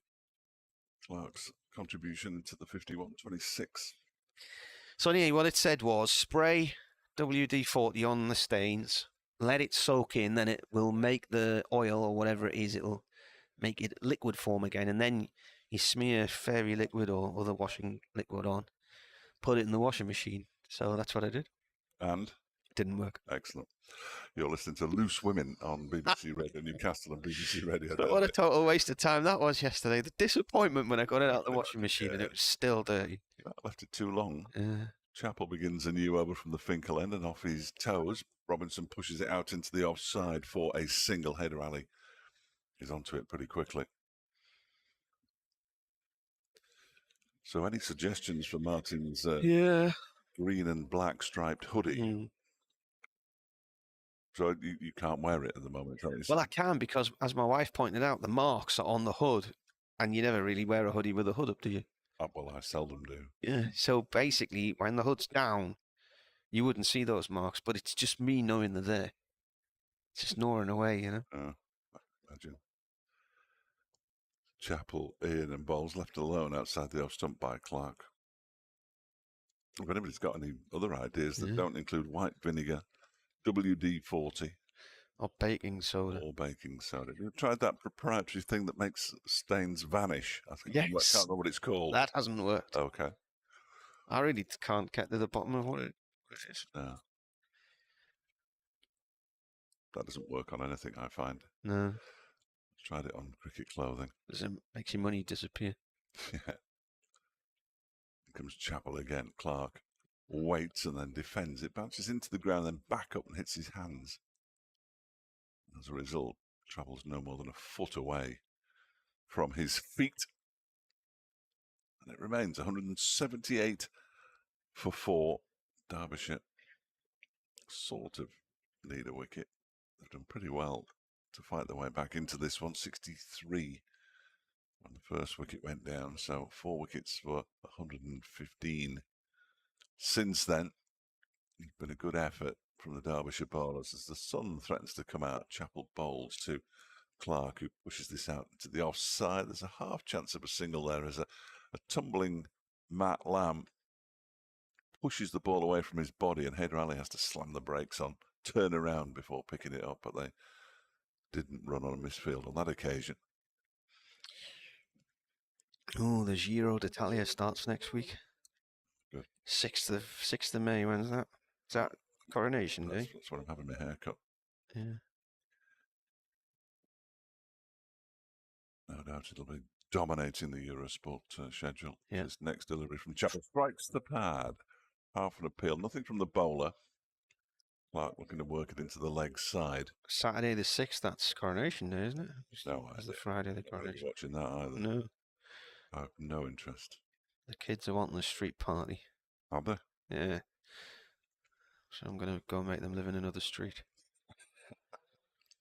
Just kick them out the front door. We've had some canny little get-togethers in our little courtyard over the last few years. We'll invite you around for bingo on the driveway. All right. Chapel bowls and Cloud pushes it straight back to him. So just the one run off that. Zach Chapel overs. It's his 12th, the end of his 12th, 2 for 49. His figures: Robinson 43, Clark 26, the partnership 52, and Durham 178 for 4. Is it raining most places at the minute, Dave? I think only in Bristol. They're not playing in Gaul. Oh no, they're off for rain at Edgbaston. Yeah. Flaggy weather says. Well, they're not playing in Gaul at the moment. No, because it's dark. Yeah, because it's night time. Yeah. Well. No, only those 2 places, but there aren't that many games. Brian Halford says it's claggy at Edgbaston. I thought he'd retired, Brian. He's still there doing bits for the club, I think. Is he? Okay. Be good to see him as and when. New ball from the start of the 46th over from Rees, bowled to Robinson down the leg side, taken by the keeper. Jaipur, Rajasthan Royals against Chennai Super Kings. There is a beer by the same name which is occasionally on sale in the Harbour View, and it's gone within a day of arrival. Surprised, nice. But it's moon juice, that stuff. It's so powerful. Robinson plays this to short mid-wicket, so it's only if you're a lightweight. Well, it's 6 point something %, isn't it? Which is ridiculously silly. Get it down your neck. You'd have to have a kebab with every pint to soak that up, wouldn't you? Yes. Well, that wouldn't be a bad thing, would it? I've just had an email forwarded to me. I'm going to vet it first. My sports editor has sent it to me. Rees to Robinson. Robinson cuts hard at that one, and that is away towards the Castle stand, but it's not going to reach. It's stopped about 20 yards from the rope there. 2 runs instead for Robinson. It's from Mike Atherton. Mike Atherton? And then he signs off by saying, no, not that one. Oh. Watching the game on YouTube. Enjoying the commentary as always, he says. Interested to hear Milau in southwestern France mention. I used to teach not far from there. Oh. But could you please tell your co-presenter that it's pronounced Mio? Mio, okay. Not meow. Like a cat. I said Milau. Yeah, not mil-ow. It's Mio. Yeah, well, not if you're English. You know what I was thinking about? No, that's a serious point. I was thinking about it the other day because everyone calls them Paris Saint-Germain. Yeah. Why? They're Paris Saint-Germain, aren't they? Otherwise, you have to call every... It's nonsense. Yeah. It's Burton Albion. Chester Le Street. Turned off to long leg by Robinson, off Rees for 1. Well, here's one for you. Reims in France. Yes. Is actually Ras. Is it? Mm-hmm. But it isn't, because it's... Well, I know. In English, we'd say... But when the Tour de France goes there, they always refer to the fact that it's Ras. Yeah, I know. And yet we don't call it Paris, which is what the French call it. Unless you're calling it Gay Paris. Yeah, but who says that? Clark drives the ball from Rees here up to Watt at mid-on, no run there. Warming up now, sun's shining bright. Sun's coming out now, isn't it? Yeah. Pleasant afternoon now. for the batters. Tracking the flags. In fact, there's a sweater being taken from the field by Alex Thompson, who was on as 12th man, and he's got a Derbyshire tracksuit top on, so he must still be cold. Yeah, so they're off at Edgbaston as well as Bristol now. Still on, I'm delighted to say, at Grace Road. Well, Leicestershire are now 172 for 5. Was that victory over Yorkshire a flash in the pan? You'd hope not. From a Yorkshire perspective, certainly. Isn't there meant to be a report about what's happening to Yorkshire this week? Yes. Is it this week or next week? I think it's this week. I'm not sure. 2 more emails, one from Virgin Media. They're never good. In goes Zach Chappell, bowling to Robinson, who defends this one back to the bowler. And there's no run, especially not one that starts, we're planning essential maintenance, which means my Wi-Fi will be down. Yeah. On Wednesday, the 3rd of May. Oh, no.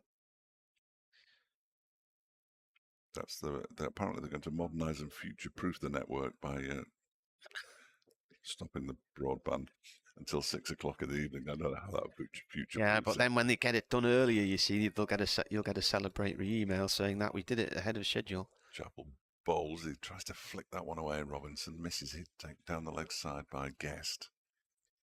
Yeah, but they are sorry for any disruption. So that's nice. Are they putting the price up once they've done all this work? That's normally the last paragraph. No mention of money there on this occasion. This is the one that softens you up. I think I'm only 6 months into my latest contract, which includes Netflix that I never watch. In goes Chappell and bowls to Robinson. That one's way down the leg side. All taken by a tumbling Guest. Robinson just watches as it goes past. Wichita lineman. I always enjoy it when Durham play Derbyshire. It's the only place you can hear anyone talking any sense. Kebabs, pints, Marty and Fletch. There's a lot of time to talk in a first-class cricket match, isn't there? If you only kept it to the cricket, it would be extremely dull. You couldn't.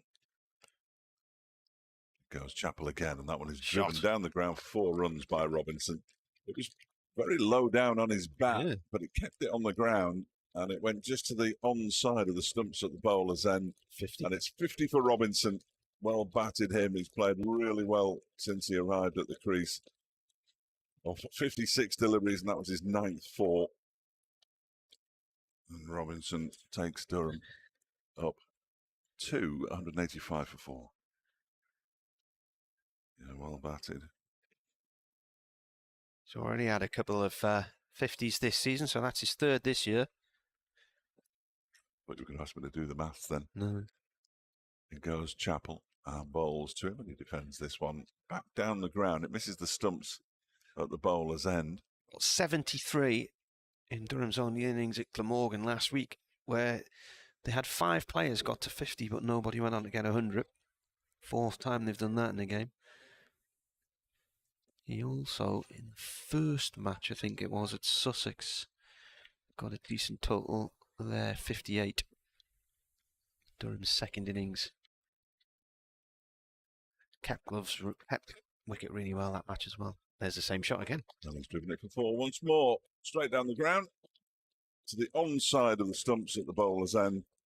And he moves to 54. 189 for 4 at the end of the over. Clark's got 26. Zach Chappell's figures 13 overs, 1 maiden, 2 for 57 now. For those 2 boundaries in that over. And potentially going to see some Mark Watt. Here we are. The helmet has been brought out for Brooke Guest. So we're going to see left arm spin from the Lumley end. I'm going to ignore BND for all of them. Yeah, I saw that. Absolute nonsense. Pants. No need. If you can't be nice, don't say anything. That's what I always say to all those idiots. I was waiting for the punchline. I thought, there's not going to be a punchline. Oh, there's always a punchline, Martin. Always a punchline.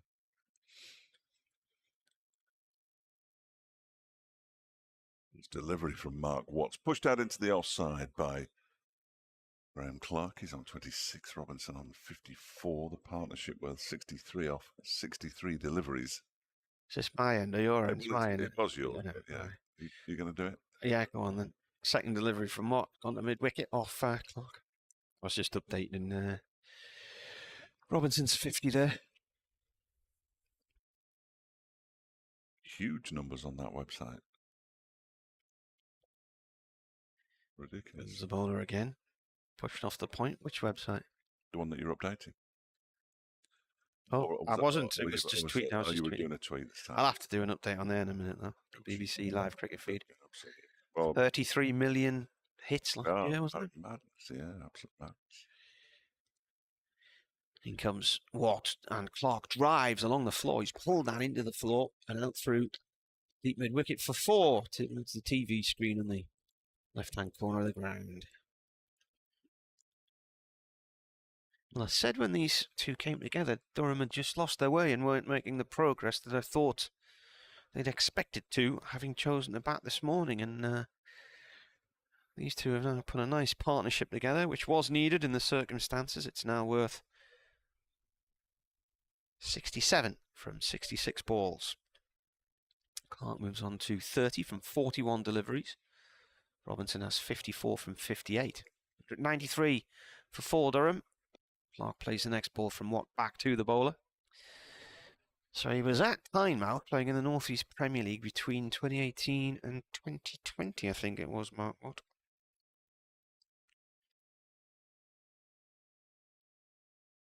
Comes in and bowls again.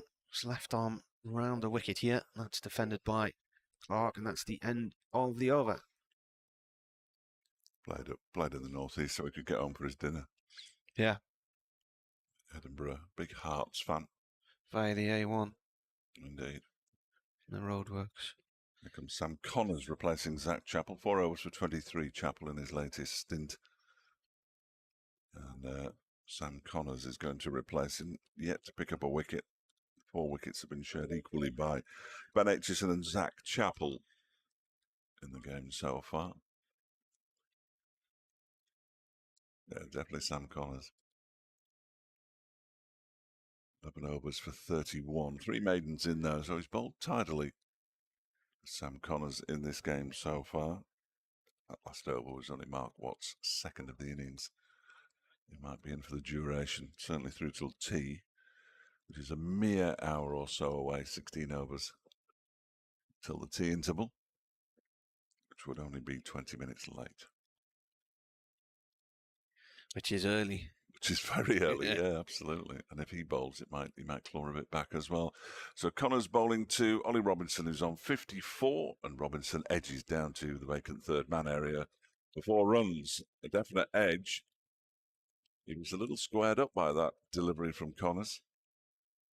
But he picks up a boundary, moves to 58, 197 for 4. Durham move on to. Partnership much better than a run of ball now. Billy Godwin returns the ball via Mark Watt to Sam Connors. It just puts the white marker down to mark the part of his run up that he needs to hit to get to the crease at the right time, and he's on his way in now. Past umpire Lloyd and bowls, and that one is driven. That's a more legitimate boundary for Robinson out towards the extra cover region. Really nice shot. Sam Connors' spell begins with back-to-back boundaries. In fact, the last 5 scoring shots have been boundaries, and the applause is for Durham's 200 to come up in the... That's disappeared off my screen, that bit. In the 49th over. 48.2.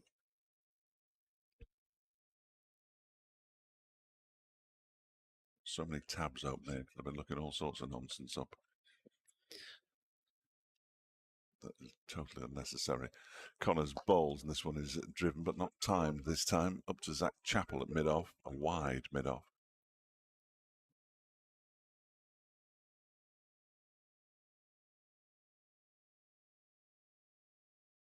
Connors marches back to his mark. Park does a bit of gardening. Sun has disappeared for the time being. That was a brief appearance. Connors is on his way in again. Bowls, that's clipped into the leg side by Robinson, fielded by Billy Godwin in his floppy sun hat. It's not that floppy, in fairness. And there is no run, as you might expect. 201 for 4. Still, as far as I'm aware, raining in Birmingham and in Bristol. Doesn't sound particularly promising in the southwest as in goes Connors again. And that strikes the pad. It must have got off an inside edge because he was reasonably adjacent from our angle here and it hit him very low down on that pad.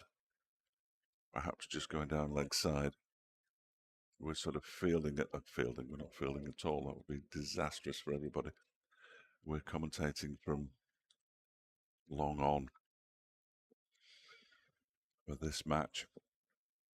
Great view apart from that big white pillar in front of me. Connors is on his way in again. Bowls, and this time it's turned into the leg side by Robinson, who picks up another single. Lewis Rees allows the ball to come to him. Batsman had pretty much agreed just to take the one, and it's the end of the Connors over. 9 overs, 9 runs from it. 202 for 4. Robinson has 63. Clark has 30. The partnership is up to 76 now of 74 deliveries. And Mark Watt will continue from the Finkel end. As I say, could be in for a little late over spell here before tea. Derbyshire with 1 bonus point already. Of course, the bonus points for batting was shifted by 50 runs. So Durham need another 48 for their first one. What comes in? Bowls. Just gone up to short mid-wicket. No run there.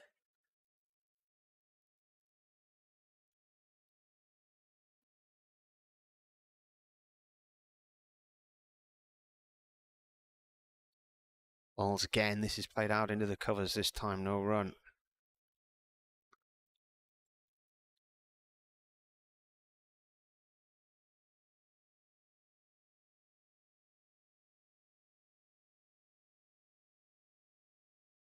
Once more round the wicket. Oh, launched down the ground for 6 by the looks of things. It's gone into the tarpaulin at the far end. I think that was a 6 from Robinson off what? Yes, it is. Signalled by the umpire. Just straight down the track to the bowler and launched it straight back over his head to the north stand, or the car park end of the ground, which is the area which has been outlined for a new hotel here. Durham about to apply for full planning permission later this year. And it will be a 4-storey building, similar to the Point at Old Trafford. What bowls again, and this time Robinson cuts this behind Point. No run as it's cut off by Matt Lamb.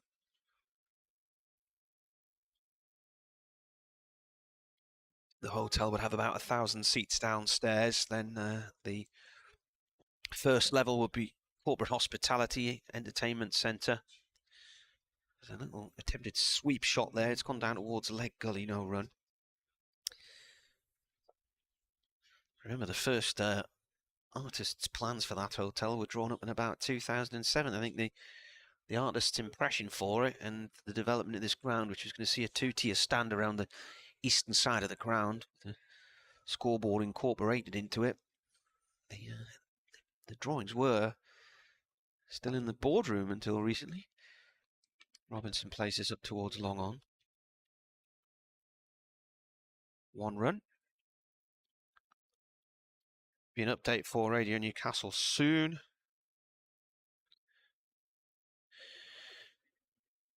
Been asked to mention Durham Visually Impaired's team play on Sunday, 30th of April. So this Sunday, the Northern Development League match, Durham Visually Impaired against Yorkshire. 1 o'clock start at Philadelphia Cricket Club, which is just near Shiny Row on the outskirts of Sunderland. Won a cup final there many years ago, 1992. So get yourself along if you want to see them in action.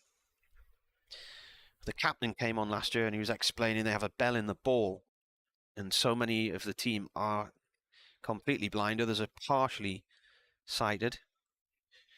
This ball here from Connors, who's come on. Has he come on, or was he already on? It's his second over at the spell, yeah. From the Finkel end is defended by Robinson, who's on 70. 83 these two have put on now from 81 balls. Connors in again, bowls, tries to York Robinson. Robinson digs that one out. Ball rolls off towards the covers.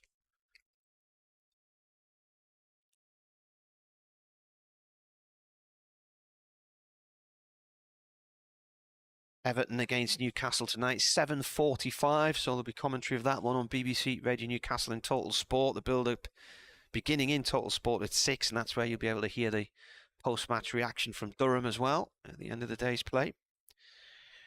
Connors in, and this is played by Robinson out through towards deep point, 1 run.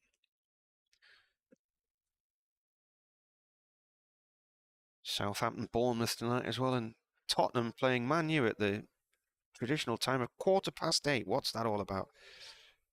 Here we go, update.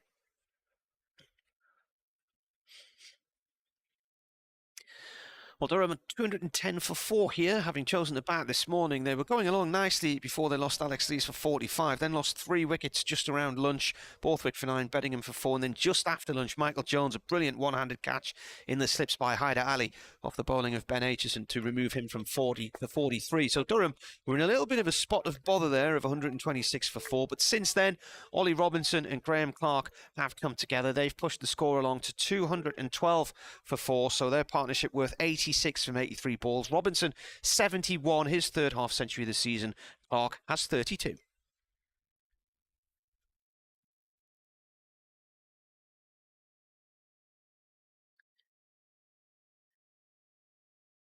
The 8:15 kickoffs when there's lots of games on television on the same night, because you can watch the second half of the whole of one and the second half of the other. Yeah, bouncer from Connors down the leg side there.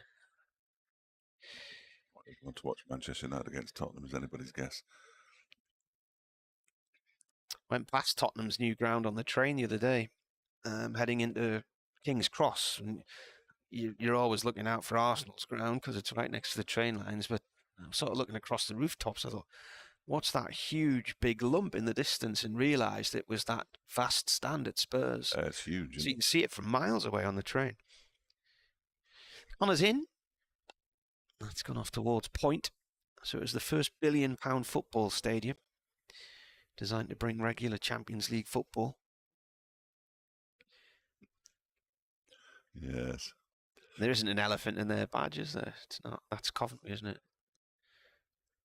Is it? Coventry got an elephant standing on a football, haven't they? Isn't that their badge? I don't know.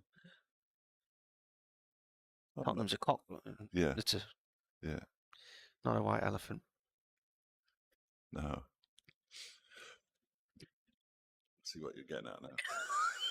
Took a while, didn't it? No idea what you're talking about. Yeah. I'm sure Coventry's an elephant standing on a ball. Sure. Yeah, you could be right. We'll have to look it up though. Oh, Elizabeth, stain removal advice. Excellent. Get in. This is what I wanted, Elizabeth. There we go. Yeah, an elephant standing on a ball. Yeah. There's an elephant in the town crest of Bolton. Is there? Mm. It's known for its elephants. Mark Watt begins a new over. That one's down the leg side. He tries to swing it away to Ollie Robinson, but misses. Fielded a sort of leg gully, short, long leg. You can't have one of those. By Sam Connors. Next delivery, uses his feet, dances down the track and lifts it into the leg side. It falls 2 or 3 yards shy of Lewis Rees, who's fielding halfway back at mid-on. He picks up a single, Robinson, but he's escaped one there. He moves to 72, 213 for 4.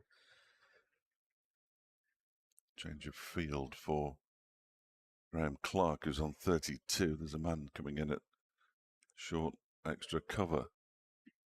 That man being Sam Connors. Comes Watt again around the wicket, gives this one a bit of air. The puff of dust comes up as Clark hits the ground as well as the ball as he tries to work it into the leg side. Doesn't go very far, no run. My dad's just arrived with his pal and they're sitting underneath the TV screen over there and he's just he's not even got a proper coat on, just a gilet. That is nails.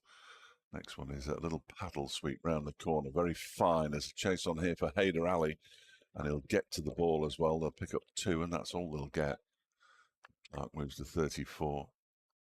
An enthusiastic fielder is Haider. Or Ali. We asked him when he first arrived, what would you prefer to be called? He says, well, you can call me Haider. Or Ali. Which didn't help us at all. I'm going to stick with Haider. Playing in his 3rd game for Derbyshire. This one is flicked in to the leg side by Clark, and Haider does the fielding. And they pick up another single as another aircraft goes overhead. We haven't actually seen any of them, have we? No, I haven't seen you. Oh, there's one there now. No, where? There. Cloud does look like it's starting to break up and get a bit higher now. What is it? Oh, it's up there. I wasn't looking at it. Oh, there it is. Jet I've got 2. it now. No, it's only one.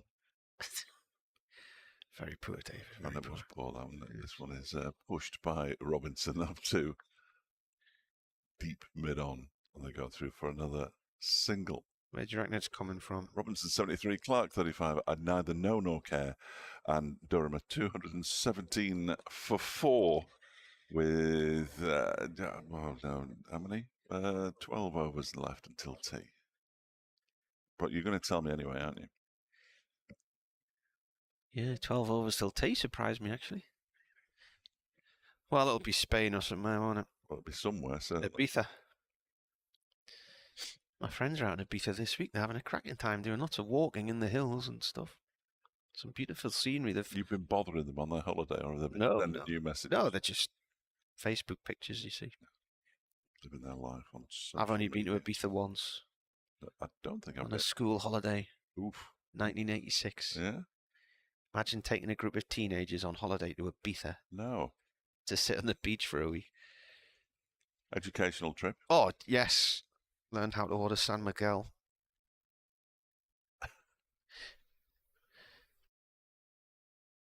Youths on their mopeds and whatnot. They're all cultural. 217 for 4 here. Does Connors always bowl with his strapping on his arm? This season he has, yeah. I don't know what it's all about. But yeah. By switching sides now. Elizabeth says, I'm joining the stain debate late, but I swear by white cream Sif for all stain removals. Ooh. Best to dampen the area and then squeeze a bit of it over the stain. Wash as normal.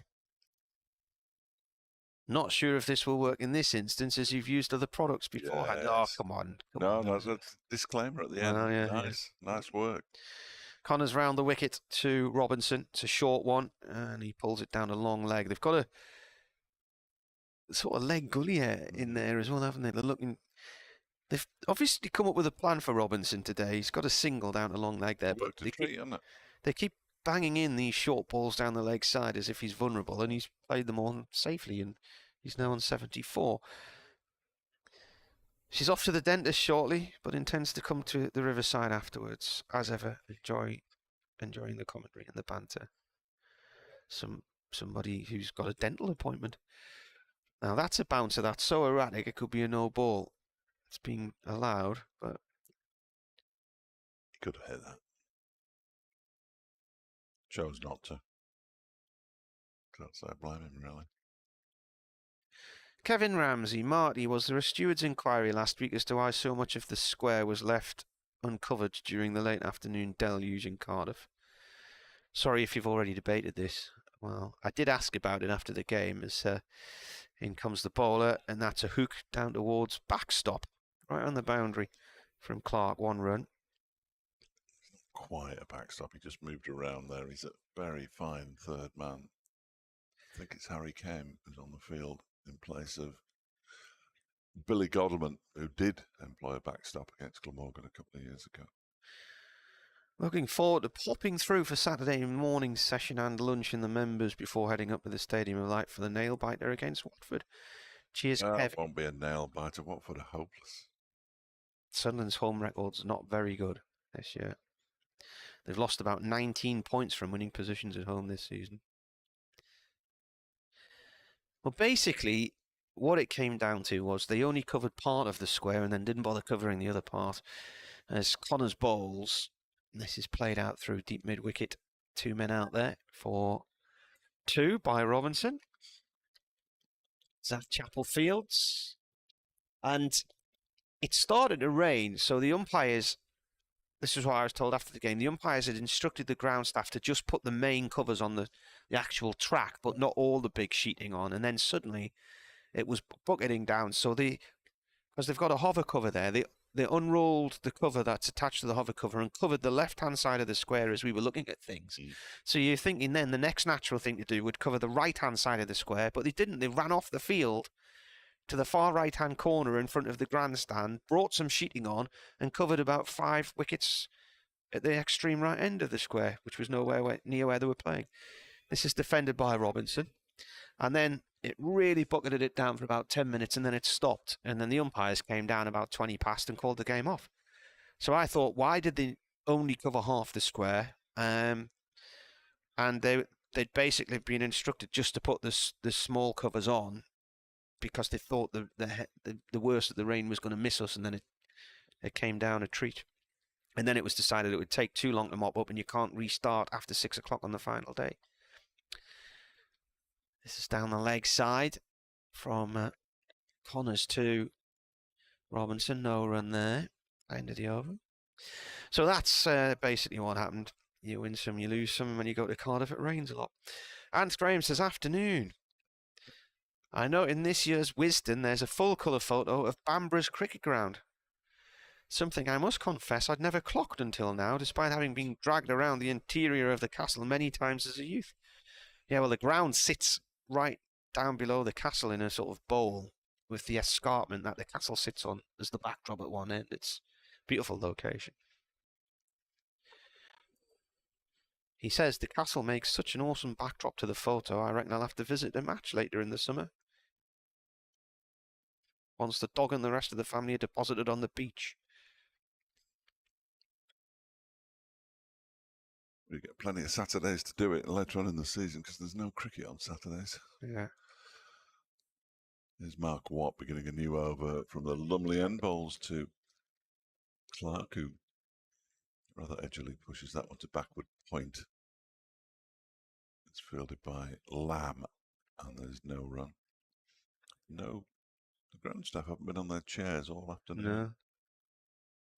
Mickey Arthur took advantage a little earlier. That one perhaps turns. Who knows? Pushed out into the offside, I think off a pad as he tried to turn it into leg. Graham Clark. There's some lovely cricket grounds up there. Derek, his daughter plays at Almouth and Lesbury. Delivery a little quicker, and it's cut away by Clark out towards backward point. Around the boundary comes Zach Chappell, does the fielding. Clark picks up another single, moves to 37, 222 for 4. I think the cricket ground at Warkworth's next to the castle there as well. You've got Wall, Walk, some gorgeous locations. There's a lot of castles up here, though, isn't there? Yeah. I don't know why they built so many. Here in Belgium, it's full of castles. Oh, that's awful. Full toss from Mark Watt that has been baseball style hit for a home run. That's the third 6 of the innings. The second half, Mark Watt, and Ollie Robinson wasn't going to miss out there. It's the century stander. 102 runs off just 102 balls in an hour and 7 minutes between Ollie Robinson and Graham Clark. Clark with 37 of those 102 and Robinson with 63 of them. It's been a very damaging partnership from a Derbyshire perspective. That was a horrible delivery. This one's better. Pushed out into the offside by Robinson for a single. He moves on to 83. Terrific stand between these two, and you're not going to miss out on a full toss when you're already in the 70s. He didn't.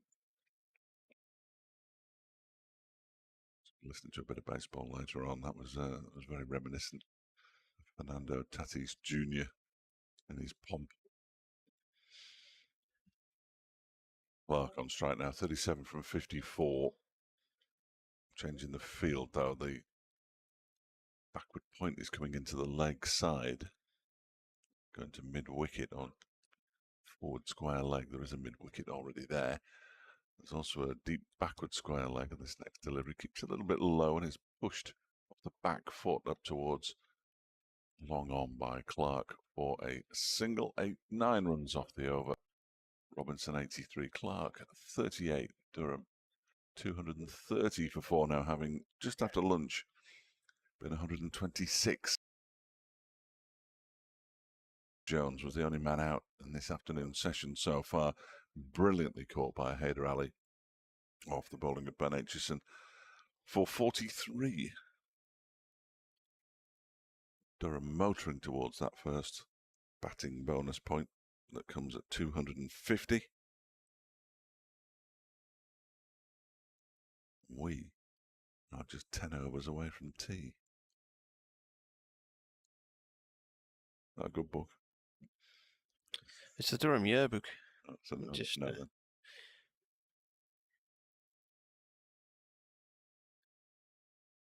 Connors to start anew. Over around the wicket to Clark, who's pulled down towards long leg. They've still got this plan with this almost backstop, very fine third man and long leg on the boundary for the hook. That one didn't quite go the distance they were hoping.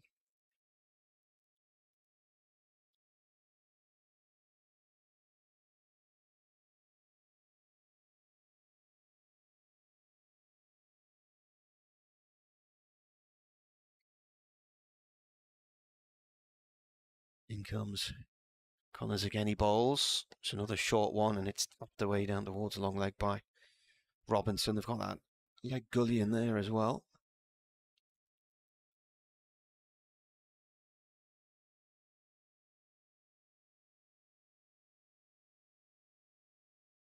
Just looking through the obituary section, actually, in Roy Lawrence, who was a big Durham fan, travelled all over watching them, died in January at 71 following a fall at home.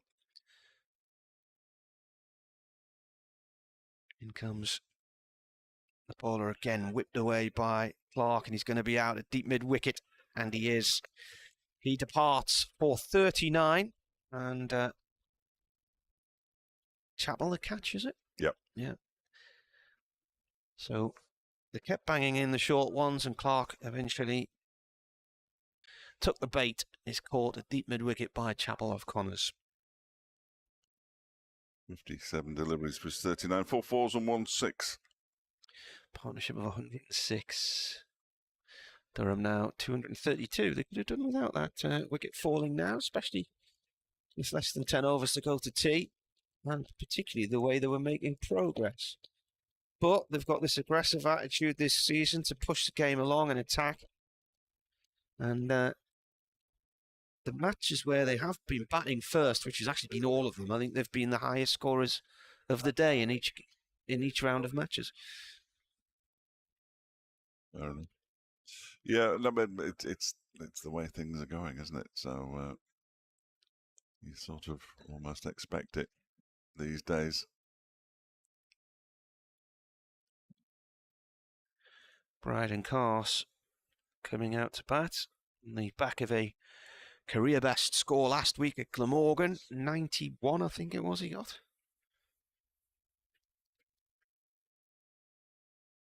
Previous best had been 77 against Northants in 2019.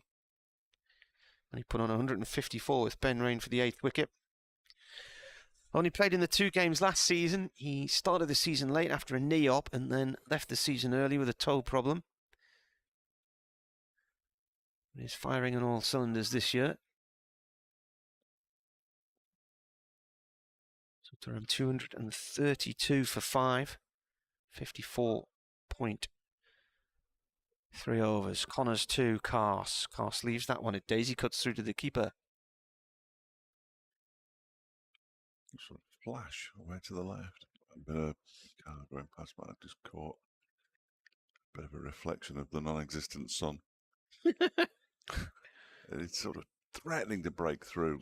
It feels like there should be decent conditions for bowling, but it's just not quite warm enough.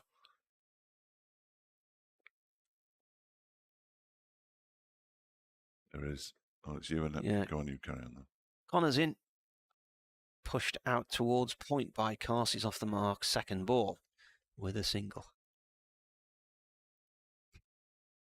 Des from Swad has been in touch.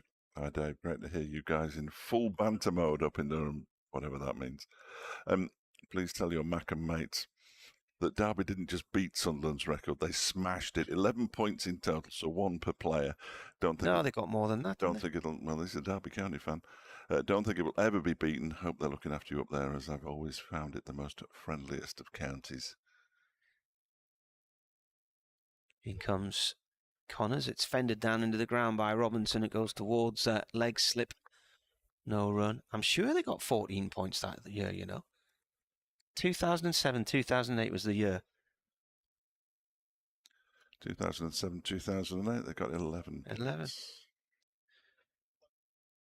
It was their 109th season as a football club, which started, of course, as part of Derbyshire County Cricket Club, and their worst season, 65th in the top flight. So Sunderland went down in 2003 with 19 points, came back up 2 years later under Mick McCarthy, but he was only given something like $5 million to spend, and that included wages. And then, unsurprisingly, they went down that year with 15. So they broke their own record, and then they didn't have much time to dwell on that. They're going for it again next year. And enjoy it, because Derby came along. Yeah, they'll go for it again next year. Another plane. Might be able to see this one. Got some blue sky up above. Mark Watt around the wicket, bowls to Bryden Cass, and there's an appeal. For a catch, I fancy. It was taken by Guest down the leg side. The only people who appealed were the wicketkeeper and Wayne Madsen. Wayne Madsen mostly. And then Mark Watt joined in. That was a bit of a giveaway. He's in again, and this one is pushed out into the offside. And Lewis Deploy, who was hobbling horribly 2 weeks ago at Leicester, actually retired hurt when he was batting at one point. Came back out. He looks okay, which is good news. Well, he is okay, clearly. And that one, what is pushed into the leg side by Cass. Yielded by Sam Connors, who's at a very straight, shortish mid-on. Couple of feet off the cup strip. Next delivery guided into the offside by Cass. Again fielded by Lewis Deploy.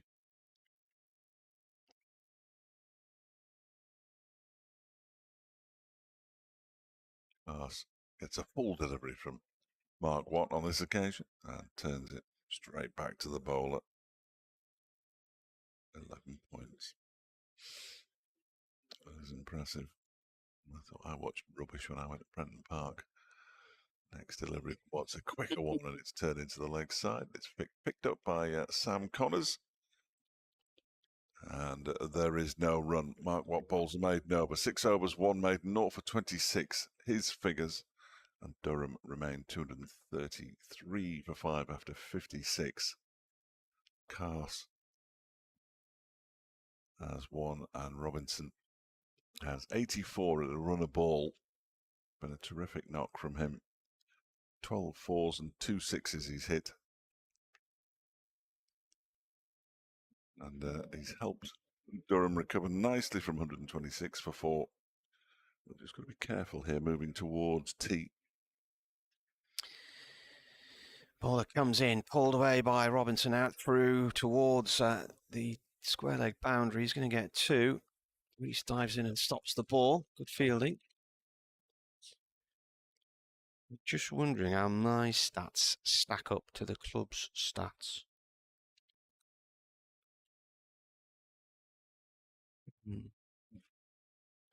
with regards centuries for Durham and centuries against them.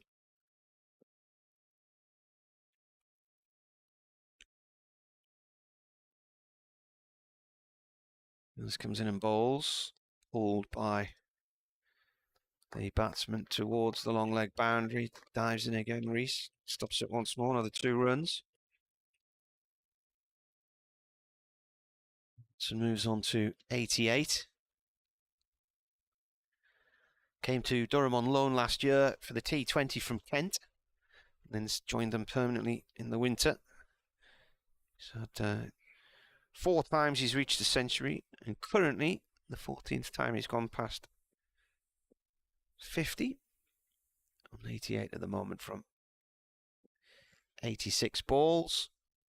Connors bowls and defends it down into the ground, short on the offside. Thinks about sending off for a single, but is sent back.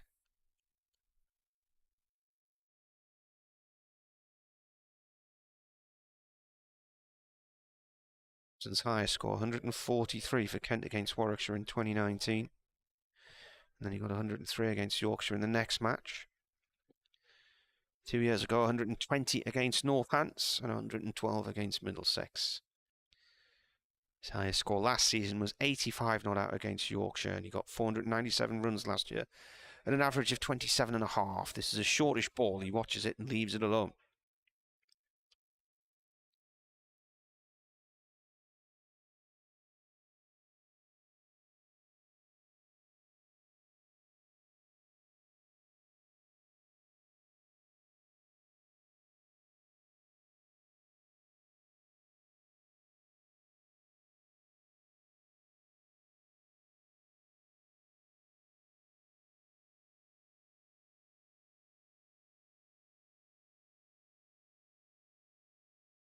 His ball is turned towards backward square leg by Robinson for 1.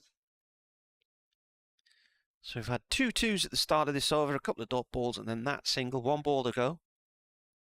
And then we will be down to 7 overs to tea. So tea's meant to be at 20 to 4, except it never happens. So it's nearly always around about 4 o'clock.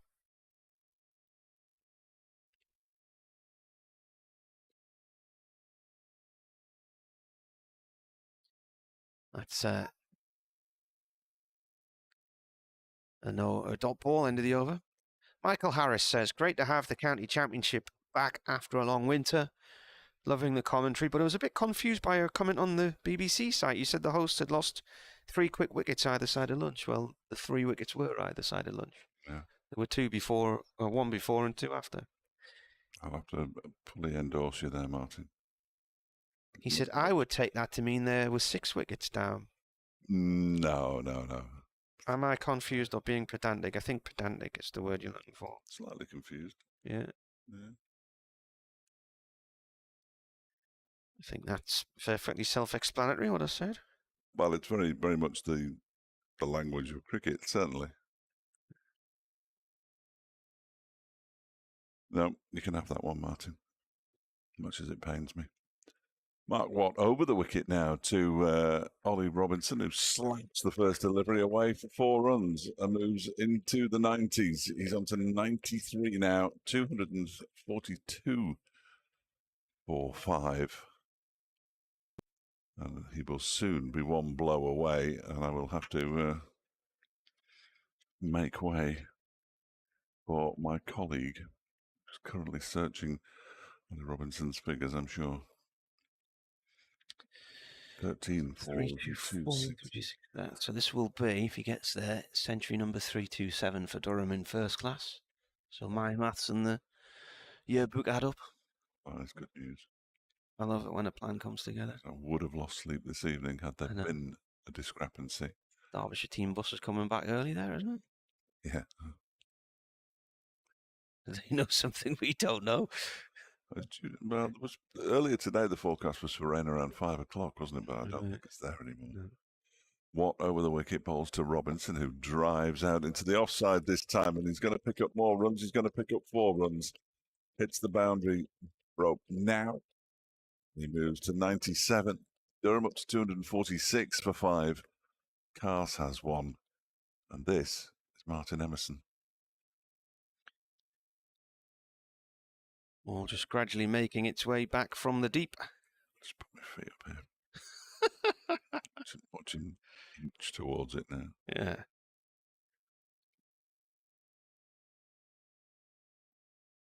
What comes in to ball? Left arm over. Robinson defends.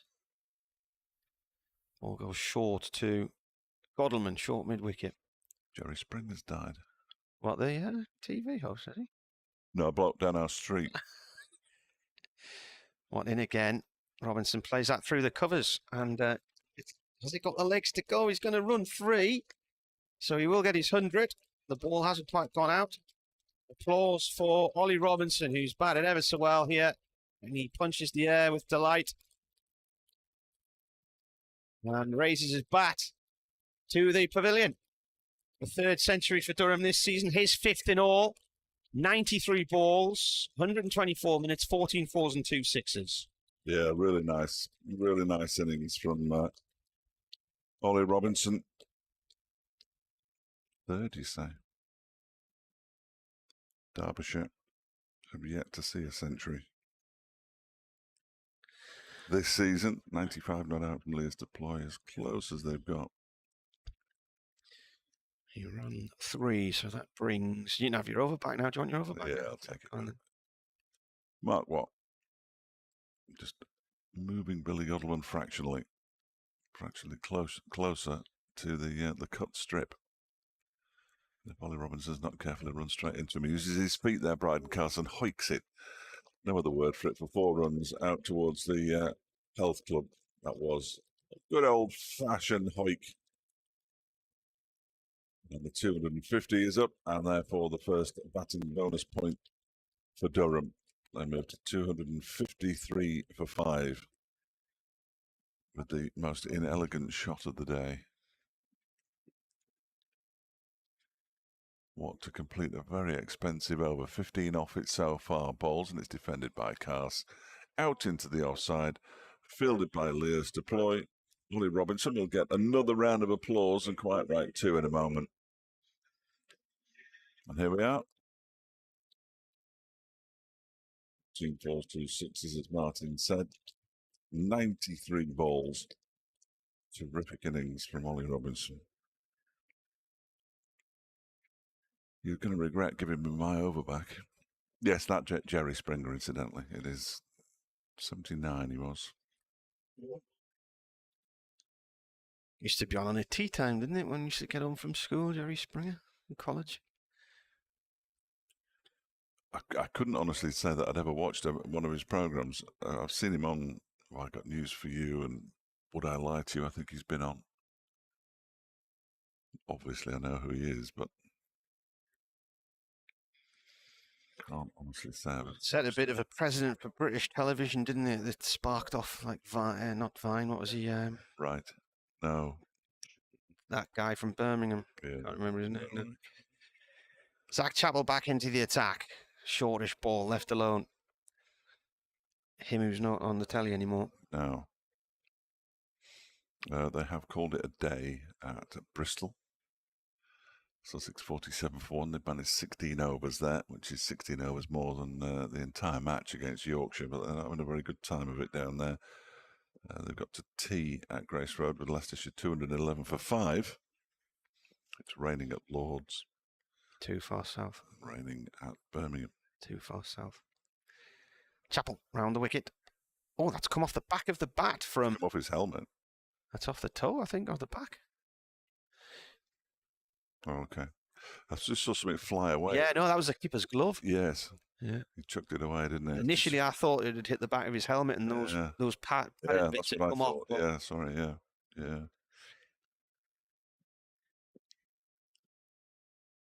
He moved as well in his crease. Just before the ball was delivered, he took a step. A sort of sideways step, which was interesting. Chappell in. Another short one. Can't think of any moments here where Robinson's been in trouble, can you? No. No. Faultless century? If you need an extra word, faultless century will do the trick. Yeah. Yeah. or reach 3 figures faultlessly, it'll give you an extra 2 words on top of that. Well, you know where you are. You barely have anything to write. Yeah, that's just I filled it up with just the headline. We should just slowing things down here, which is slightly irritating. Remember, do you remember UK Press Gazette? Mm. And they used to have it was called Dog Eats Dog, wasn't it? It was funny clippings from the world of the newspaper industry. Slower ball, tapped away over long on by Robinson for 2.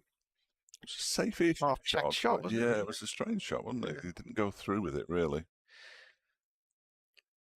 Yeah, Dog Eats Dog, so it was the bit where you could send in cuttings you'd seen and they would get in there, and it was a headline from one newspaper, not much to write home about as Cowden Beath draw 0-0 with whoever. It's like 60 paragraphs later. Chapel bowls, Robinson defends.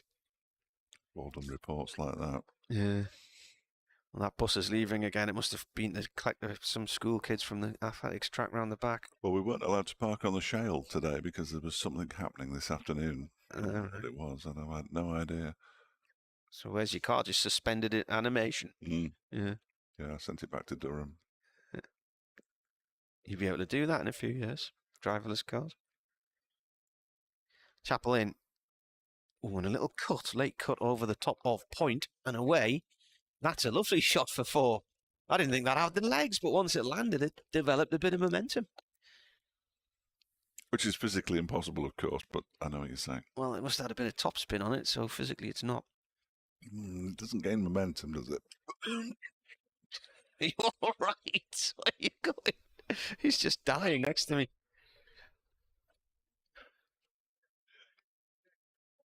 Okay, there. Yeah, no. Brought up the lung. That's the idea of something gaining momentum after hitting the ground. Well, of course it can. No, I'm not sure that it can. It might spin away. Inertia. That's very kind of you. Yeah. I'm doing my best. Here's Mark Watt from the Lumley end around the wicket, bowls to Brighton Cass, who launches him back over the bowler's head for 4 runs. The runs are coming slightly too freely at the moment. The run rate has gone back up to 4.5 almost. Well, it has gone up to 4.5 now. In fact, exactly 4.5 it says on the scoreboard on the far side of the ground. Cass moves on to 9. Durham to 263 for 5. Cass twiddles his bat before settling, and Watt comes in again. Bowls to it, but he goes to the back foot, pushes it out into the offside. Lamb will do the fielding. No, he won't. He'll leave it for Zach Chappell. And they pick up another single, and Cass is into double figures now.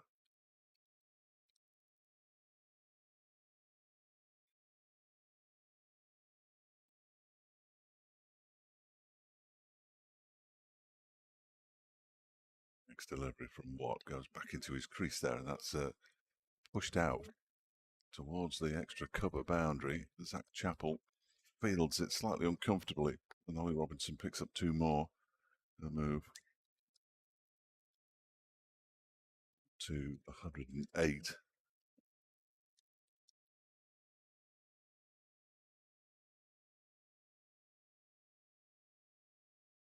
He comes again. Watt, and this one is smashed down the ground very aerially by Robinson and bounces a couple of times before it reaches the boundary rope, and it's another 4 for Ollie Robinson, who has batted beautifully today. He moves to 112 off 101 deliveries. Durham are up to 270 for 5 now. Car's just reversing into a car parking space at the far end of the ground, and his lights are quite bright, suggesting it's dark for a minute, but had that sunshine not long after lunch, but it's gone a little gloomier again.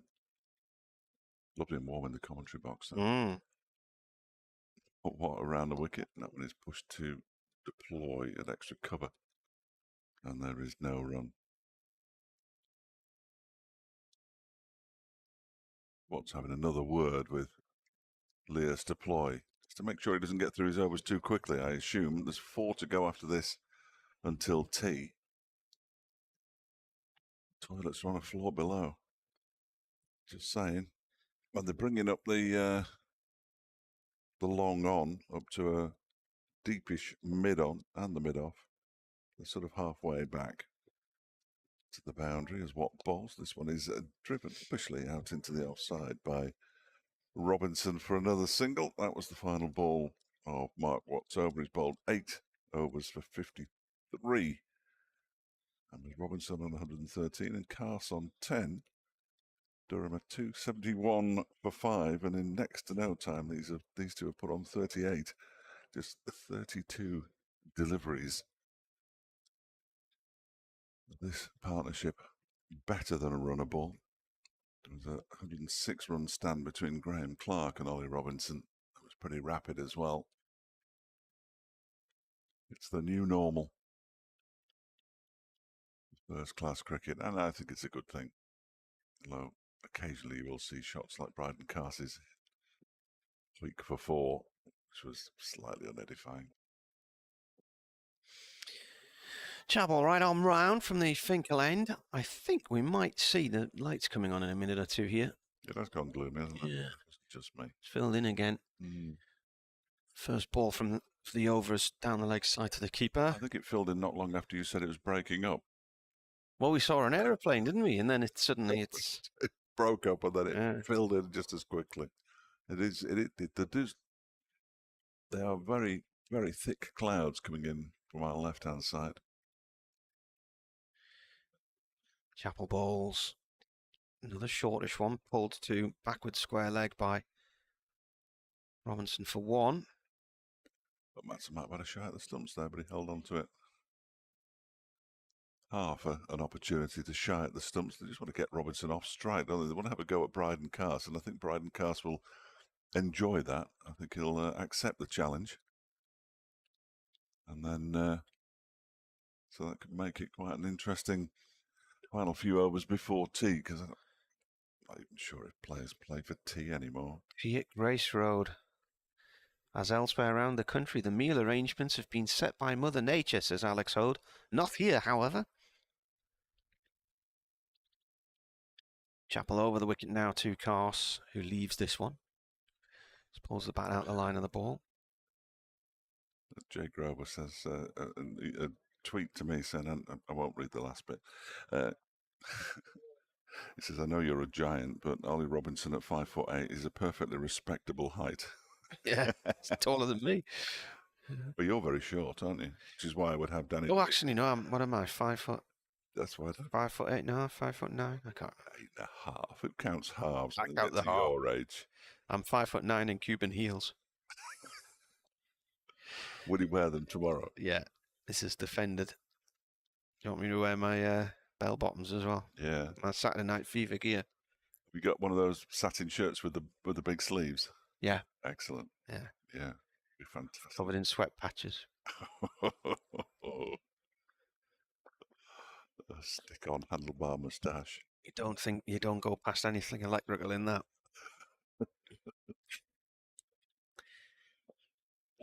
2-7-2 for 5. Chapel to bowl to Cars, who ducks out the road of that one, but it was so high he could have just watched it go over his head. Yeah.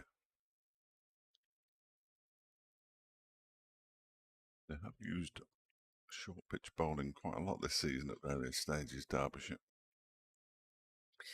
Rhys Slater, I find myself in between 2 counties. Born and bred in Seaham, playing for Merton Colliery Cricket Club, but my footballing affinities are for Derby County, with family in Long Eaton and Ilkeston. No. My brother-in-law's got a house in Long Eaton.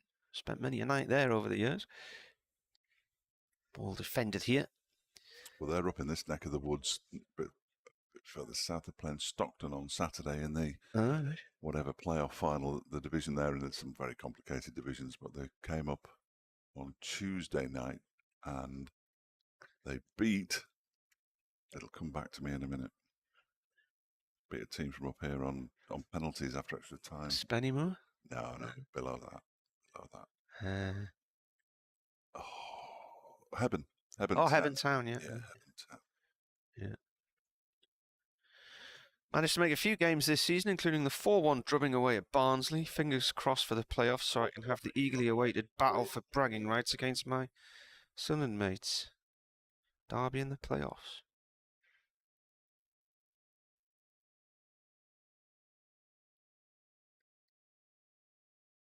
Where are Derby in the league? Sixth. Yeah. If they win, well, they're at home to Portsmouth on Saturday, and then they go to Sheffield Wednesday in the last game of the season, which could be a rehearsal for the playoff semi-final. Here comes Lewis Rees from the Lumley end. First delivery of his over is defended by Robinson out into the offside, and there's no run. I want to look at your email. Do you get your BBC emails on there as well? Oh, hang on. Rees turns. Not a particularly long run up for the left armour. Around the wicket he comes. Bowls to Robertson. Strikes the pad. Big appeal for leg before wicket, and he's gone.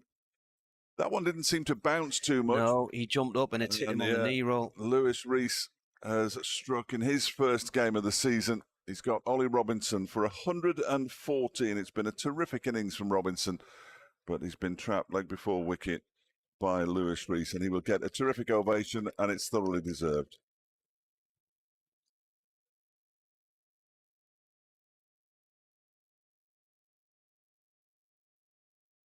He looks utterly crestfallen, but he shouldn't. He's helped his side move from a slightly precarious 126 for 4 to 272 for 6. With a terrific innings, 106 balls in the end he faced. He hit 16 fours and 2 sixes. But I'm pleased for Lewis Rees, who's had to bide his time this season. He was in the squad for the game against Worcestershire. They're not in the squad at all to face Leicestershire. He's coming today to replace Anuj Dal, who picked up that injury playing for the seconds.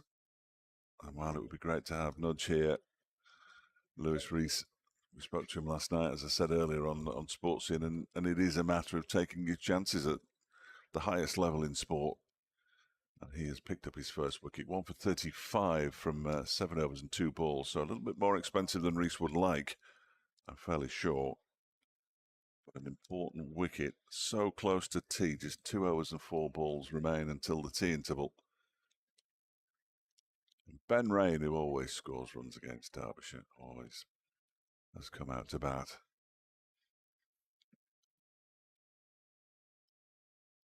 Magnificently bearded Ben.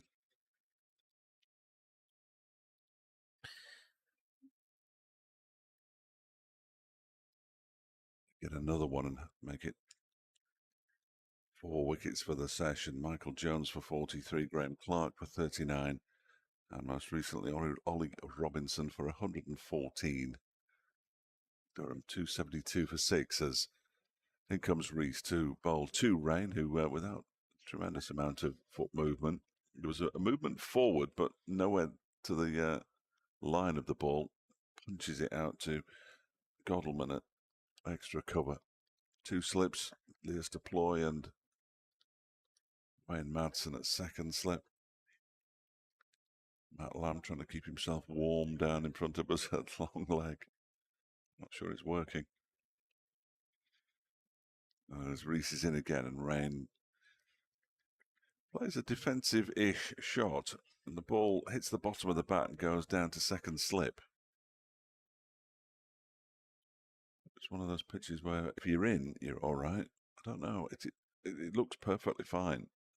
The odd one is kept low, mostly from the Finkel end, but Rees is bowling from the Lumley end.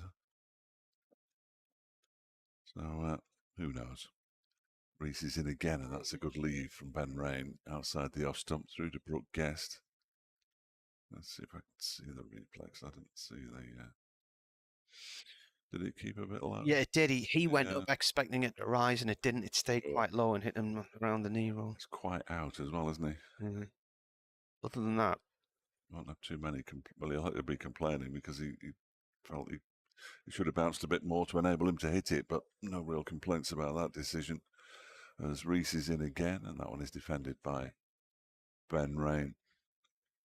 Back to the bowler, and another wicket falls in a wicket maiden. There was one earlier, Ben Aitchison, when he got rid of Alex Lee's bowled a maiden over, and Lewis Reese, wicket maiden rather, has now bowled a wicket maiden as well. Durham 272 for 6. Rain yet to get off the mark, having faced those 4 deliveries. Bryden Cars is on 10. Are you reading your emails? I am. Quite the thing. Isn't it? Quite the thing. I've only sort of skimmed it because it's tricky, yeah. Some significant changes there. Who have you got next week? Leicestershire. Right. Chappell, right arm over, bowls. Ball played off the back foot and out through the covers. It's a nice shot from Carson. That's gone to the pavilion steps for 4. In fact, it's rolled out of the ground and right to the foot of the steps.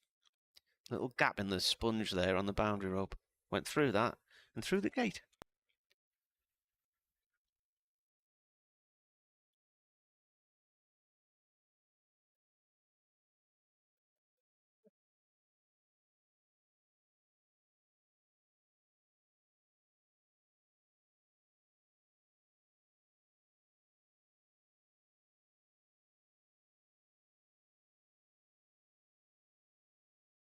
In comes Chappell. It is gloomy. This has gone off to point. I wouldn't be surprised if during the tea interval the lights come on. Well, it'd be daft to put them on during the tea interval. It's actually raining, Dave. Is it? Yeah. Where was that in your forecast? It wasn't, was it? No. It was originally. Was it? Yeah. But then it sort of disappeared. They've got the first idea what they're talking about, where the forecasters are, I don't think. But Chappell balls fended off one-handed by your man Cars. He is sharp, Zach Chappell, very sharp. It's been a good 20 minutes or so for Derbyshire, this. I'm going to look in my... Instead of me saying, is it, I should have picked up my binoculars. I couldn't see that. You can't see it with the naked eye unless you look at the scoreboard, Yes, the blackness of the scoreboard through the binoculars, and you can see it. You can. So we've got 1.5 overs to go to tea. Yes, that's just the Chappell in. It's gone through to the keeper. Bit of drizzle, isn't it? Yeah, it looks like drizzle. Spitty rain. Spitting on, I would say. If you look in the windows of the health club. So I've just turned to that and yeah, you can see the same thing. So it's clearly rain. Yeah. Coming from the sky in a downward motion. Yeah, which is relatively unusual for rain. This country. There's us gloating over Bristol. Glug, glug, glug. Chappell balls played back towards him. He puts his right foot out to try and stop the ball from Carson. It escapes him and runs away behind the stumps about 30 yards for a single.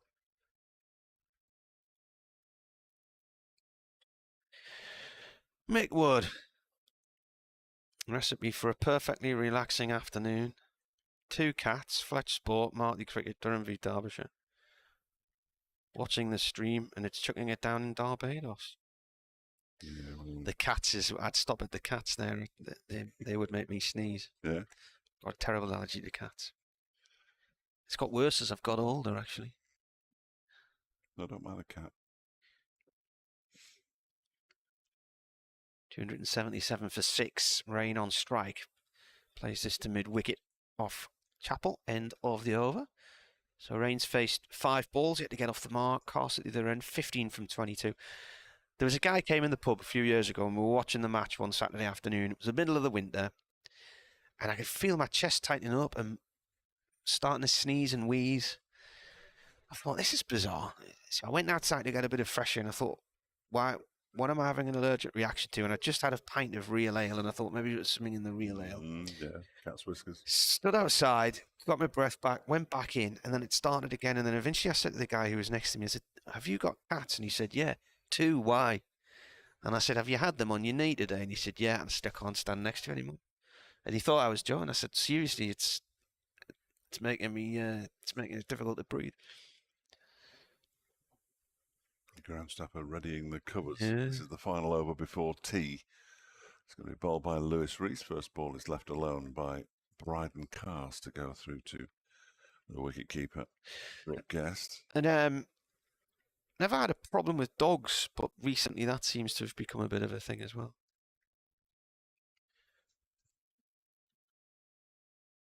Dogs. Yeah.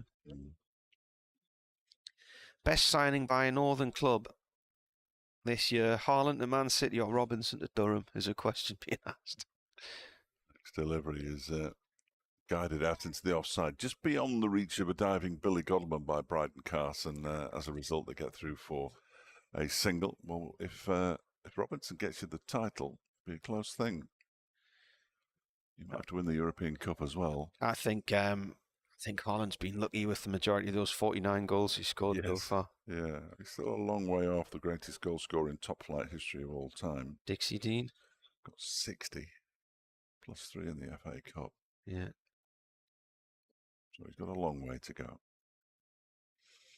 From the Birkenhead-born Dean, as this next delivery is carved away down towards the vacant third man area for 4 runs by Ben Rain, and he's off the mark. 282 for 6 with 3 deliveries to go until tea. Tim's been on, Tim Singleton. Afternoon, gents. Greetings from a grey but dry Saddleworth, catching up while starting 5 days off. Wow. That's one of the filthiest pairs of whites I've ever seen on Mark Watt. Yes, he's done well, hasn't he? Yes. Can you do the honours? I can do my report. Oh, yeah. It's 4 o'clock. Time flies by when you're the driver of a bus. In comes the bowler. Oh, playing a miss from Rain. Off the bowling of Rees here. Thomas Horn on my lunch for an hour. Great start again. Finish at 7, so off home for the night. For the Toon Army. Big Durham score in a Newcastle win tonight will be perfect, he says.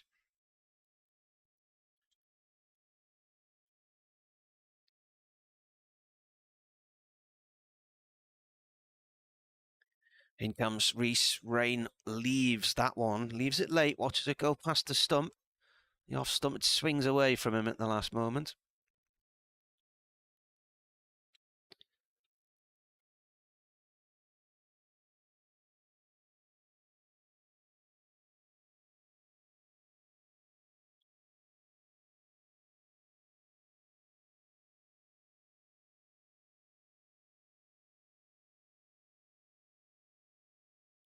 Last ball. Oh, an attempted leave by Rain, and he nearly chopped on there. And that is it. So that's tea on day 1 here in Chesty Street, Durham. 282 for 6. Bryden Cast has 16 and Ben Rain has 4. It's actually raining a little bit at the moment, so the covers may well come on during the tea interval. Got a bit of drizzle. But Durham a little bit earlier were struggling along on 126 for 4. They lost at Beddingham and Borthwick just before lunch for 4 and 9 respectively, and then Michael Jones after lunch for 43. That was the point when Ollie Robinson got together with Graham Clark and put on 106 for the 5th wicket. Clark eventually out for 39, pulling a short ball by Sam Connors out to Zach Chappell at deep mid-wicket. And Robinson, though, faultless effort from him, went on to make his century, his 5th in first-class cricket, his first for Durham. He came in 93 balls, 14 fours and 2 sixes. Durham's 250 came up in the same over, 250 for 5. He was then out to a ball from Lewis Rees, LBW, for 114. It pitched on a length and never really got up. He was expecting it to rise. He got up on his toes and it hit him below the knee roll. So off he went for 114, but having done a very good job to steer Durham back to a point of safety, really. 272 for 6 at that point, and at tea they are 282 for 6.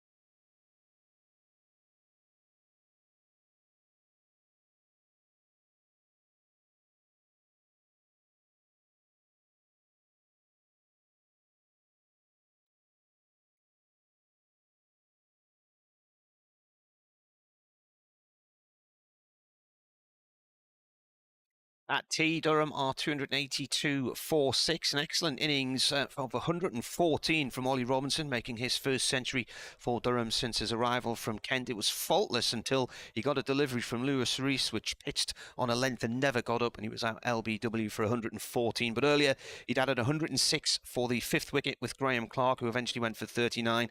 And when those two had come together, Durham had been in a little bit of a spot of bother at 126 for 4, having lost 3 quick wickets either side of lunch. But a good recovery this afternoon, 282 for 6.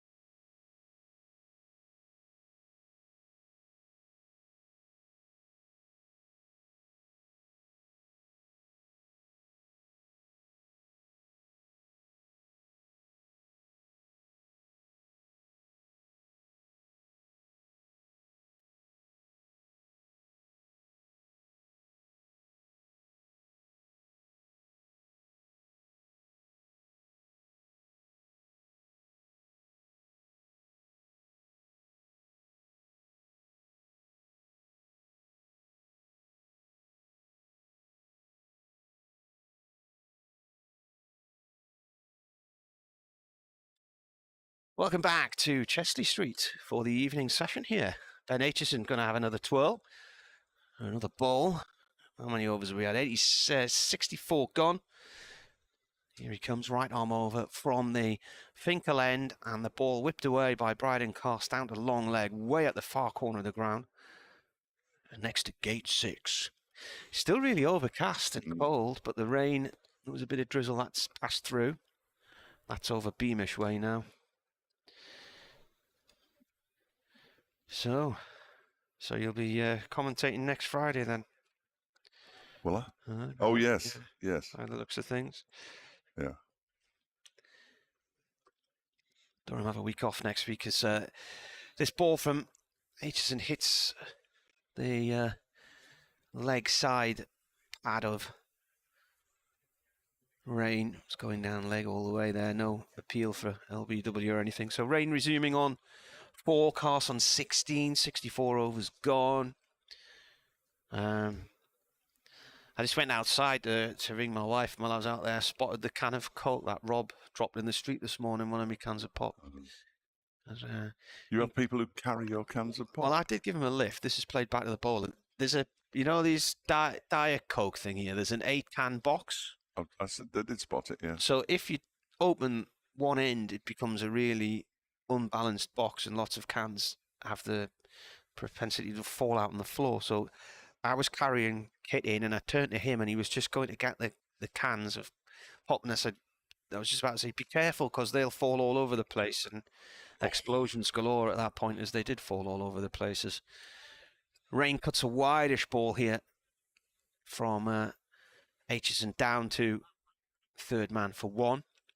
Yeah, so this one, it creased and it put a hole in the side. No. So this tin's not actually, it's not as tinny as tins used to be, is it? Aluminium. Yeah. Is it drinkable? I've managed to get it open, and it's a challenge to get it in your mouth, but this one's blocked by Cars. Look at got to sort of drink at an angle now. Yeah, it's a mess, man. You don't cut your tongue off. I know, that's the other thing. That would be disastrous. That would be a bit of a relief, wouldn't it, for some? Absolutely disastrous. Yeah. The emails have got some in here. I've got nothing. Have you not? No, people aren't interested in me. Driven by Course nicely through the covers. That's been given some clout. That's gone for 4. Nice shot, that. The scoreboard's stuck on Ben Aitchison's picture. And it has been for 6 deliveries, because that was the last ball of the over, bizarrely. 288 for 6. Yeah. Doug Rain says, hello, Martin. I'm struggling to think, since 1992, a better keeper batsman we've had at the club than Ollie Robinson. The only other that springs to mind is the Colonel. Oh. One of our better signings. Only leaving Kent because he had Sam Billings in front of him. Well battered, Ollie lad, says Doug the Fool. Davy Fenwick says, does Fletch have a full social diary whilst he's staying in Durham? Oh, yes. Like your mate from Worcester? Or does he just go back to his hotel room and watch Bullseye repeats? No, absolutely not. Well, I've told you about the little Turkish place to go to, haven't I? Guy who I met a few weeks ago. You told me, yeah. It's a nice place, man. I think you might find some nice I'm stuff sure in there. it would, yeah. I managed to get a large pizza and some doner meat last night for about 15 quid. I thought that was very reasonable. Here's Lewis Rees. Can't say the name of the shop, of course, on the BBC, and I can't remember it anyway. First ball of the Rees over pushed by Rain up to mid-on. Was the doner meat an aside to the pizza, or was it on the pizza? Oh, no, as a side. We were once on a cycling trip in Whitby, and the lads bought doner kebab pizzas, which I'd never seen the like before. Yeah, you get them. You can also get the old the doner calzone, the one that's folded in half, full of doner meat. Yeah. Beautiful. All healthy. Absolutely. There's vegetables in there of some description, I'm sure. I don't think that there one is is. turned into the leg size. What vegetables? There was some peppers on it. All right. Some chilies. Oh, on the pizza? Oh, no, you're not on the doner meat. Yeah. There's sawdust and all sorts in there, I'm sure, but it's all a bit of filler. It's all roughage, isn't it? Yeah. Or gunk. There's no run off that. It's what those fatbergs are made of, isn't it? Doner meat. Yeah, I think so. Just going after one of those soon. Reese in, ball's a full delivery. It's not driven with any particular force by Ben Rain, and it's fielded by Mark Watt.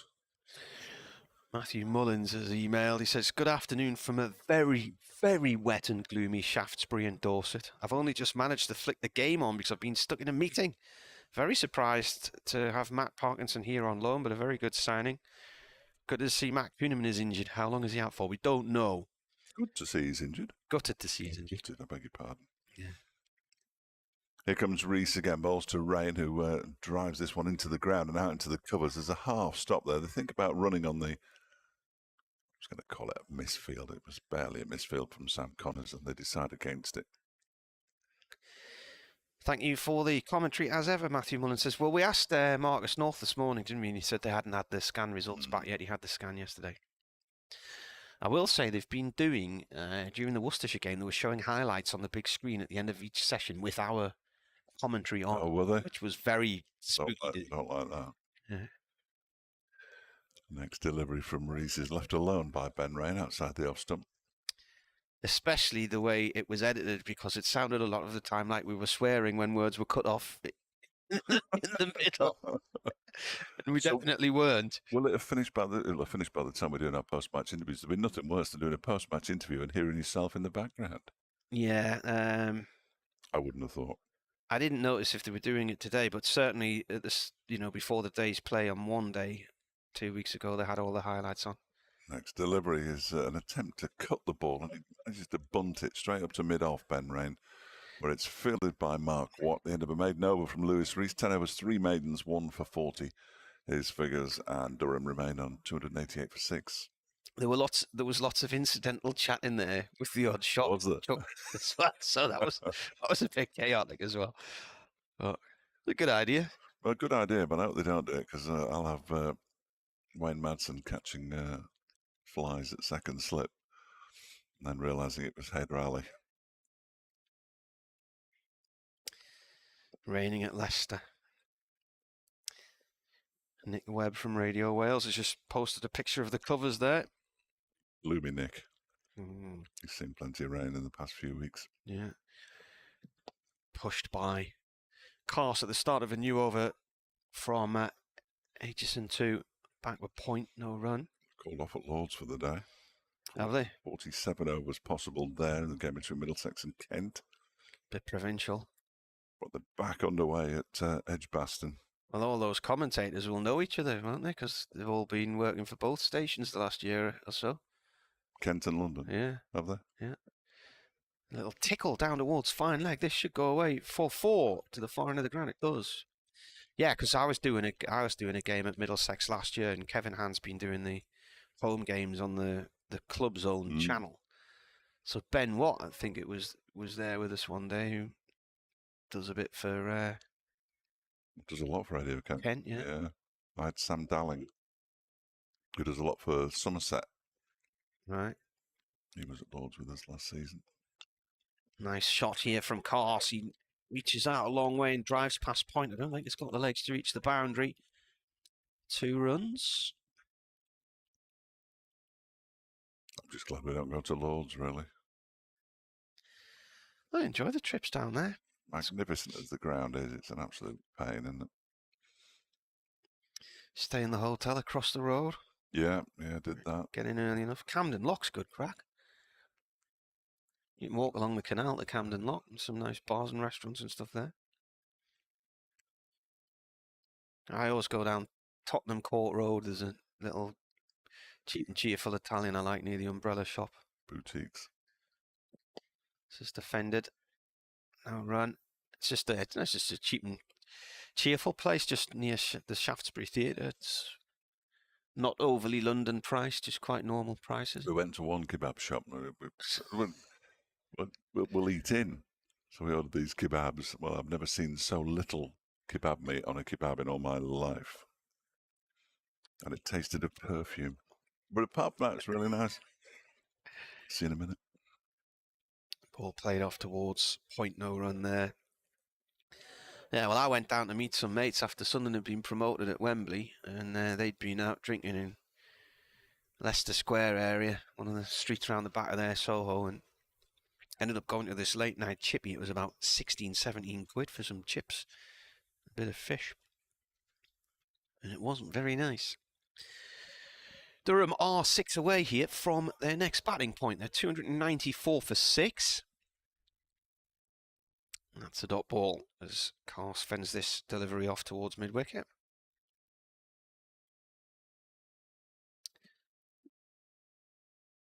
Scores around the doors elsewhere. They only managed 16 overs at Bristol earlier. Sussex 47 for 1 when they went home there. Leicestershire, it's raining now, as we mentioned, against Glamorgan. Leicestershire put in are 211 for 5 after 59 overs. Kent, they've had stumps early doors there. Kent against Middlesex at Lords, 113 on the board for Kent, 113 for 6. Bowler comes in here, start of a new over, bowling to Rain. It's Rees bowling to him. Ball played to point, no run there. Warwickshire 121 for 6 in Birmingham. They did have a bit of rain earlier. They're playing Surrey, who've put them in.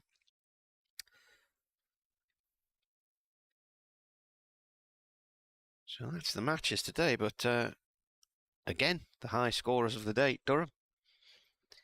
No impact from the weather, and high scoring once more, 294 for 6 at a run rate of 4.4 at the moment. Rain plays this ball from Rees. It's a no ball to Godalman at short extra cover.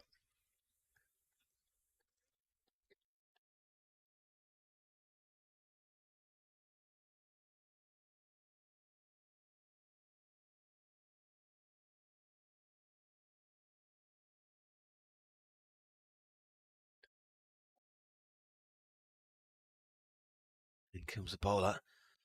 Ball played off up to the covers again, no run.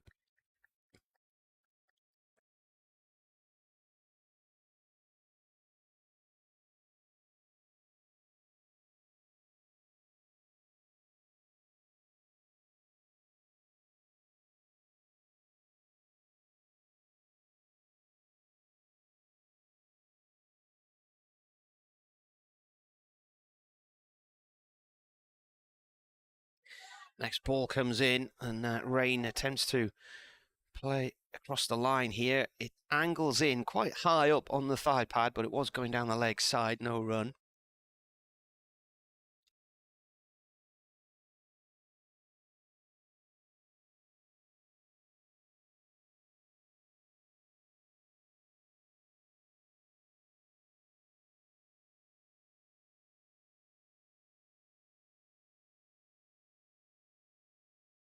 Rees again. Played by Rain. He was looking to drive straight there, and he steered this straight to short mid-wicket to Hyder Ali, but it bounced just in front of him. Rain remains at the crease, then just goes for a little wander towards the next strip down the square before heading back to his mark once again. 2 balls left of the over. Here's the first of them. Oh, it's a popper and a false shot from Rain. And he's been caught and bowled. He was halfway through that shot when he tried to change his mind, and he's just lobbed it straight back to Rees off the bottom of the bat. And he's caught and bowled. He's out for 5. Ball just held on him slightly there. And Rees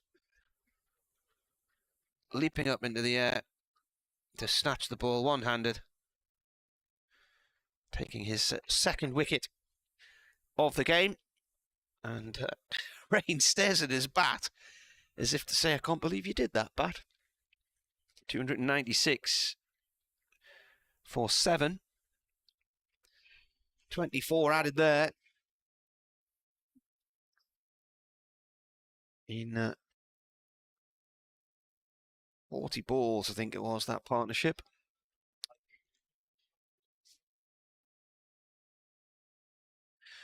Paul Coghlan coming in now to work with Cast. Now, if these two get going, there'll be lots of twos run here, and they'll accelerate the scoreboard along. Not necessarily in boundaries, but lots of running, and they'll have Derbyshire on their toes.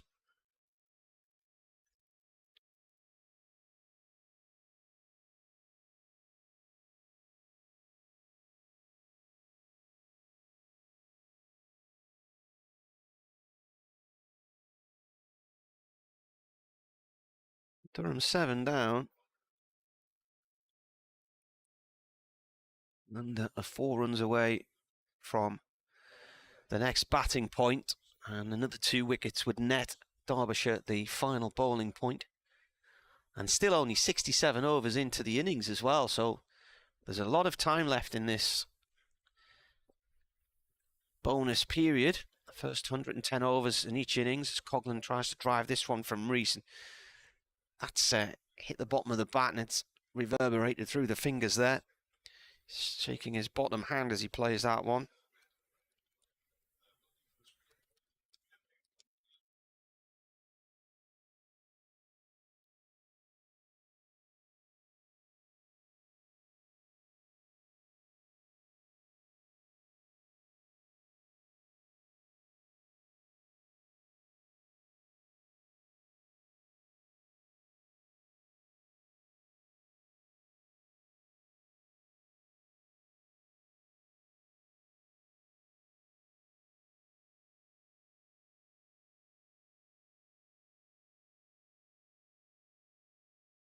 Aitchison, start of a new over from the Finkel end, our end of the ground, bowling here to Cars. 27 Carsons on, he plays that ball back to the bowler. Catch that. Ramble. Yeah, it was, because it was a bit of a false shot from Ray, wasn't it? And it looked like it was past Rees, and he leapt up high and managed to just stretch out his left hand and snatch it in the air. Was it not his right? Can't remember. It was one of his hands. It was his. I think it was his right hand. Bowler comes in. Oh, inside edge there, and the ball skips away down towards fine leg. No, it was his left. Eh? It was his left. It was his left. Shows that I know absolutely nothing and can't work out my left from right. See, as soon as you question me there, rather than me defending myself, You should have defended yourself. Yeah. Well, you normally defend just yourself. chucked my weapon away in the face of the enemy and ran for the hills. I've just told them on Radio Derby it was with his right hand. Yeah. Well, if only I'd concentrated. Oh, look, bit of energy breaking out in the fitness club there. Look at them all running backwards and forwards. It's fun. Bowler comes in, defended by Coghlan here. We have a spare headset, Tim, if you want to join us on here. I went past your house on the train the other day. Yeah, up the Licky incline. But that was the reason that the house prices dipped just for a moment. Just for a moment. We knew Emerson was in the vicinity. Yeah. Bowler comes in and bowls, played towards backward point. Yeah. Tim Vostok, the Durham chief exec's here, but he's just sucking on a, what is it? A menthol sweet, is it? Cough sweet? Oh, no, you haven't got a cough. No. Well, don't want you on, spread germs everywhere. 297 for 7. 2 balls left of the over, and Coghlan plays that towards backward point along the ground. They are giving it some licks in there, mind Dave, aren't they? Sprinting backwards and forwards. What is the point? They could end up with a sweat on. Looks busy as well, how they all are colliding with each other. Why they're not at work? It's 20 to 5. Should be at work. Well, they might have been on the early shift. 8 till 4 or whatever. They've done well to get in there in 20 minutes, haven't they? All dressed in their lycra. Which I assume they're wearing. Last ball of the over, defended by Coghlan, just pushing that off towards point. Dot ball, so 297 for 7. You wore lycra once, didn't you, at the velodrome? I did, well, yes. Yeah, but I'll never get that picture out of me. No, I can imagine. No, well, not many people have. First cycling outfit I've ever seen on a track bike with a kebab pocket built into it. Steve's asking me, do I agree with players going to play league cricket on weekends when there's no game for Derbyshire? I asked because Zach Chappell was playing for Checkley last weekend in the North Staffordshire League. I can't see a problem with it as long as they come back and they're not injured. Here's Lewis Rees around the wicket from the Lumley end, bowling to Bryden Cars. No ball. Another one. How many no balls has he bowled now? He's bowled plenty. He's taken over from Saranga Lakmal as our no ball bowler. It stayed low on him. I think it was out. I thought 4 no balls he's bowled now.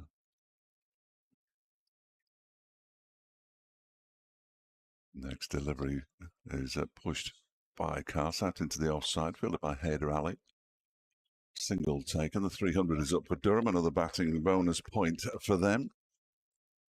They join Derbyshire in having 2 bonus points. Second batting point. 69.1 overs, so 300 for 7. And they managed to squeeze my report in just after Chelsea women in the sports desk. Next delivery is thrilled with that. Well, just pushed out to the offside. Derby County women, I hold my hands up and say, absolutely, girls, you go for it. But Chelsea women, Well, they sometimes pass on the M1, don't they? A very good side. Got precious little to do with Derby. And nor of their opponents today, who were Barcelona. So, well, they wouldn't have been coming past Derby today then. Unless the planes had to do a right-hand turn. He's bowls and he's driven very pleasantly. It's past the diver at extra cover. I think that's Leah's deploy, and Conklin picks up a boundary to get off the mark. Do you want to put the headset on? Other way around. Yeah, that's it. Rubik's headset. But, it's far too big for you now. Yeah. It's an interesting way. Yeah, there we go. That's it. And now I'll turn you up. Yeah. It's all very complicated. There we are. There we go. So, good afternoon, Tim. Afternoon, Martin. Rees around the wicket, the ball to Coughlin, who just waits for that ball, plays a defensive shot, bounces down, backward a square on the offside, and there's no run. Any news, anything going on?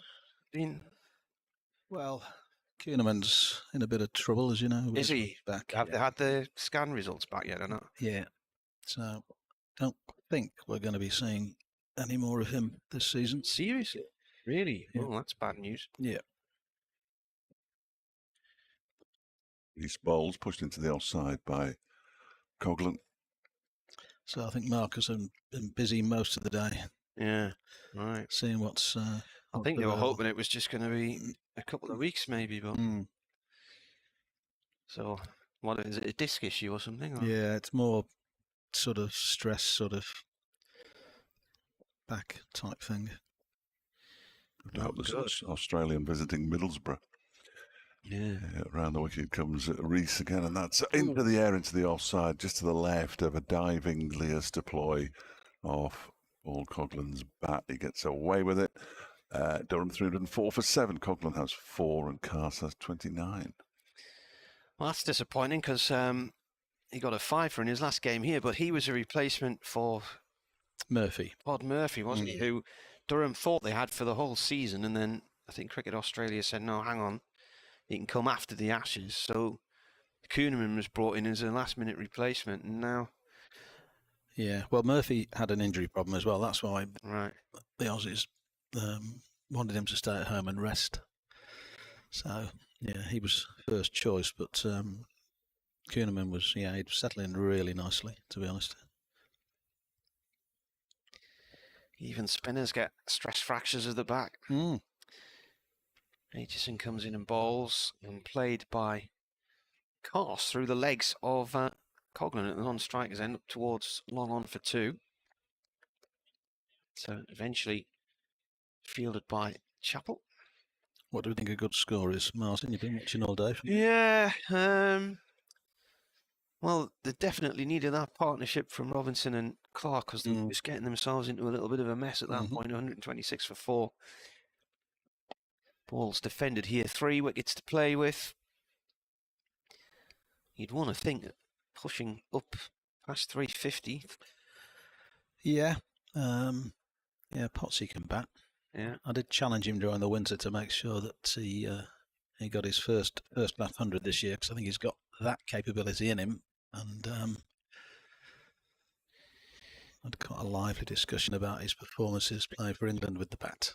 Aitchison plays bowls this one. It's played down to long leg for 1 by Cars. I mean, if these two get a nice partnership going, which they're capable of doing and have done. I was talking earlier about the prospect of the quick twos from Coghlan with his big stride, because they're two big lads, aren't they? Yep. Pass between the stumps. Parkinson, what's his highest scores? He can barely hold a bat, can he? I don't think Parky can bat. This is played by Coghlan down to third man. There is somebody in there, but I thought he might have taken on the arm of the thrower down there and gone for a second. Sam Connor's feeling, but I think he was fractionally just missighted by somebody standing in front of him there. And by the time he realised where the ball was, it was just a nanosecond too late to set off again. Also got the best arm of the outfielders, Connors. Bowler comes in, cut off towards the covers. Dot ball. So what will happen with Kuhneman now? Is he going to go back to Australia? He'll get home, get it fixed up. I mean, had he only been out for 10 days, we wouldn't have bothered with trying to find a one-match replacement, because we've got a week off next week, which gives us a little bit of time. Oh, that's a nice drive. That's away for 4. That's a lovely shot from Cars through the covers. But I think Ryan and Marcus are very intent, and Scotty, on having a frontline spinner for the balance of the side. Sort of identified that in the winter, irrespective of what sort of wickets we're playing on. They're going to play a spinner in every single game. Obviously, you've got a good seam attack like we've got. It can be a bit samey from that perspective. And if you've got a spinner that can hold an end up for 20, 25 overs, then also when conditions are favourable or even not favourable, as last week was the case, and get 4 or 5 wickets, 60 or 70, just helps the balance of the side. Was he going to play T20 as well? Because that's upon us very quickly, isn't it, this season? Yeah, well, he wasn't, because we've got Bellingham as an overseas, and we've got Tristan Stubbs. Oh, okay. And Tristan Stubbs is not coming now. That's hot off the press, Martin. You just brought nothing but bad news since you arrived. Yeah. That one's down the leg side and taken by. Why is he not coming? Guest. Right, well, Stubbs isn't coming because he's been selected by South Africa A for a tour of Sri Lanka. And given he's only played 2 red ball games in his matches in his career, he's very young, he's 19, 20. He's a bit like Brevis. They picked him as well. They've said to them they want them playing red ball cricket because they can see them as test players. Right. So I can understand the logic of it, but at the time it didn't even enter our head that he'd even be going on a red ball tour of Sri Lanka. So well, that was what happened when Mike Hussey came here. He was picked by Australia A late in the summer and never saw out the end of the season here. Had to leave in the August. Ben McDermott came over to Derbyshire and got picked for that useless tour of the West Indies that nobody went on, but you can't turn it down, can you, as an international player if you get picked for your country? Yeah. That ball was pushed up to mid-off. There was no run, and Reese is in again, and that one's played straight back to him off the ground.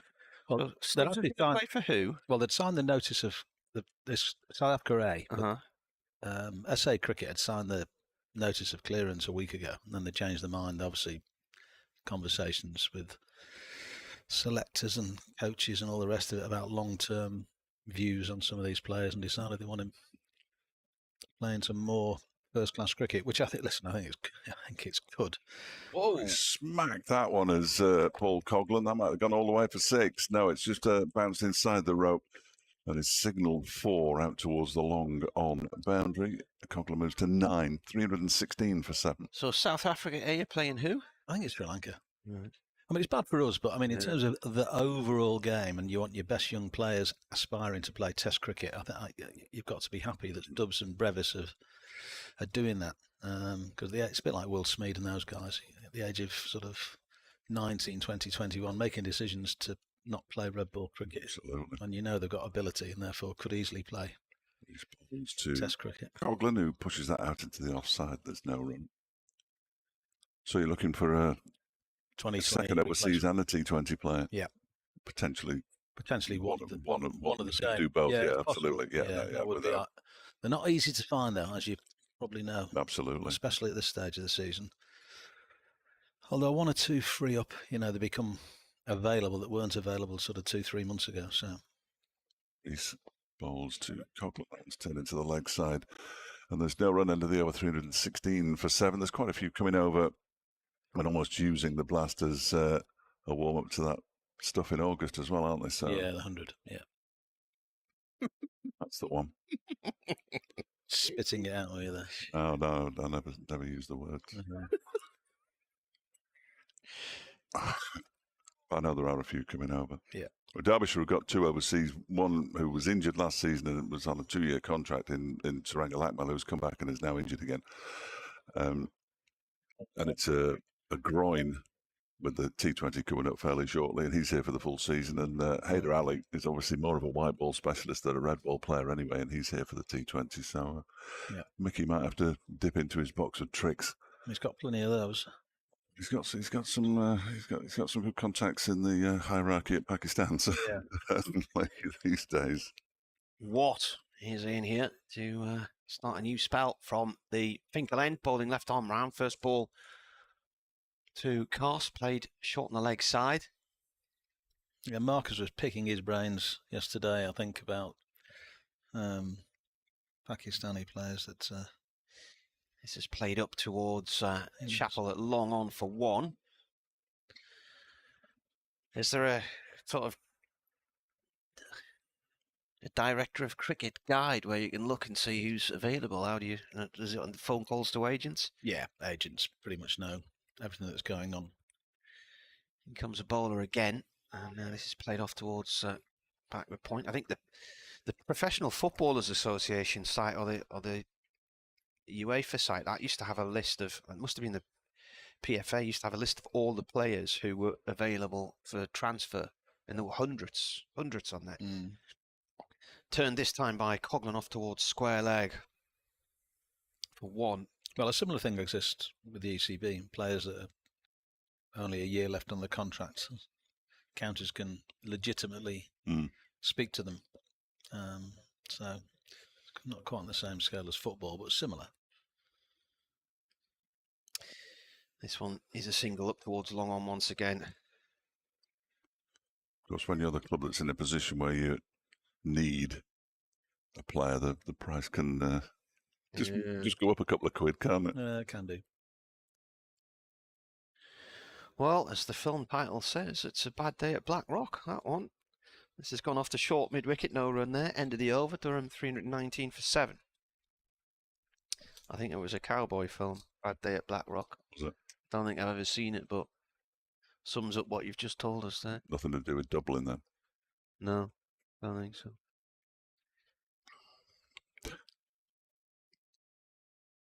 Right up. Yeah. We were thinking earlier the floodlights would come on, but never did, and then had a little bit of drizzle just before tea, and then it's passed through. Well, not for the first time, with the driest place in the country, I think, looking at some of the scores. That's never lost on me, the irony of that, No, well, my ECB colleagues are the same. You barely mention it, Martin. I know. Lewis Rees begins a new over, and it's turned around the corner. There's a man down at long leg. Cast will pick up a single. Chapel does the fielding. I mean, I'd never argue with them about the temperature, but I would always debate the fact that it's dry up here. The rain has mostly gone. In the summer, it's prevailing wested wind, isn't it, over the Atlantic, and it's usually dropped its load on Manchester, Liverpool, and the Pennines before it gets up here. As a resident of Bolton, I can say that it rarely rains in the northwest. Here's Rees again around the wicket, bowls, almost chops on there. Coughlin plays the ball into his boots or his bottom of his pad. It's interesting that, because I've been covering Durham for BBC Radio since the year 2000, and so covering the T20 since the year 2003. And until we lost the game at Blackpool last year, and they managed 1 innings, and then this horrible thunderstorm came in, I think that's the first overs Durham have lost in Lancashire in a T20 in all those years. Never rains. Reese balls is driven out into the offside. They're going to go through for a quick single. Hayder Ali doesn't pick the ball up cleanly. I grew up in the northwest, so it does rain. No, it absolutely hammers it down. Yeah, absolutely. Yeah. Of course, Lancashire, when they won the title, and whenever it was, 2012, was it something like that? Played at Blackpool, didn't they? No, Liverpool. At every home game at Liverpool, because they were doing the work at, I think they were turning the square as well at Old Trafford. Yeah. And that was one of the reasons they didn't lose many days. Yeah, well, that's my neck of the woods. So that coastline, that South Lancashire, Southwest Lancashire, Southport, Liverpool, it's got its own microclimate. Absolutely. This one is driven very pleasantly by Bryden Cars out towards the extra cover boundary. Around goes Hayder to do the fielding. They come back for a second. Cast moves to 323 for 7 now. Where did you grow up? Widnes. Widnes, right. Rugby league. Chemics, absolutely. But I went to school in Liverpool. Well, I went to school in Crosby, which is not far away from Merchant Taylors. That's exactly where I went. Is that on the coast, Crosby, or not? Yeah, yeah. Marine play there. Yeah. Reese is in bowls, and that one's left alone outside the off stump by Cast to go through to the keeper. So I said earlier today, my uncle was from McGull. Yeah, that's very close. Yeah. Yeah. So he was a big Lancashire fan and a big Liverpool fan. Well, I'm a Liverpool fan, not a Lancashire fan. Not anymore. Used to be. I said it once on air. Got absolutely hammered for it, so I'm not going to say it again. And everybody knows I'm a Tranmere fan, so. Prenton Park. Next delivery from Reese is a full one. It's pushed out into the offside. A good scrambling stop by Ben Aitchison, who's from Formby. I know his father well. Yeah. I played rugby against him. And okay. Waterloo, yeah, absolutely. He'd be listening here, I would think. I would think. He was probably the biggest fly half playing rugby in his day. I wouldn't, if he'd have, because I've met him a couple of times. If he'd have asked me where he played, I would never have guessed fly half. I mean, he like most of us, not all of us, incidentally, Tim, but like most of us, we've perhaps got wider as the years have gone on. But he has got wider as well, eh? He's a big lad. He's a big lad, he was properly big. Yeah, he's a big lad. You know, Ben's brother plays fly half for England women's, Polly. Did you know that? Yeah. She's been doing really well in the Six Nations, hasn't she? She is a star. Yeah. Here's Watt, left arm round from the Finkel end. Start of a new over number 75. That's gone to backward square leg, no run. Coming up to 5 o'clock, so there'll be an update in about 6 or 7 minutes' time for Radio Newcastle. Never mentioned to Ben, but it must be awkward not being the best sportsman in your family, isn't it? Watt again. Coglan forward, goes for a quick single. This is what I'm talking about here. Just push that short in the offside. And him and Cos confident they've got the legs right there to get through and get there quickly.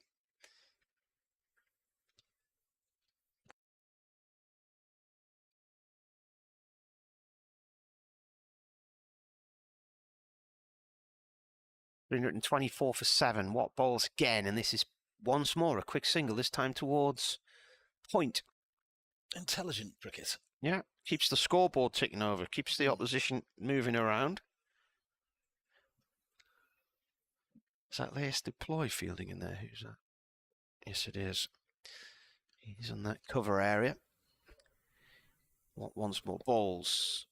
Played back into the ground by Coglan. I think he was looking to try and just flick that through the leg side there, but didn't quite go where he wanted it to, and it went back up the track instead.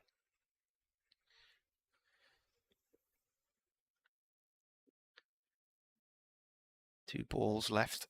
Comes in and bowls. Played by Coglan short on the leg side to Godelman. Talking about rain overnight and tomorrow morning, but a dry afternoon ahead, so be nice to start on time tomorrow. Bowler comes in again, and that's gone off towards the covers to Deploy. No run there. End of the over. 2 from it. 325 for 7.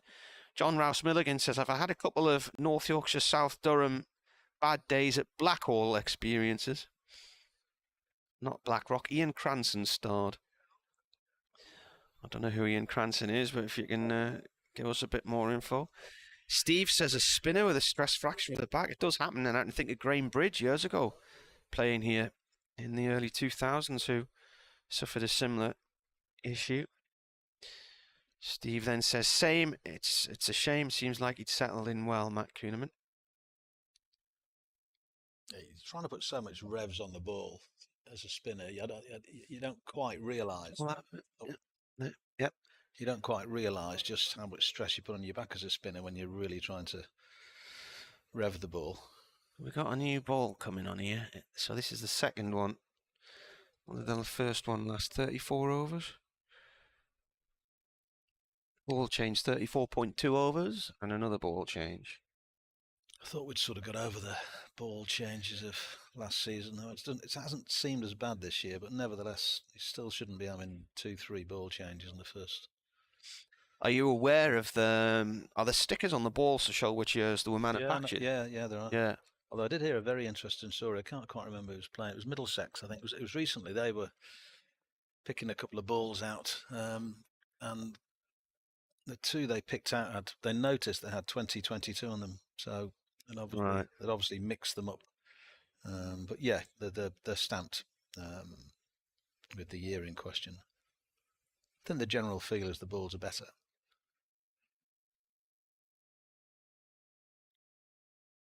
Well, I interviewed the chief exec of Dukes last year, and he said they were struggling with supply lines as a result of COVID, and also queried whether it was a bad batch of cows which had affected the leather. Yeah, heard that.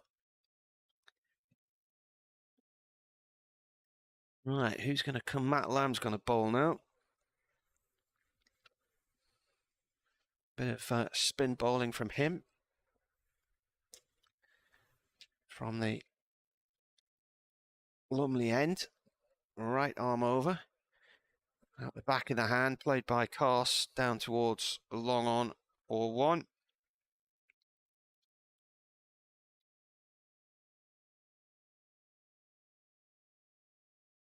Signed from Warwickshire, Matt Lamb, I think.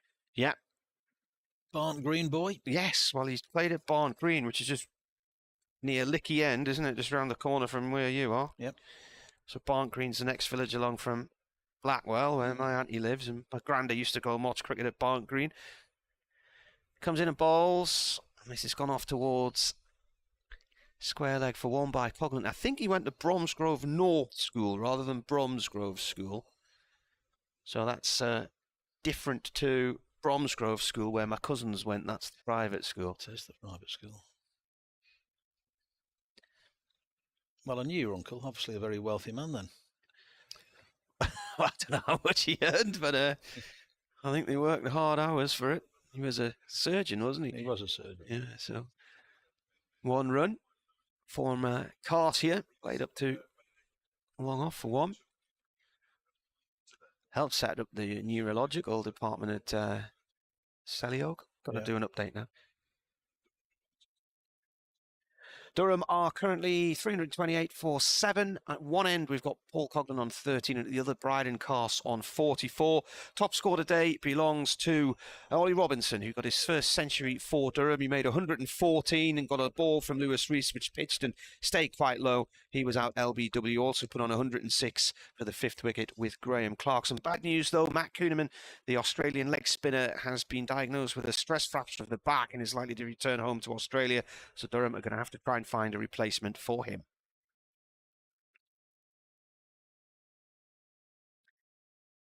There we go.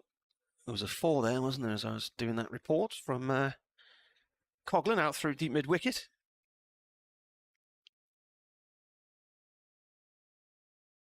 Just messing around with the field. Come on. 20.2 overs left today. So I think I worked it out after tea. If they went to the time, it would be roughly 20 past 6, half 6 finish.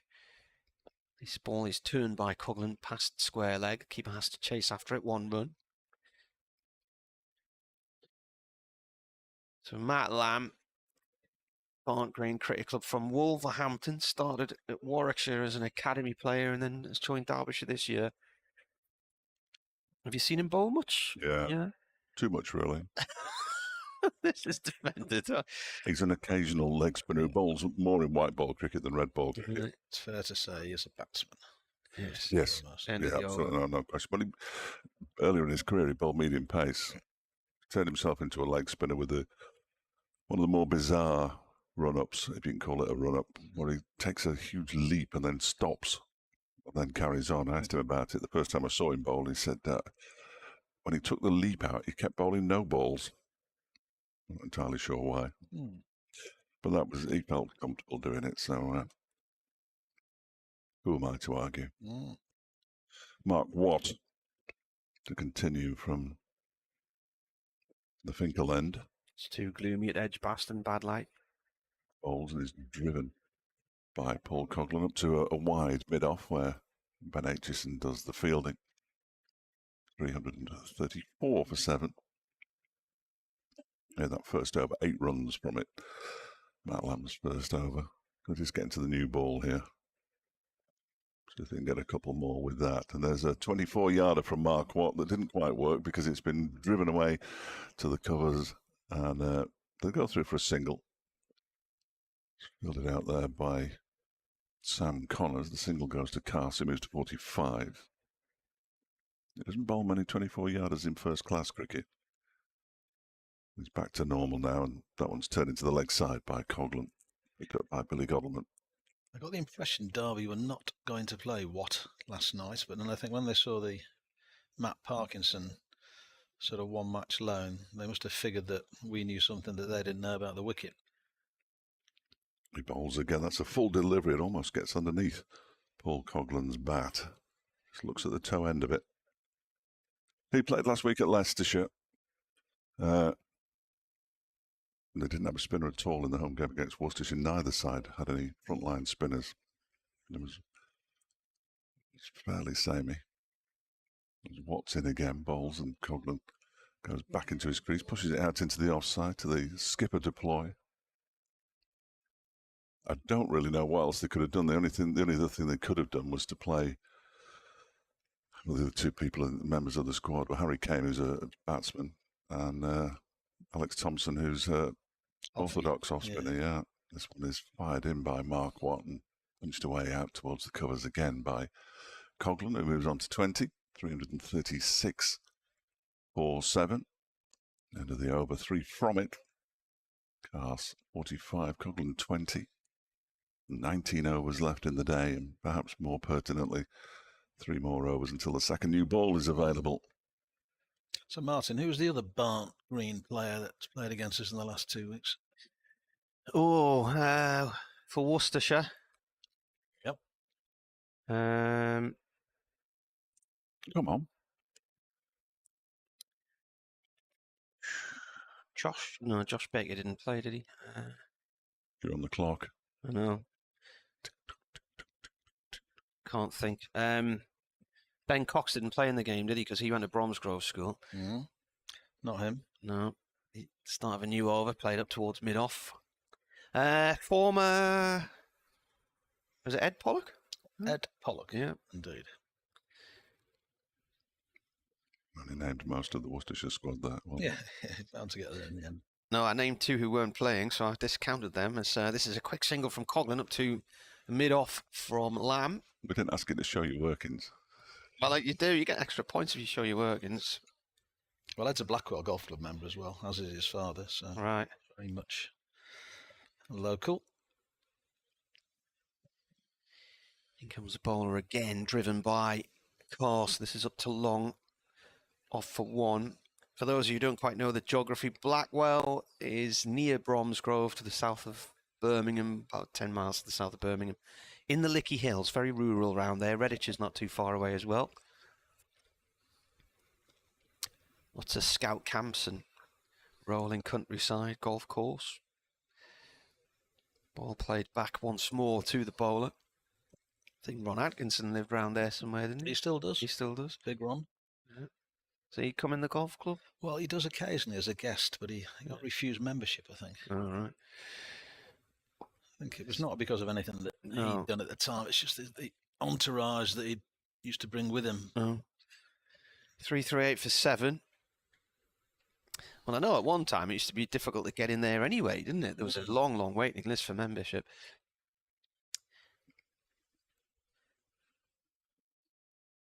Well, there comes in.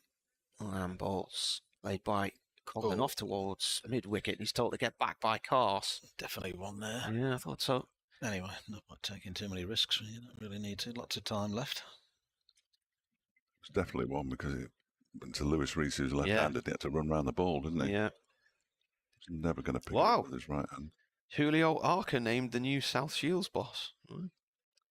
Former Sunderland and Borough player who then ended his career at South Shields replaces his former Sunderland teammate Kevin Phillips. So where's Kevin Phillips going? It's the big question. Linked last week with Walsall, which seemed utterly Yeah, bizarre. I heard a couple of weeks ago Spennymoor. What? And the other one was Solihull Moors. Blimey. Stuck at South Shields. Mark Watt begins a new over from the Finkel end around the wicket, bowling to Bryden Cass, who turns it into the leg side. Billy Godwin with a scrambling stop, and he has no idea where the ball is in momentarily. Bruce Vorse says the news of Kuhneman's really a big blow. He'd started really well. Indeed, he had. Watt in again. Cass drives out into the offside. In off the boundary comes Sam Connors. They take a single. I have to say, there's one thing that we, as in Durham, have done this year. We've really moved the game on. Scoring rates have been really impressive. It gives you time to win the game. Obviously, time to lose the game as well. But it's much preferable to 700 versus 500. No. And then you've got a whole day left, and there's still only the first innings is just being completed. So it sort of forces the issue, I think.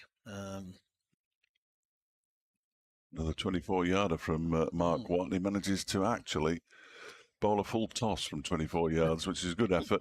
Just to make sure he doesn't do his back. 340 for 7. Coghlan took a single the ball before last. He's now calling his long on and long off in. I was going to say halfway, but they're still going. Chappell and Aitchison. And Watt bowls, and Cass pushes it out into the offside where it's fielded by Deploy.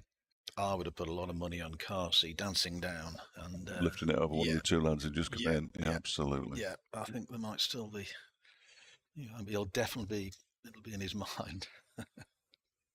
Final ball of the Watt over, and he just stays in his crease and pushes it back to him. He's not interested. That was a 2020 delivery for Watt, though, wasn't it? Fired in. Oh yes, yeah. I mean, he's played very little red ball cricket. Mark Watt is very good. 2020. T20 and 50 good. over cricketed with Scotland as well. Very good. Lights are coming on. Oh yeah.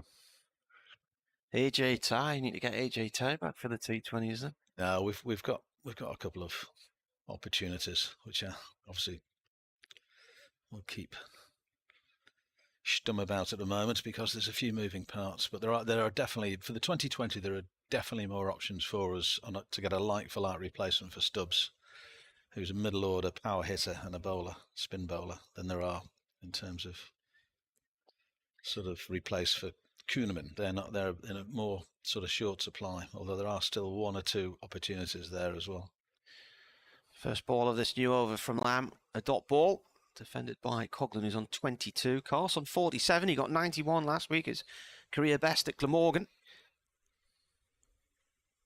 This is ball delivery in towards leg stump, played off towards short mid-wicket to Rees by Coghlan. Partnership from these two, 44 from 70 balls. Floodlights starting to power on now. In comes Lamb again.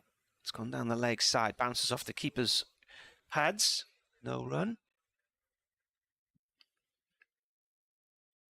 Don't have a game next week, then it's Yorkshire here the week after. And then Gloucestershire away. They might have just dried the field by then. Yes. Lamb balls played back. What they need the air ambulance back. The first day of the Durham game at the end of the season in 2021, the air ambulance came and landed on the field the first morning. Just need that to hover around the ground and dry it all out. Need the rain to stop as well, of course. 340 for 7. Coghlan plays this too, short mid-wicket as well to Rees, no run there. Not a bad crowd in earlier, one or two drifting off now. Tea time. Yeah. The bus passers kick back in. Can you use your bus pass all day or not? I can't remember. Why are you asking me? Bowler comes in and balls. That's defended, and that's a maiden over from Lamb. I know. What a few years ago, you couldn't, if you had a pensioners bus pass, you couldn't use it till after 9:30 in the morning. Twirlies, weren't they? They were twirlies. Yeah. Yeah. New ball. The proper new ball. Yeah, I was just seeing Zach Chappell been warming up. He'll take it at one end. Presumably Ben Aitchison at the other. I know that Sam Connors doesn't really like bowling with a new ball. Yeah, I wonder why he didn't take it. He does. He hasn't done much of it in the last 12 to 18 months with the new ball. Looked like he was doing play. I mean, Lees looked like he was batting on a different wicket to everybody else before lunch, to be honest. I was surprised when he got out, but it looked from the side as if it was doing plenty. You would probably have a better view from where you are. There was some good bounce as well, especially from the Finkel end. They were getting some really good bounce. Yeah, it was doing a bit. It was doing a bit. I said to Ben yesterday, when I caught up with him, when they were practicing, I said, at least obviously a new square, and on this side of the square, seems like there's more bounce, right? Which is good. It's a great thing. Yeah, absolutely. You want bounce, don't you, on your cricket wickets? Yeah. There it is, new ball in his hand, and Zach Chappell running away from us into bowl to Bryden Carse, who doesn't move his feet at all. He pushes it into the offside for a single. That was horrible. He won't regret it because he's got a single, but he won't want to do it again. Once Chappell's got into full speed, he's back for his third spell at least. So he may have stiffened up a touch. He's been doing those ridiculous exercises that he does. I probably did myself a major injury, even attempting. Coghlan on 22 weights, and Chappell bowls trip. Yeah, there's that bounce. Is it in there? Yeah, there's that bounce. It goes past the edge, and Coghlan just stares at the pitch and comes down and taps the offending area where that ball leapt from. Delivery from Zach Chappell. Well, so I'd like us to crack on to 400. If we got the opportunity to bowl tonight for a few overs, I think it might just be doing a bit. Sure, the Derbyshire openers have absolutely no desire to be batting this evening. Chappell is in and bowls on again, goes past the edge of the bat. That's two plays and misses from Coghlan. The first one he didn't get particularly close to because it bounced as much as it did, but that one, he tried to persuade the crowd inside the Riverside that he'd pulled his bat inside the line. Only about a second and a half too late. Good start by Zach Chappell with the new ball. 341 for 7. Crucial little period, this. Chappell goes in again past umpire Lloyd, and again, probably did play inside the line that time. Just nice to see him not bowling bouncers. Never 100% sure of those tactics. Haven't been massively successful for Derbyshire over the past few years. Worked with Clark there, didn't it? Yeah. Clark is not the sort of batsman that's going to die wondering now. So. They kept going after Robinson with the short ball, and he didn't have any trouble with any of them, did he? No. Chappell's in again, and this one is smashed out into the offside by Coghlan. It's not going to have the legs to get all the way to the boundary. He'd rather get underneath it, and it's fielded by Rees. Coghlan moves to 24, 343 for 7. The kind of shot that could have gone wrong but didn't.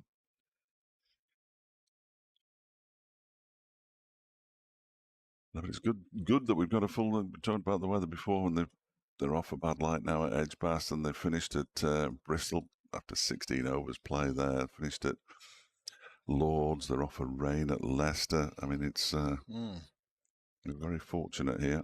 A sorry tale around the rest of the country. Sadly, as Chappell is in again, that one's turned into the leg side, and there is no run for Paul Coghlan on this occasion. He's on 24. Carse has 48. Durham 343 for 7, and we have 15, I think.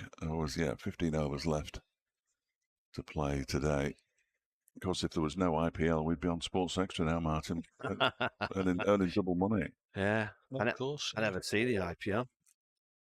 I never see the Big Bash. I never see the IPL. I like the Big Bash because I can roll out of bed in the winter and watch it at 8:30 in the morning. First thing in the morning, yeah. But the IPL does nothing for me because the commentators are just so sycophantic. It's embarrassing. They get a bit excited, don't they? Yeah, they just need to rein it in a bit. As I said earlier, the BCCI symbol in the top left-hand corner of the picture tells you everything you need to know about the whole thing for me. Well, it's certainly revolutionised cricket and will continue to do so, I think, over his next couple of years. An awful lot going on. Substitutes. Aitchison in to start his first over with the new ball. From the Lumley end, it's defended by Cars, who's on 48.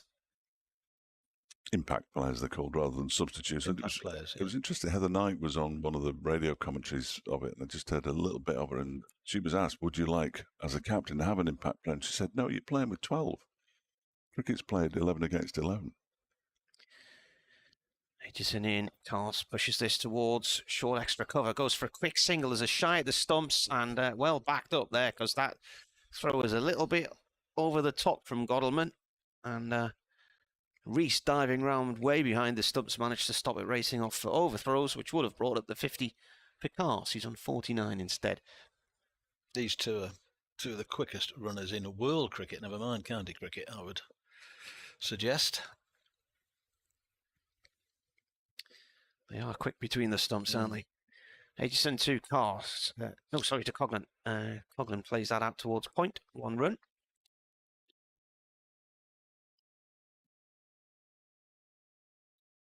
The 50 partnership from these two yet? No. 48, isn't it? 49? 49. It's 46 it will be. Yeah. Oh. So they're running away. And a message from my director of cricket was telling me off, saying that Kuhneman actually has not yet had the results of his C2 scan. That's... Right. Look at the 6 o'clock news, Martin. Just explaining that one. Yeah. Poor old Matt was driving to scan and heard that he was going home. And the fact he hasn't had the results yet, so apologies all round. Oh, well. Let's cancel that flight quickly. Yeah. Better delete what I've just written for the... Fingers crossed you delete that stuff that you've written for the BBC website. It's not up there yet, but I don't know how to delete it. It's the reason why I don't come on the radio. Yeah. Right, what other rumours can I give you? Let's see. Yeah.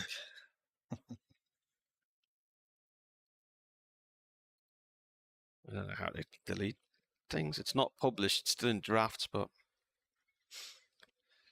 About the phone. Don't put it on. Yeah.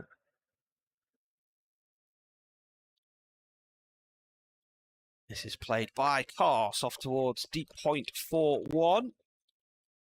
50 is up for him, his 4th in first-class cricket. Comes in 66 balls. And 6 fours. Do you want to borrow these? So I presume they obviously feared there was something with Kuhneman then. 50-run partnership as well. 50-run partnership as well. Yeah. People. Yeah, listen, I think they're. I think there's a mood of pessimism. Put it that way. But yeah, apologies for. Well, I felt that pessimism in this room this afternoon. Certainly. I was so disappointed when I heard the news. So just managing expectations. Is Zach Chappell beginning a new over from the Finkel end? Bowls to Cars, who just guides this down to the vacant third man area.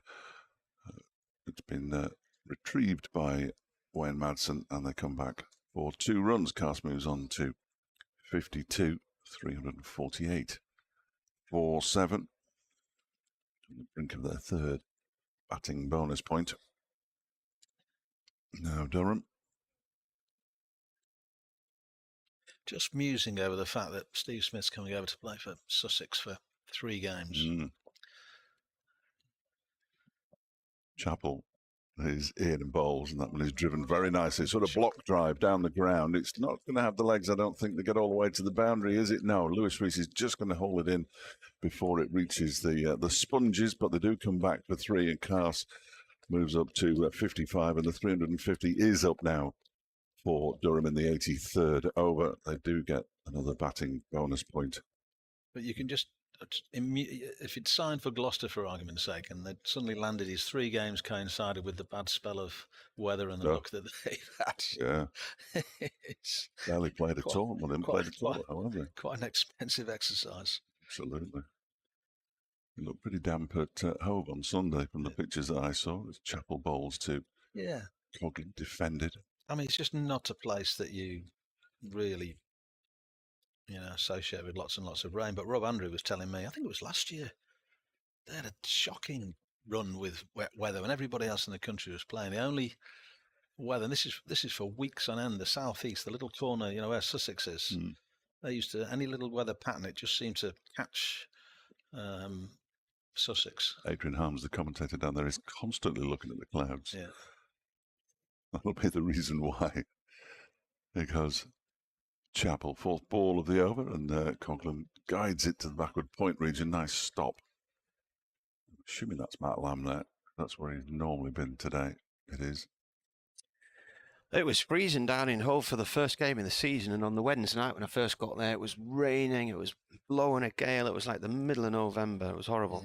And quite a damp morning the next day, and very chilly on an evening. And quite wet and windy in Cardiff last week. Yeah, it's not freezing nights at the minute. It's not been a pleasant start to the season weather-wise. Chapel's in again and balls. That's a play and a miss from Coghlan. Goes through to Brooke Guest. I think we were always going to get bitten playing so early in April, weren't we? Yeah. At some point. We I hesitate to use the words, got away with it. But I mean, last year was brilliant, wasn't it? And then we've had good Aprils, but we shouldn't be playing first class cricket before the end of April. Absolutely not. Had Ollie Mortensen in last season at Trent Bridge. He was at Trent Bridge, the former Derbyshire quick bowler. As Chapel goes in and bowls a full-length delivery that's clipped away very nicely down towards the square leg boundary. There's a fielder running around. It's Sam Connors, I think, and he's done brilliantly to keep that in if he has. I don't think he has, he? Well, yeah. I think that rolled onto the table around. Come back for... no, it hasn't. Come back for 4 runs, I think, haven't they? It went sideways, but I don't think on the camera it actually touched the sponge. So. Fair enough. It looked from here like it had. Yeah, end of the over 355 for 7. Ollie said that the pre-season started on the 1st of April. I mean, usually with a cup of tea and a fag, I think, but and then they got to work in May, and now they're back in the gym in November, aren't they? Yeah. Injuring themselves. 55 to Cars, 29 to Coghlan, 355 for 7. 13 overs left. Partnership 63, 16, 10, 37, 106 for the 5th wicket, 40, 24. Now this 50 partnership from these two for the 8th so far. Umpires are having a word about the gloom, are they here? Graham Lloyd with his David Lloyd, isn't it? No, it's Graham Lloyd, isn't it? Graham. David Lloyd's about 112 now. I've written David Lloyd on my scorecard.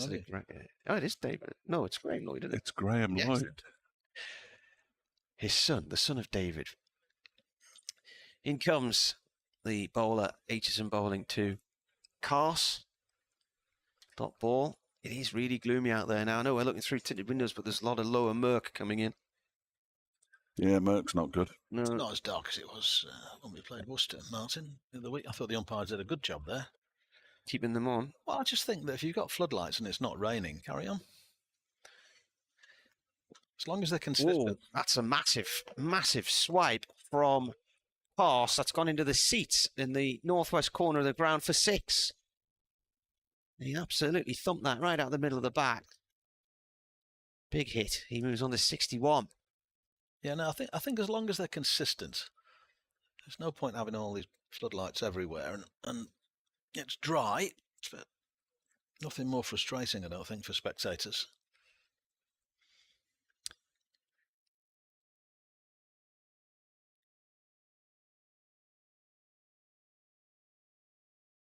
Aitchison in again, a little dab down towards third man territory for Cars. 2 runs here. Again, that quick running. Coghlan's looking for a third, but I think Cars was a little bit surprised to see him coming for a third, and they've ended up staying where they are. Throw back in from Matt Lamb.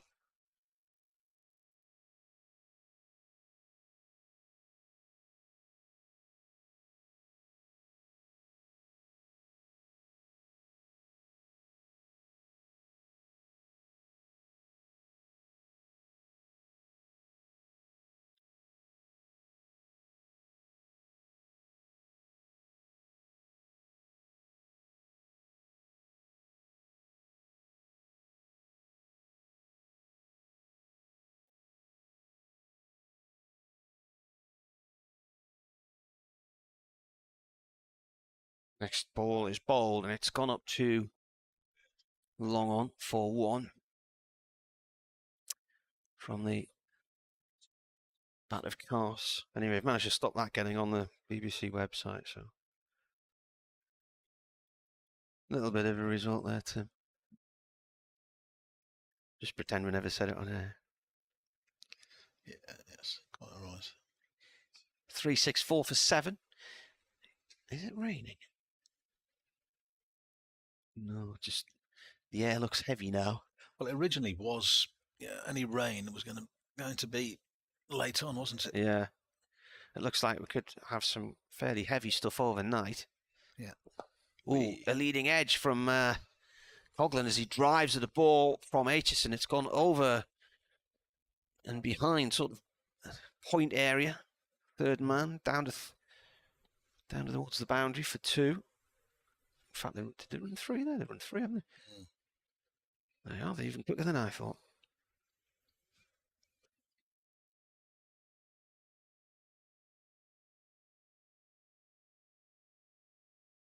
"12 overs left today.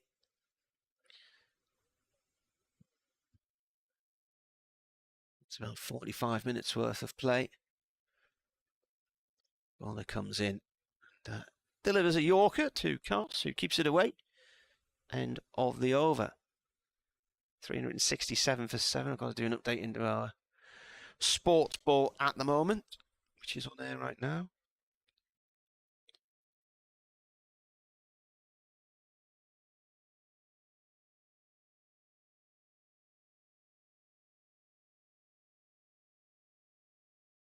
Durham 12th man on. Delivering drinks.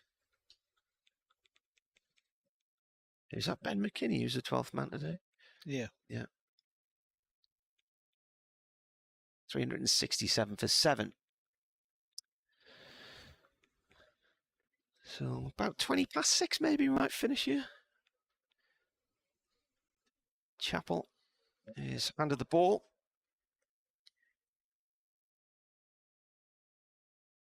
Watts given a polish, and he's going to start a new over here. 2 for 81 from him.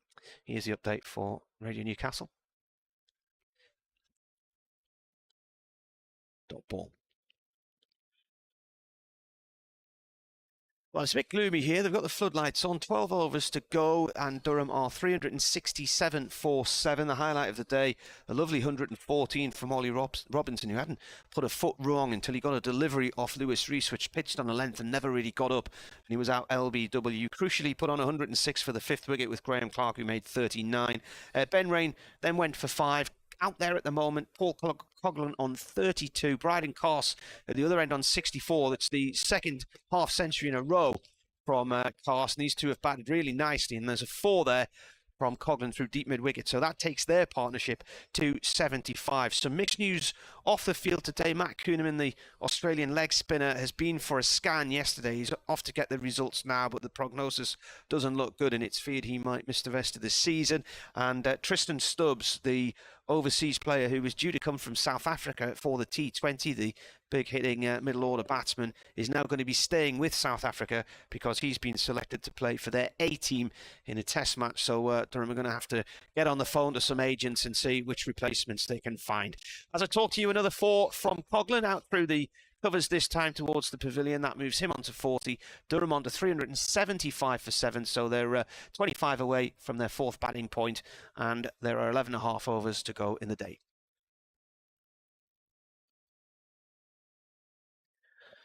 There we go. Update done. Mind you, we've got commentary tonight on Radio Newcastle of Everton against Newcastle.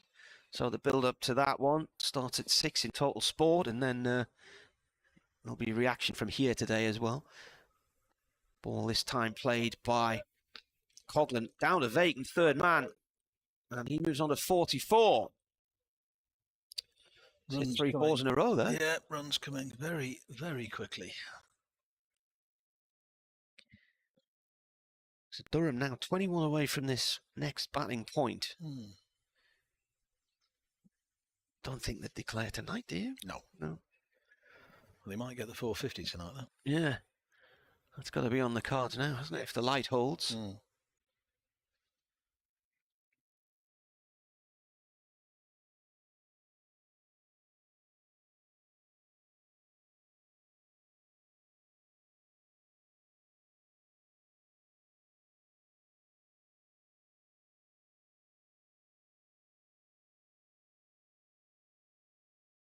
Conversation going on between the bowler and his captain. Having conceded 3 fours in a row, there's nobody at third man. You've got a man in the covers in Godalman, and there's acres of space. There's a man off on the point boundary, but there's a whole quarter segment of the ground with nobody in it, really. Once you pass the keeper and the slip. I'm wondering where they need to plug the gaps here, Derbyshire. 379 for 7.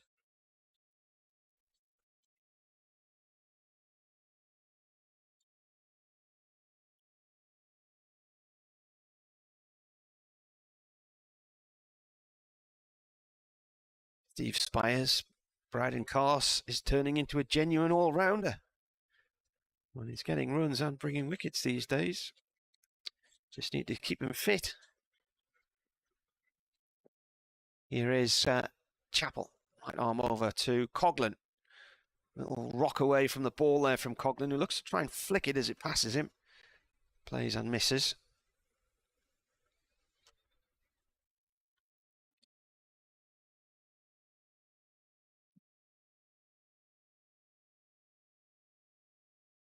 Thanks to Tim Bostock for popping in to have a chat with us, the Durham Chief Exec. And Dave's back as well after his update as Chappell bowls. And a push at that one from Coghlan. He was a big stride forward. I'm not sure whether it was a leave or not there. Either way, it went through to the keeper. End of the over, 11 to go. 379 for 7. Yeah, it's Durham just threatening to take this game away from Derbyshire here since the new ball was taken, aren't they? 39 runs added in 8 overs. In 5 overs, I beg your pardon. So, yeah, going along very nicely indeed at the moment. The home side and Derbyshire need to stem the flow of runs here. It's reminiscent of what was happening first thing this morning. Derbyshire fought back nicely. And Durham managed to pick up further runs before Derbyshire hit back again. So can they hit back for a third time? Ben Aitchison from the Lumley end bowls to Bryden Carse, and the ball just guided down to Leicester Ploy at backward point gully kind of area. He's neither one thing nor the other. He's more of a gully than a backward point, I would say. I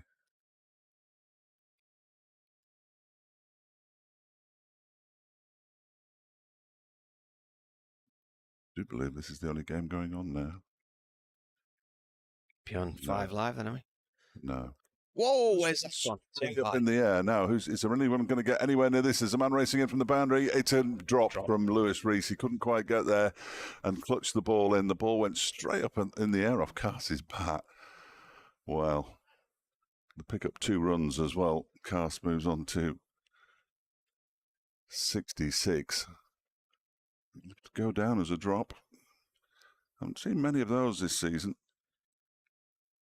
But what we did see was a catch taken off a no ball that cost Derbyshire a lot at Worcestershire. In comes Aitchison again. He'll be angry, and this one has been smacked horribly by Carse up to mid-on, where it's fielded by Mark Watt. Entirely sure what kind of shot that was. He's looking at the bottom of his bat. He may well have cracked it. He's given it a proper examination there. I think he's happy with it. Lights glistening off that bat. And in comes Aitchison again, bowls, and this one is a swing and a miss from Paul Coghlan. Outside the off stump, kitchen sink job. I'm looking at that. That went sky high. He's running in from the boundary, staring towards a really bright floodlight on the other side of the ground. It's not easy, is it? With that sort of mixed sky. Hard to pick that out, I would imagine. Yeah, not easy at all. Next delivery is a short one. He's angry, Ben Aitchison now, I think, perhaps understandably. And that goes through to Brooke Guest on this occasion. Paul Coughlin had absolutely nothing to do with it and had no reason to. We'll be speaking to Ben Aitchison at the close of play this evening. 2 wickets already today. 2 for 101 though. This one is a swing and it's gone over the slip field of Wayne Madsen and away down to the third man boundary for 4. But it's not your day, Ben. It's not your day. And the over finishes with the boundary. 7 off it. Coughlin moves to 48. And Durham at 386 for 7. Apparently, there's a ring donut of rain sat over England, but there's a hole in the middle above Grace Road, and they've got back on. Somebody, is that how they've described it? Yeah. They'll be there late tonight. They've only had 61 overs and 1 ball. Good luck. Good luck, everybody. Great escape. Oh, thank you.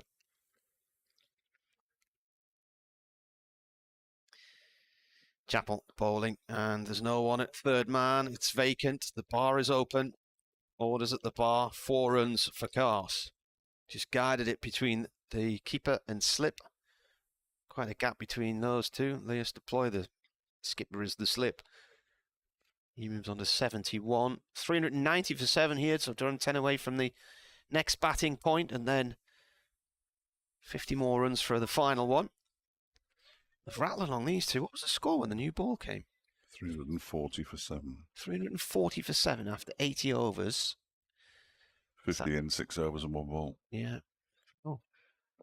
They've got a third man in now. Ish.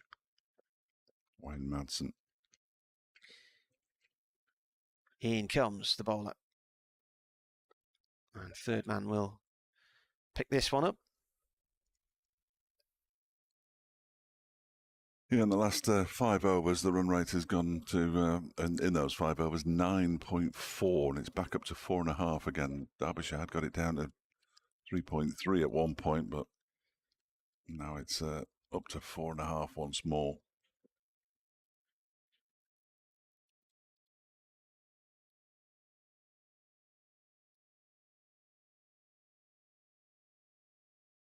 Chappell bowls. And it's turned off towards fine leg to long leg. Oh, by Coughlin. He stumbles as he comes back for a second. He's going to have to dive in. The stumps have been absolutely obliterated, but he has got there. And his bat was more than across the crease line, judging by the TV there. The stumps do not exist anymore. And he's got his 50 in the process as well. It's very Brooke Guest. Likes destroying stumps. What's he got his 50 in? 68 balls, 7 fours. He hasn't scored that many either, has he?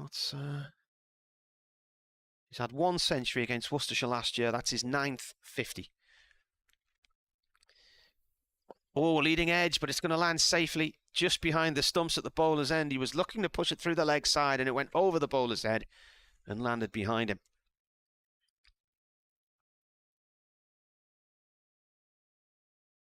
Without the bad luck, they'd have no luck at all, Derbyshire. The skyer that wasn't taken by Lewis Rees, the leading edge that lands safe after going over the bowler's head. Chappell in, played by Cars off towards the point boundary for 1. Partnership up to 98. 114 deliveries. So what, they added 40? 55. 55 for the new ball. Yeah.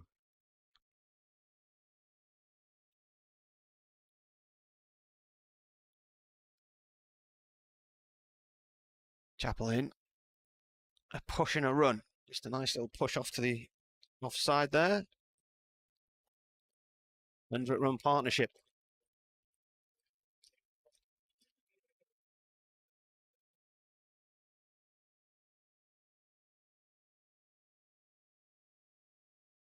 116 deliveries.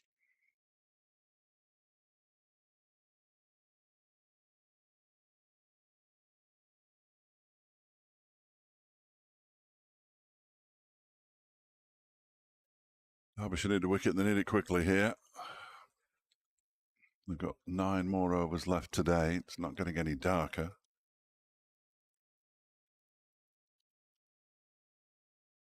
Lewis Rees is warming up anywhere. Not at the moment. Nor Sam Connors. Batsmen have a lengthy conversation about something. 396 for 7. There comes Aitchison from the Lumley end, and that is down the leg side and taken by Brooke Guest.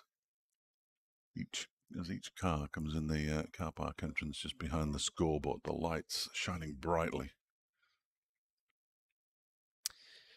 What's this? The 8th wicket stand. The record for Durham was Paul Collingwood and Matty Potts in 2017 here against Derbyshire. Edged and caught. Well done, Martin. Coghlan has gone for 52. Wayne Madson's got another catch, and Ben Aitchison has 3 wickets for the day now. And Durham are 396 for 8. A terrific knock, though, from Paul Coghlan. 52 off 72 balls. And he will also get one of those ovations, the like we've seen too many of from a Derbyshire perspective. Solitary slip now, Wayne Madsen, rather than the second slip. And Ben Aitchison, as I say, picks up his 3rd wicket, 3 for 105 from his 22 overs and 2 balls. Said Derbyshire needed a wicket, and they needed it quickly. Well, they've got one. Caught Wayne Madsen, bowled Ben Aitchison with the help of Martin Emerson. 100 runs in no time at all. 118 balls or so. Almost exactly 118 balls. Well, we got 87.2 overs. Matty Potts coming in. Challenged by the chief executive to score more runs. Yes. And last week, Durham declared on 9 down at Glamorgan, but they had got maximum batting points by then. I think when they're 9 down, they're 10 down. I don't think the new signing's been brought in for his batting prowess. I think it would be fair to say. That'll come back and bite me, of course, but I don't ever recall the number 11 batsman today, Matt Parkinson, making too many runs. In fact, looking at his career record batting in first-class matches, he's had 54 innings. He's scored 297 runs at 9. Well, if anything, get over the 400 mark here, Durham. Well, they'll do that. It's barely a stiff challenge, is it? Here's Aitchison into bowl to Matty Potts, who guides this away to the leg side. It might go all the way for 4. First ball, it was over pitched and turned away to the mid-wicket boundary, and it has gone for 4. And there is Durham's 400. 400 for 8. Potts off the mark with a boundary.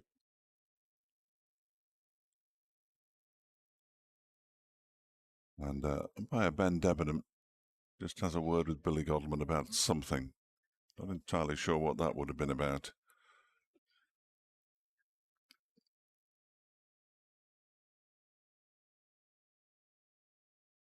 They've boosted Matty Potts' confidence in his challenge with the chief exec. Next, this beats him outside the off stump. Good delivery from Ben Aitchison. Really good delivery. Just sort of prodded forward, and the ball goes past the edge of the bat and through to the wicketkeeper Guest. Ben can just pick up a 5, and that would make the interview far easier. On his way in now, bowls to Potts, who doesn't play it, didn't play a shot really at that one. He's now demonstrating a beautiful leave. There's no leave there, though. There was just no shot. 2 slips back. Lewis to Ploy at first, and Wayne Madsen at second. Hayder Down below us. Raining at New Bottle, apparently. Is that near? Just to the southeast of us. Okay. H's and bowls and squares. Pops up. Ball comes off a leading edge out into the offside end of the over. 400 for 8. Potts on 4, Cast on 73. The reflection of the old scoreboard in the windows of the health club are quite interesting. Makes it look like a stained glass window. I can't see that. The right-hand windows above the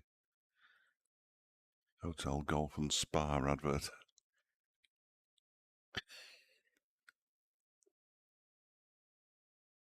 It's all right.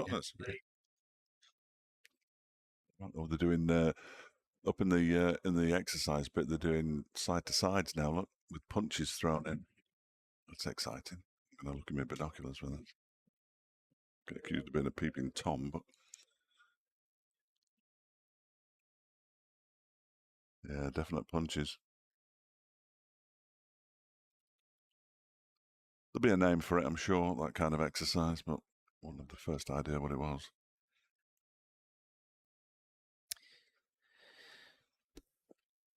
How long have we got? Half an hour in theory. Well, we're nearly 50, so 25 past 6 for the finish.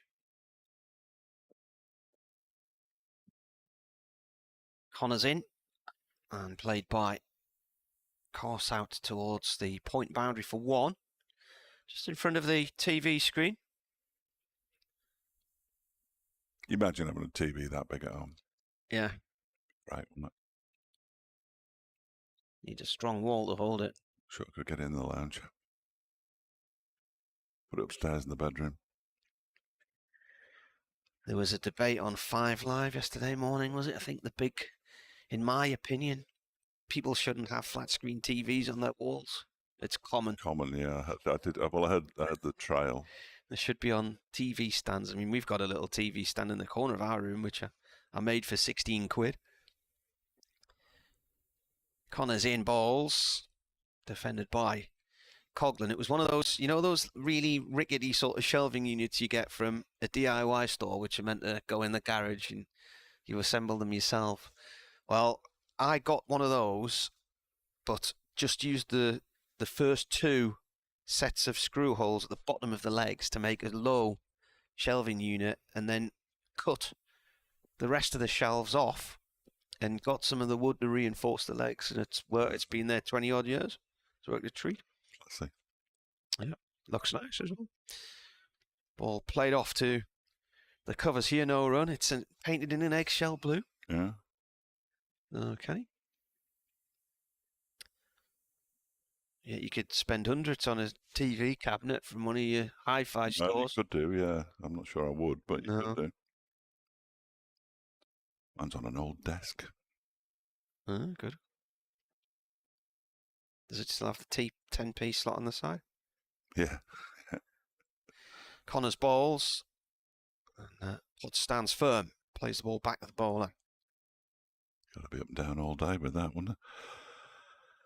Good exercise. You had to pay 50p to watch the telly for half an hour. Difficult to watch the telly when you're also hiding behind the settee because the guy from the Prov's at the door. He wants his money. You're trying to crawl across as if you're under fire on the front line to put 10 pence in the side of the telly. I would imagine. Yes, quite. Connor's balls, that's left by Potts outside the line of off stump. It's gone to the keeper. Well, Durham, the top scorers again today. The first day of all of the rounds of county championship matches so far. They've been the top scorers, even at Sussex when they lost the morning session. Still the top scorers that day in 2 sessions. But they just lost their way in the second innings and lost some cheap wickets and ended up defending it. 181, I think it was, and Sussex got over the line with 2 wickets to spare. Connors again comes in and bowls, and Potts defends this one. Runs towards short extra cover. End of the over. Down to the last 7 overs here on BBC Radio Newcastle, BBC Radio Derby. Round the world on the Thinternet and on the club YouTube channels as well. Yeah, Leicestershire have got half a chance, though, because they've still only bowled 64 overs there. It'll be dark there soon. They've been played at 9 o'clock. 32 hours left in the day. Yeah, they kind of guarantee the light at this time of the year. Blimey. Sun's back in the northern hemisphere. Yeah. If we've, I don't think the sun's actually moved, but I know what you mean. Yeah. We got, is it high pressure tonight as well with all the rain? I don't know. I only saw there was high pressure today. Hmm? That's what Keeley told me. Keeley Donovan. Mm. On what, your radio station or ours? Or on the telly? On the telly. On the telly. From our weather hub in Leeds. Yes, quite. In comes Ben H's new over. He's rather reaching for that one. He's Bryden Cast, but to good effect. He's going to pick up a single. He wants to come back for the second. No, this won't be close. When Madsen throws the ball in and Cast comfortably gets back for 2. To move to 78 now, 403 for 8. Which national championships is BBC Sport bringing you this weekend? Well, I got the World Championships, aren't they? The one that's on at the moment. It'll be... It's a national championship. Yeah. Let me have a guess at an obscure sport. Next delivery is, not played at by Cast, just pulls his bat away at the last minute, goes through to the keeper. So it's not the British Bulldog Championship? No. British, does that even exist? I don't think so. No. Bulldog racing. No, I like British Bulldog. What's that? Oh, the game. Yeah. Oh, yeah. British Bulldog Championships would have to be called as Hutchison Bowls wide of the off-stump cast, has nothing to do with it. Bowls. No. They do show a lot of bowls, though, don't they? My mother-in-law went to the World Championships in some caravan park in Skegness or somewhere recently. Or it's all the glamorous. Suffolk, wasn't it? Suffolk, where they were. I think it's a glamorous life. Ping pong. Table tennis. Next delivery from Aitchison to turn into the leg side. Cast, but off a pad. That would be a leg by 404 for 8 at the... No, not the end of the over. That's nonsense. Sorry, go on. I think the Derbyshire team bus is about to pull into the car park. Is that their bus or not? Woods? Yeah? Yeah. That's a Midlands company, isn't it? Don't know. It is. On Sunday, BBC Sport will bring you the street finals from the National Skateboard Championships being held at Bay 66 Skate Park in London. I'm not sure that's aimed at us. Certainly not at me. Have you been on a skateboard? No. Aitchison bowls down the leg side. Good take from Guest. Got out of the way of that one. The kids have got some snazzy skateboards. They've also got those balancy things, the two-wheeler malarkeys. You stand on it and you lean forward and it shoots forward. And yeah. I know what you mean. They're called something, aren't they? Something board? Hoverboard? Is that a hoverboard? I think it's hovering, Martin. This one ended, but that would be a great description act. It's not hovering anywhere. Over comes to an end. 3 from it. 404 for 8. With Cast on 76 and pop, but they don't hover though, do they? No, well, that's what they're called, hoverboards. It's actually, when you get on it, you have to hover.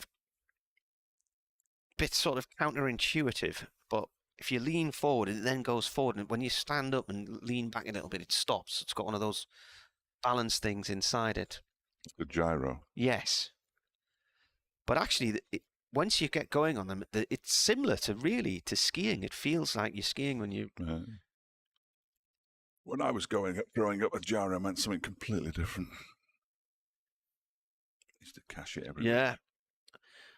It was also a cycle race back then as well. The lights are on. There are 6 overs to go. Durham are 404 for 8. Course is on 76. He got 91 last week, nearly reaching his first century in first-class cricket. And he's driving at a ball here from Connors, which is outside the line of off-stump. And a play and a miss.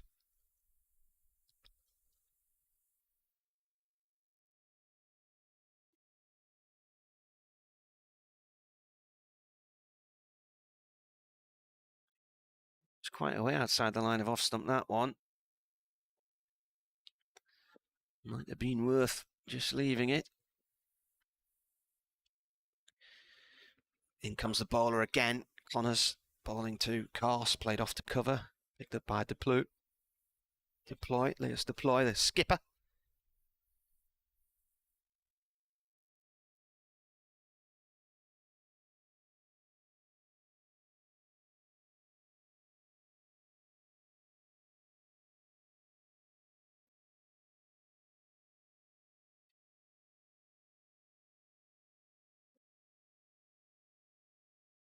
Waller comes in again. That whacks into Carter's pad, and that's hurt him. That's thigh pad box area, I think. Might have just gone inside of the thigh pad.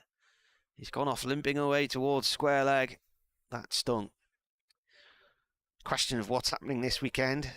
668 says the Golden Globe race, the solo sailing in a smallish boat round the globe, the difficult way, no electronic gizmos or modern materials, unassisted, 8 months at sea, non-stop, only 3 out of 30 boats will finish this one under the rules. So that's starting the weekend as well. This one spits up a course, gets on top of it and fends it away one-handed. What do they do for drinking water on those boats? I presume they have a filter on board which filtrates all the nastiness out of the sea so you can drink seawater. True Spirit is on Netflix, a great film about an Australian girl who attempted to become the youngest person to sail non-stop around the world. Cracking film, just came out a few weeks ago, worth a watch. Connors comes in, 2 balls left of this 18th over of his, it's gone down the leg side. Brookcaster keeper takes it. Doing film recommendations now. Yeah. Excellent.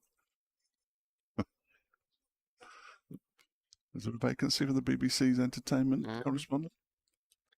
It's Colin Patterson, isn't it? Mm. Bernard says in the 1970s, skateboards were making huge profits for the manufacturers, but it was the local councils who were asked to create the skate parks for the users.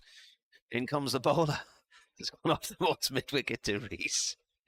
Dot ball. You don't expect the manufacturers to make the skate parks as well, surely. He says, no mention of the makers contributing to any building of them at the time, though. I won't be watching, he says. Well, no, well, quite right, Bernard. And don't use your car because the car manufacturers have made all those cars and expect local councils to keep them and up. They haven't built a single road. Unbelievable. Come on, Bernard. You're better than that. Magnificent. Oh, Davey sent us a picture of his TV stand with us on the telly. Lovely. That's a sort of eggshell blue. He made it himself. I doubt it. Sits in the corner and is flat on the Roca Riviera. Oh, Whitburn he is. Change of bowling, and we're going to see Lewis Reese come back. 2 for 57 from his 14 overs so far. Anyway, who decided putting a TV on the wall was common? Bit of a push, that, I don't know. I don't listen to 5 Live that often. Certainly in the morning. That one's wide of the off stump, goes wider. Left alone by Matty Potts.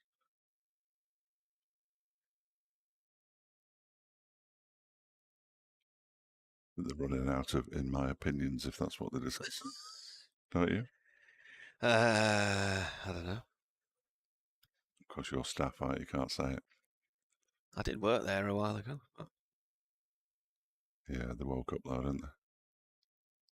Cricket season came along, mate. That's what happened. Next delivery is again wide of the off stump, and this time Potts goes for the singles. A shy at the stumps that misses. Potts got the dive out. Got back into his ground, but it wouldn't have mattered because the shy at the stumps, Connors misses. The single to Potts, 405 for 8.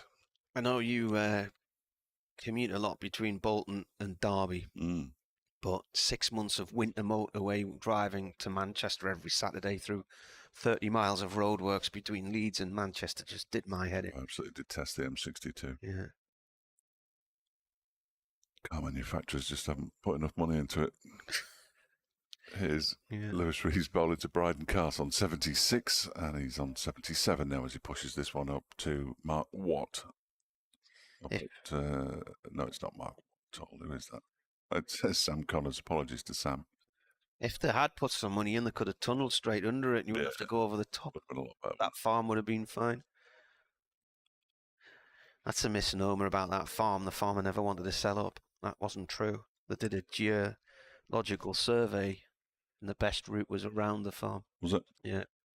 He did protest that on his roof. Did he? Yeah, he didn't want the motorway building at all, I don't think. Can't blame him, really. Not really. That one's pushed Tens of thousands of cars a day rattling past his door. There is a little tunnel under the motorway to get off his farm, isn't there? Yeah. Otherwise he'd be stuck there, wouldn't he? Yeah. Have to get a helicopter or something. Yeah. You could get a hoverboard and hover across the 3 lanes. Yeah. Previous ball was pushed up to mid-off and there was no run. Potts waits as Reese is in again, and this time a check drive. That's a glorious shot from Matty Potts. He's run away to the long-on boundary for 4. Just basically hit the ball, didn't no follow-through at all. And it raced past Billy Godalming and all the way to the boundary as Durham moved to 410 for 8. Potts up to 9. Won't have cheered Lewis Reese up any, I imagine. 6 runs off the over so far. Strange old day. Lees and... That was a good song by The Cure on that strange day. Robinson and Cast leading the way for Durham. Others going relatively cheaply. As in comes Reese again and beats the outside edge of Matty Potts' bat. On this occasion, it was the final ball of the over. 15 overs, 3 maidens, 2 for 63. Lewis Reese's figures. Cast has 77, Potts has 9. And Durham, with just 4 overs left today, are 410 for 8. Umpires having a conversation. We all know what that's about. I think if they go off now, that's it, isn't it? Yeah, I think so. And they're going off. Bad light? I believe so. Right. It's probably that then, isn't it? I think so. I don't think they can come back on after 6 o'clock, can they? 410 for 8 then, with the players going off for bad light. Bryden Cast has 77. And Matty Potts has 9. And if they do go off now, we will lose 4 overs that they can't. As I understand it, we had this... Once it's past 6. Once it's past 6, they don't count and they can't add them on tomorrow, which is no bad thing from a being here till all hours kind of perspective. 2 batsmen walking off, led by Bryden Cast, of course. One beaten on 77. He's the first man up the steps. The umpires, yeah, they're bringing the sheets out and everything now, so that'll be it for the day. Do you want to say goodbye or shall I?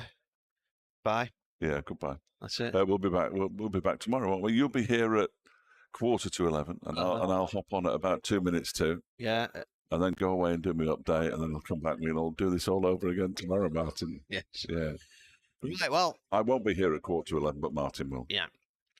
Right. So there we go. Go and get some close of play reaction for you, and you can hear that in BBC Radio Newcastle's Total Sport show this evening. Again tomorrow morning, and the breakfast show on Newcastle and Tees, and indeed anything that Dave gets will be on Radio Derby as well. But from Chesley Street, the covers are coming out. The umpires are taking a light meter reading. That's what they'll gauge things by for the next few days. 410 for 8. Durham in a decent position today. 114 from Ollie Robinson, 52 from Paul Coughlin, and 45 from Alex Lees, and 43 from Michael Jones.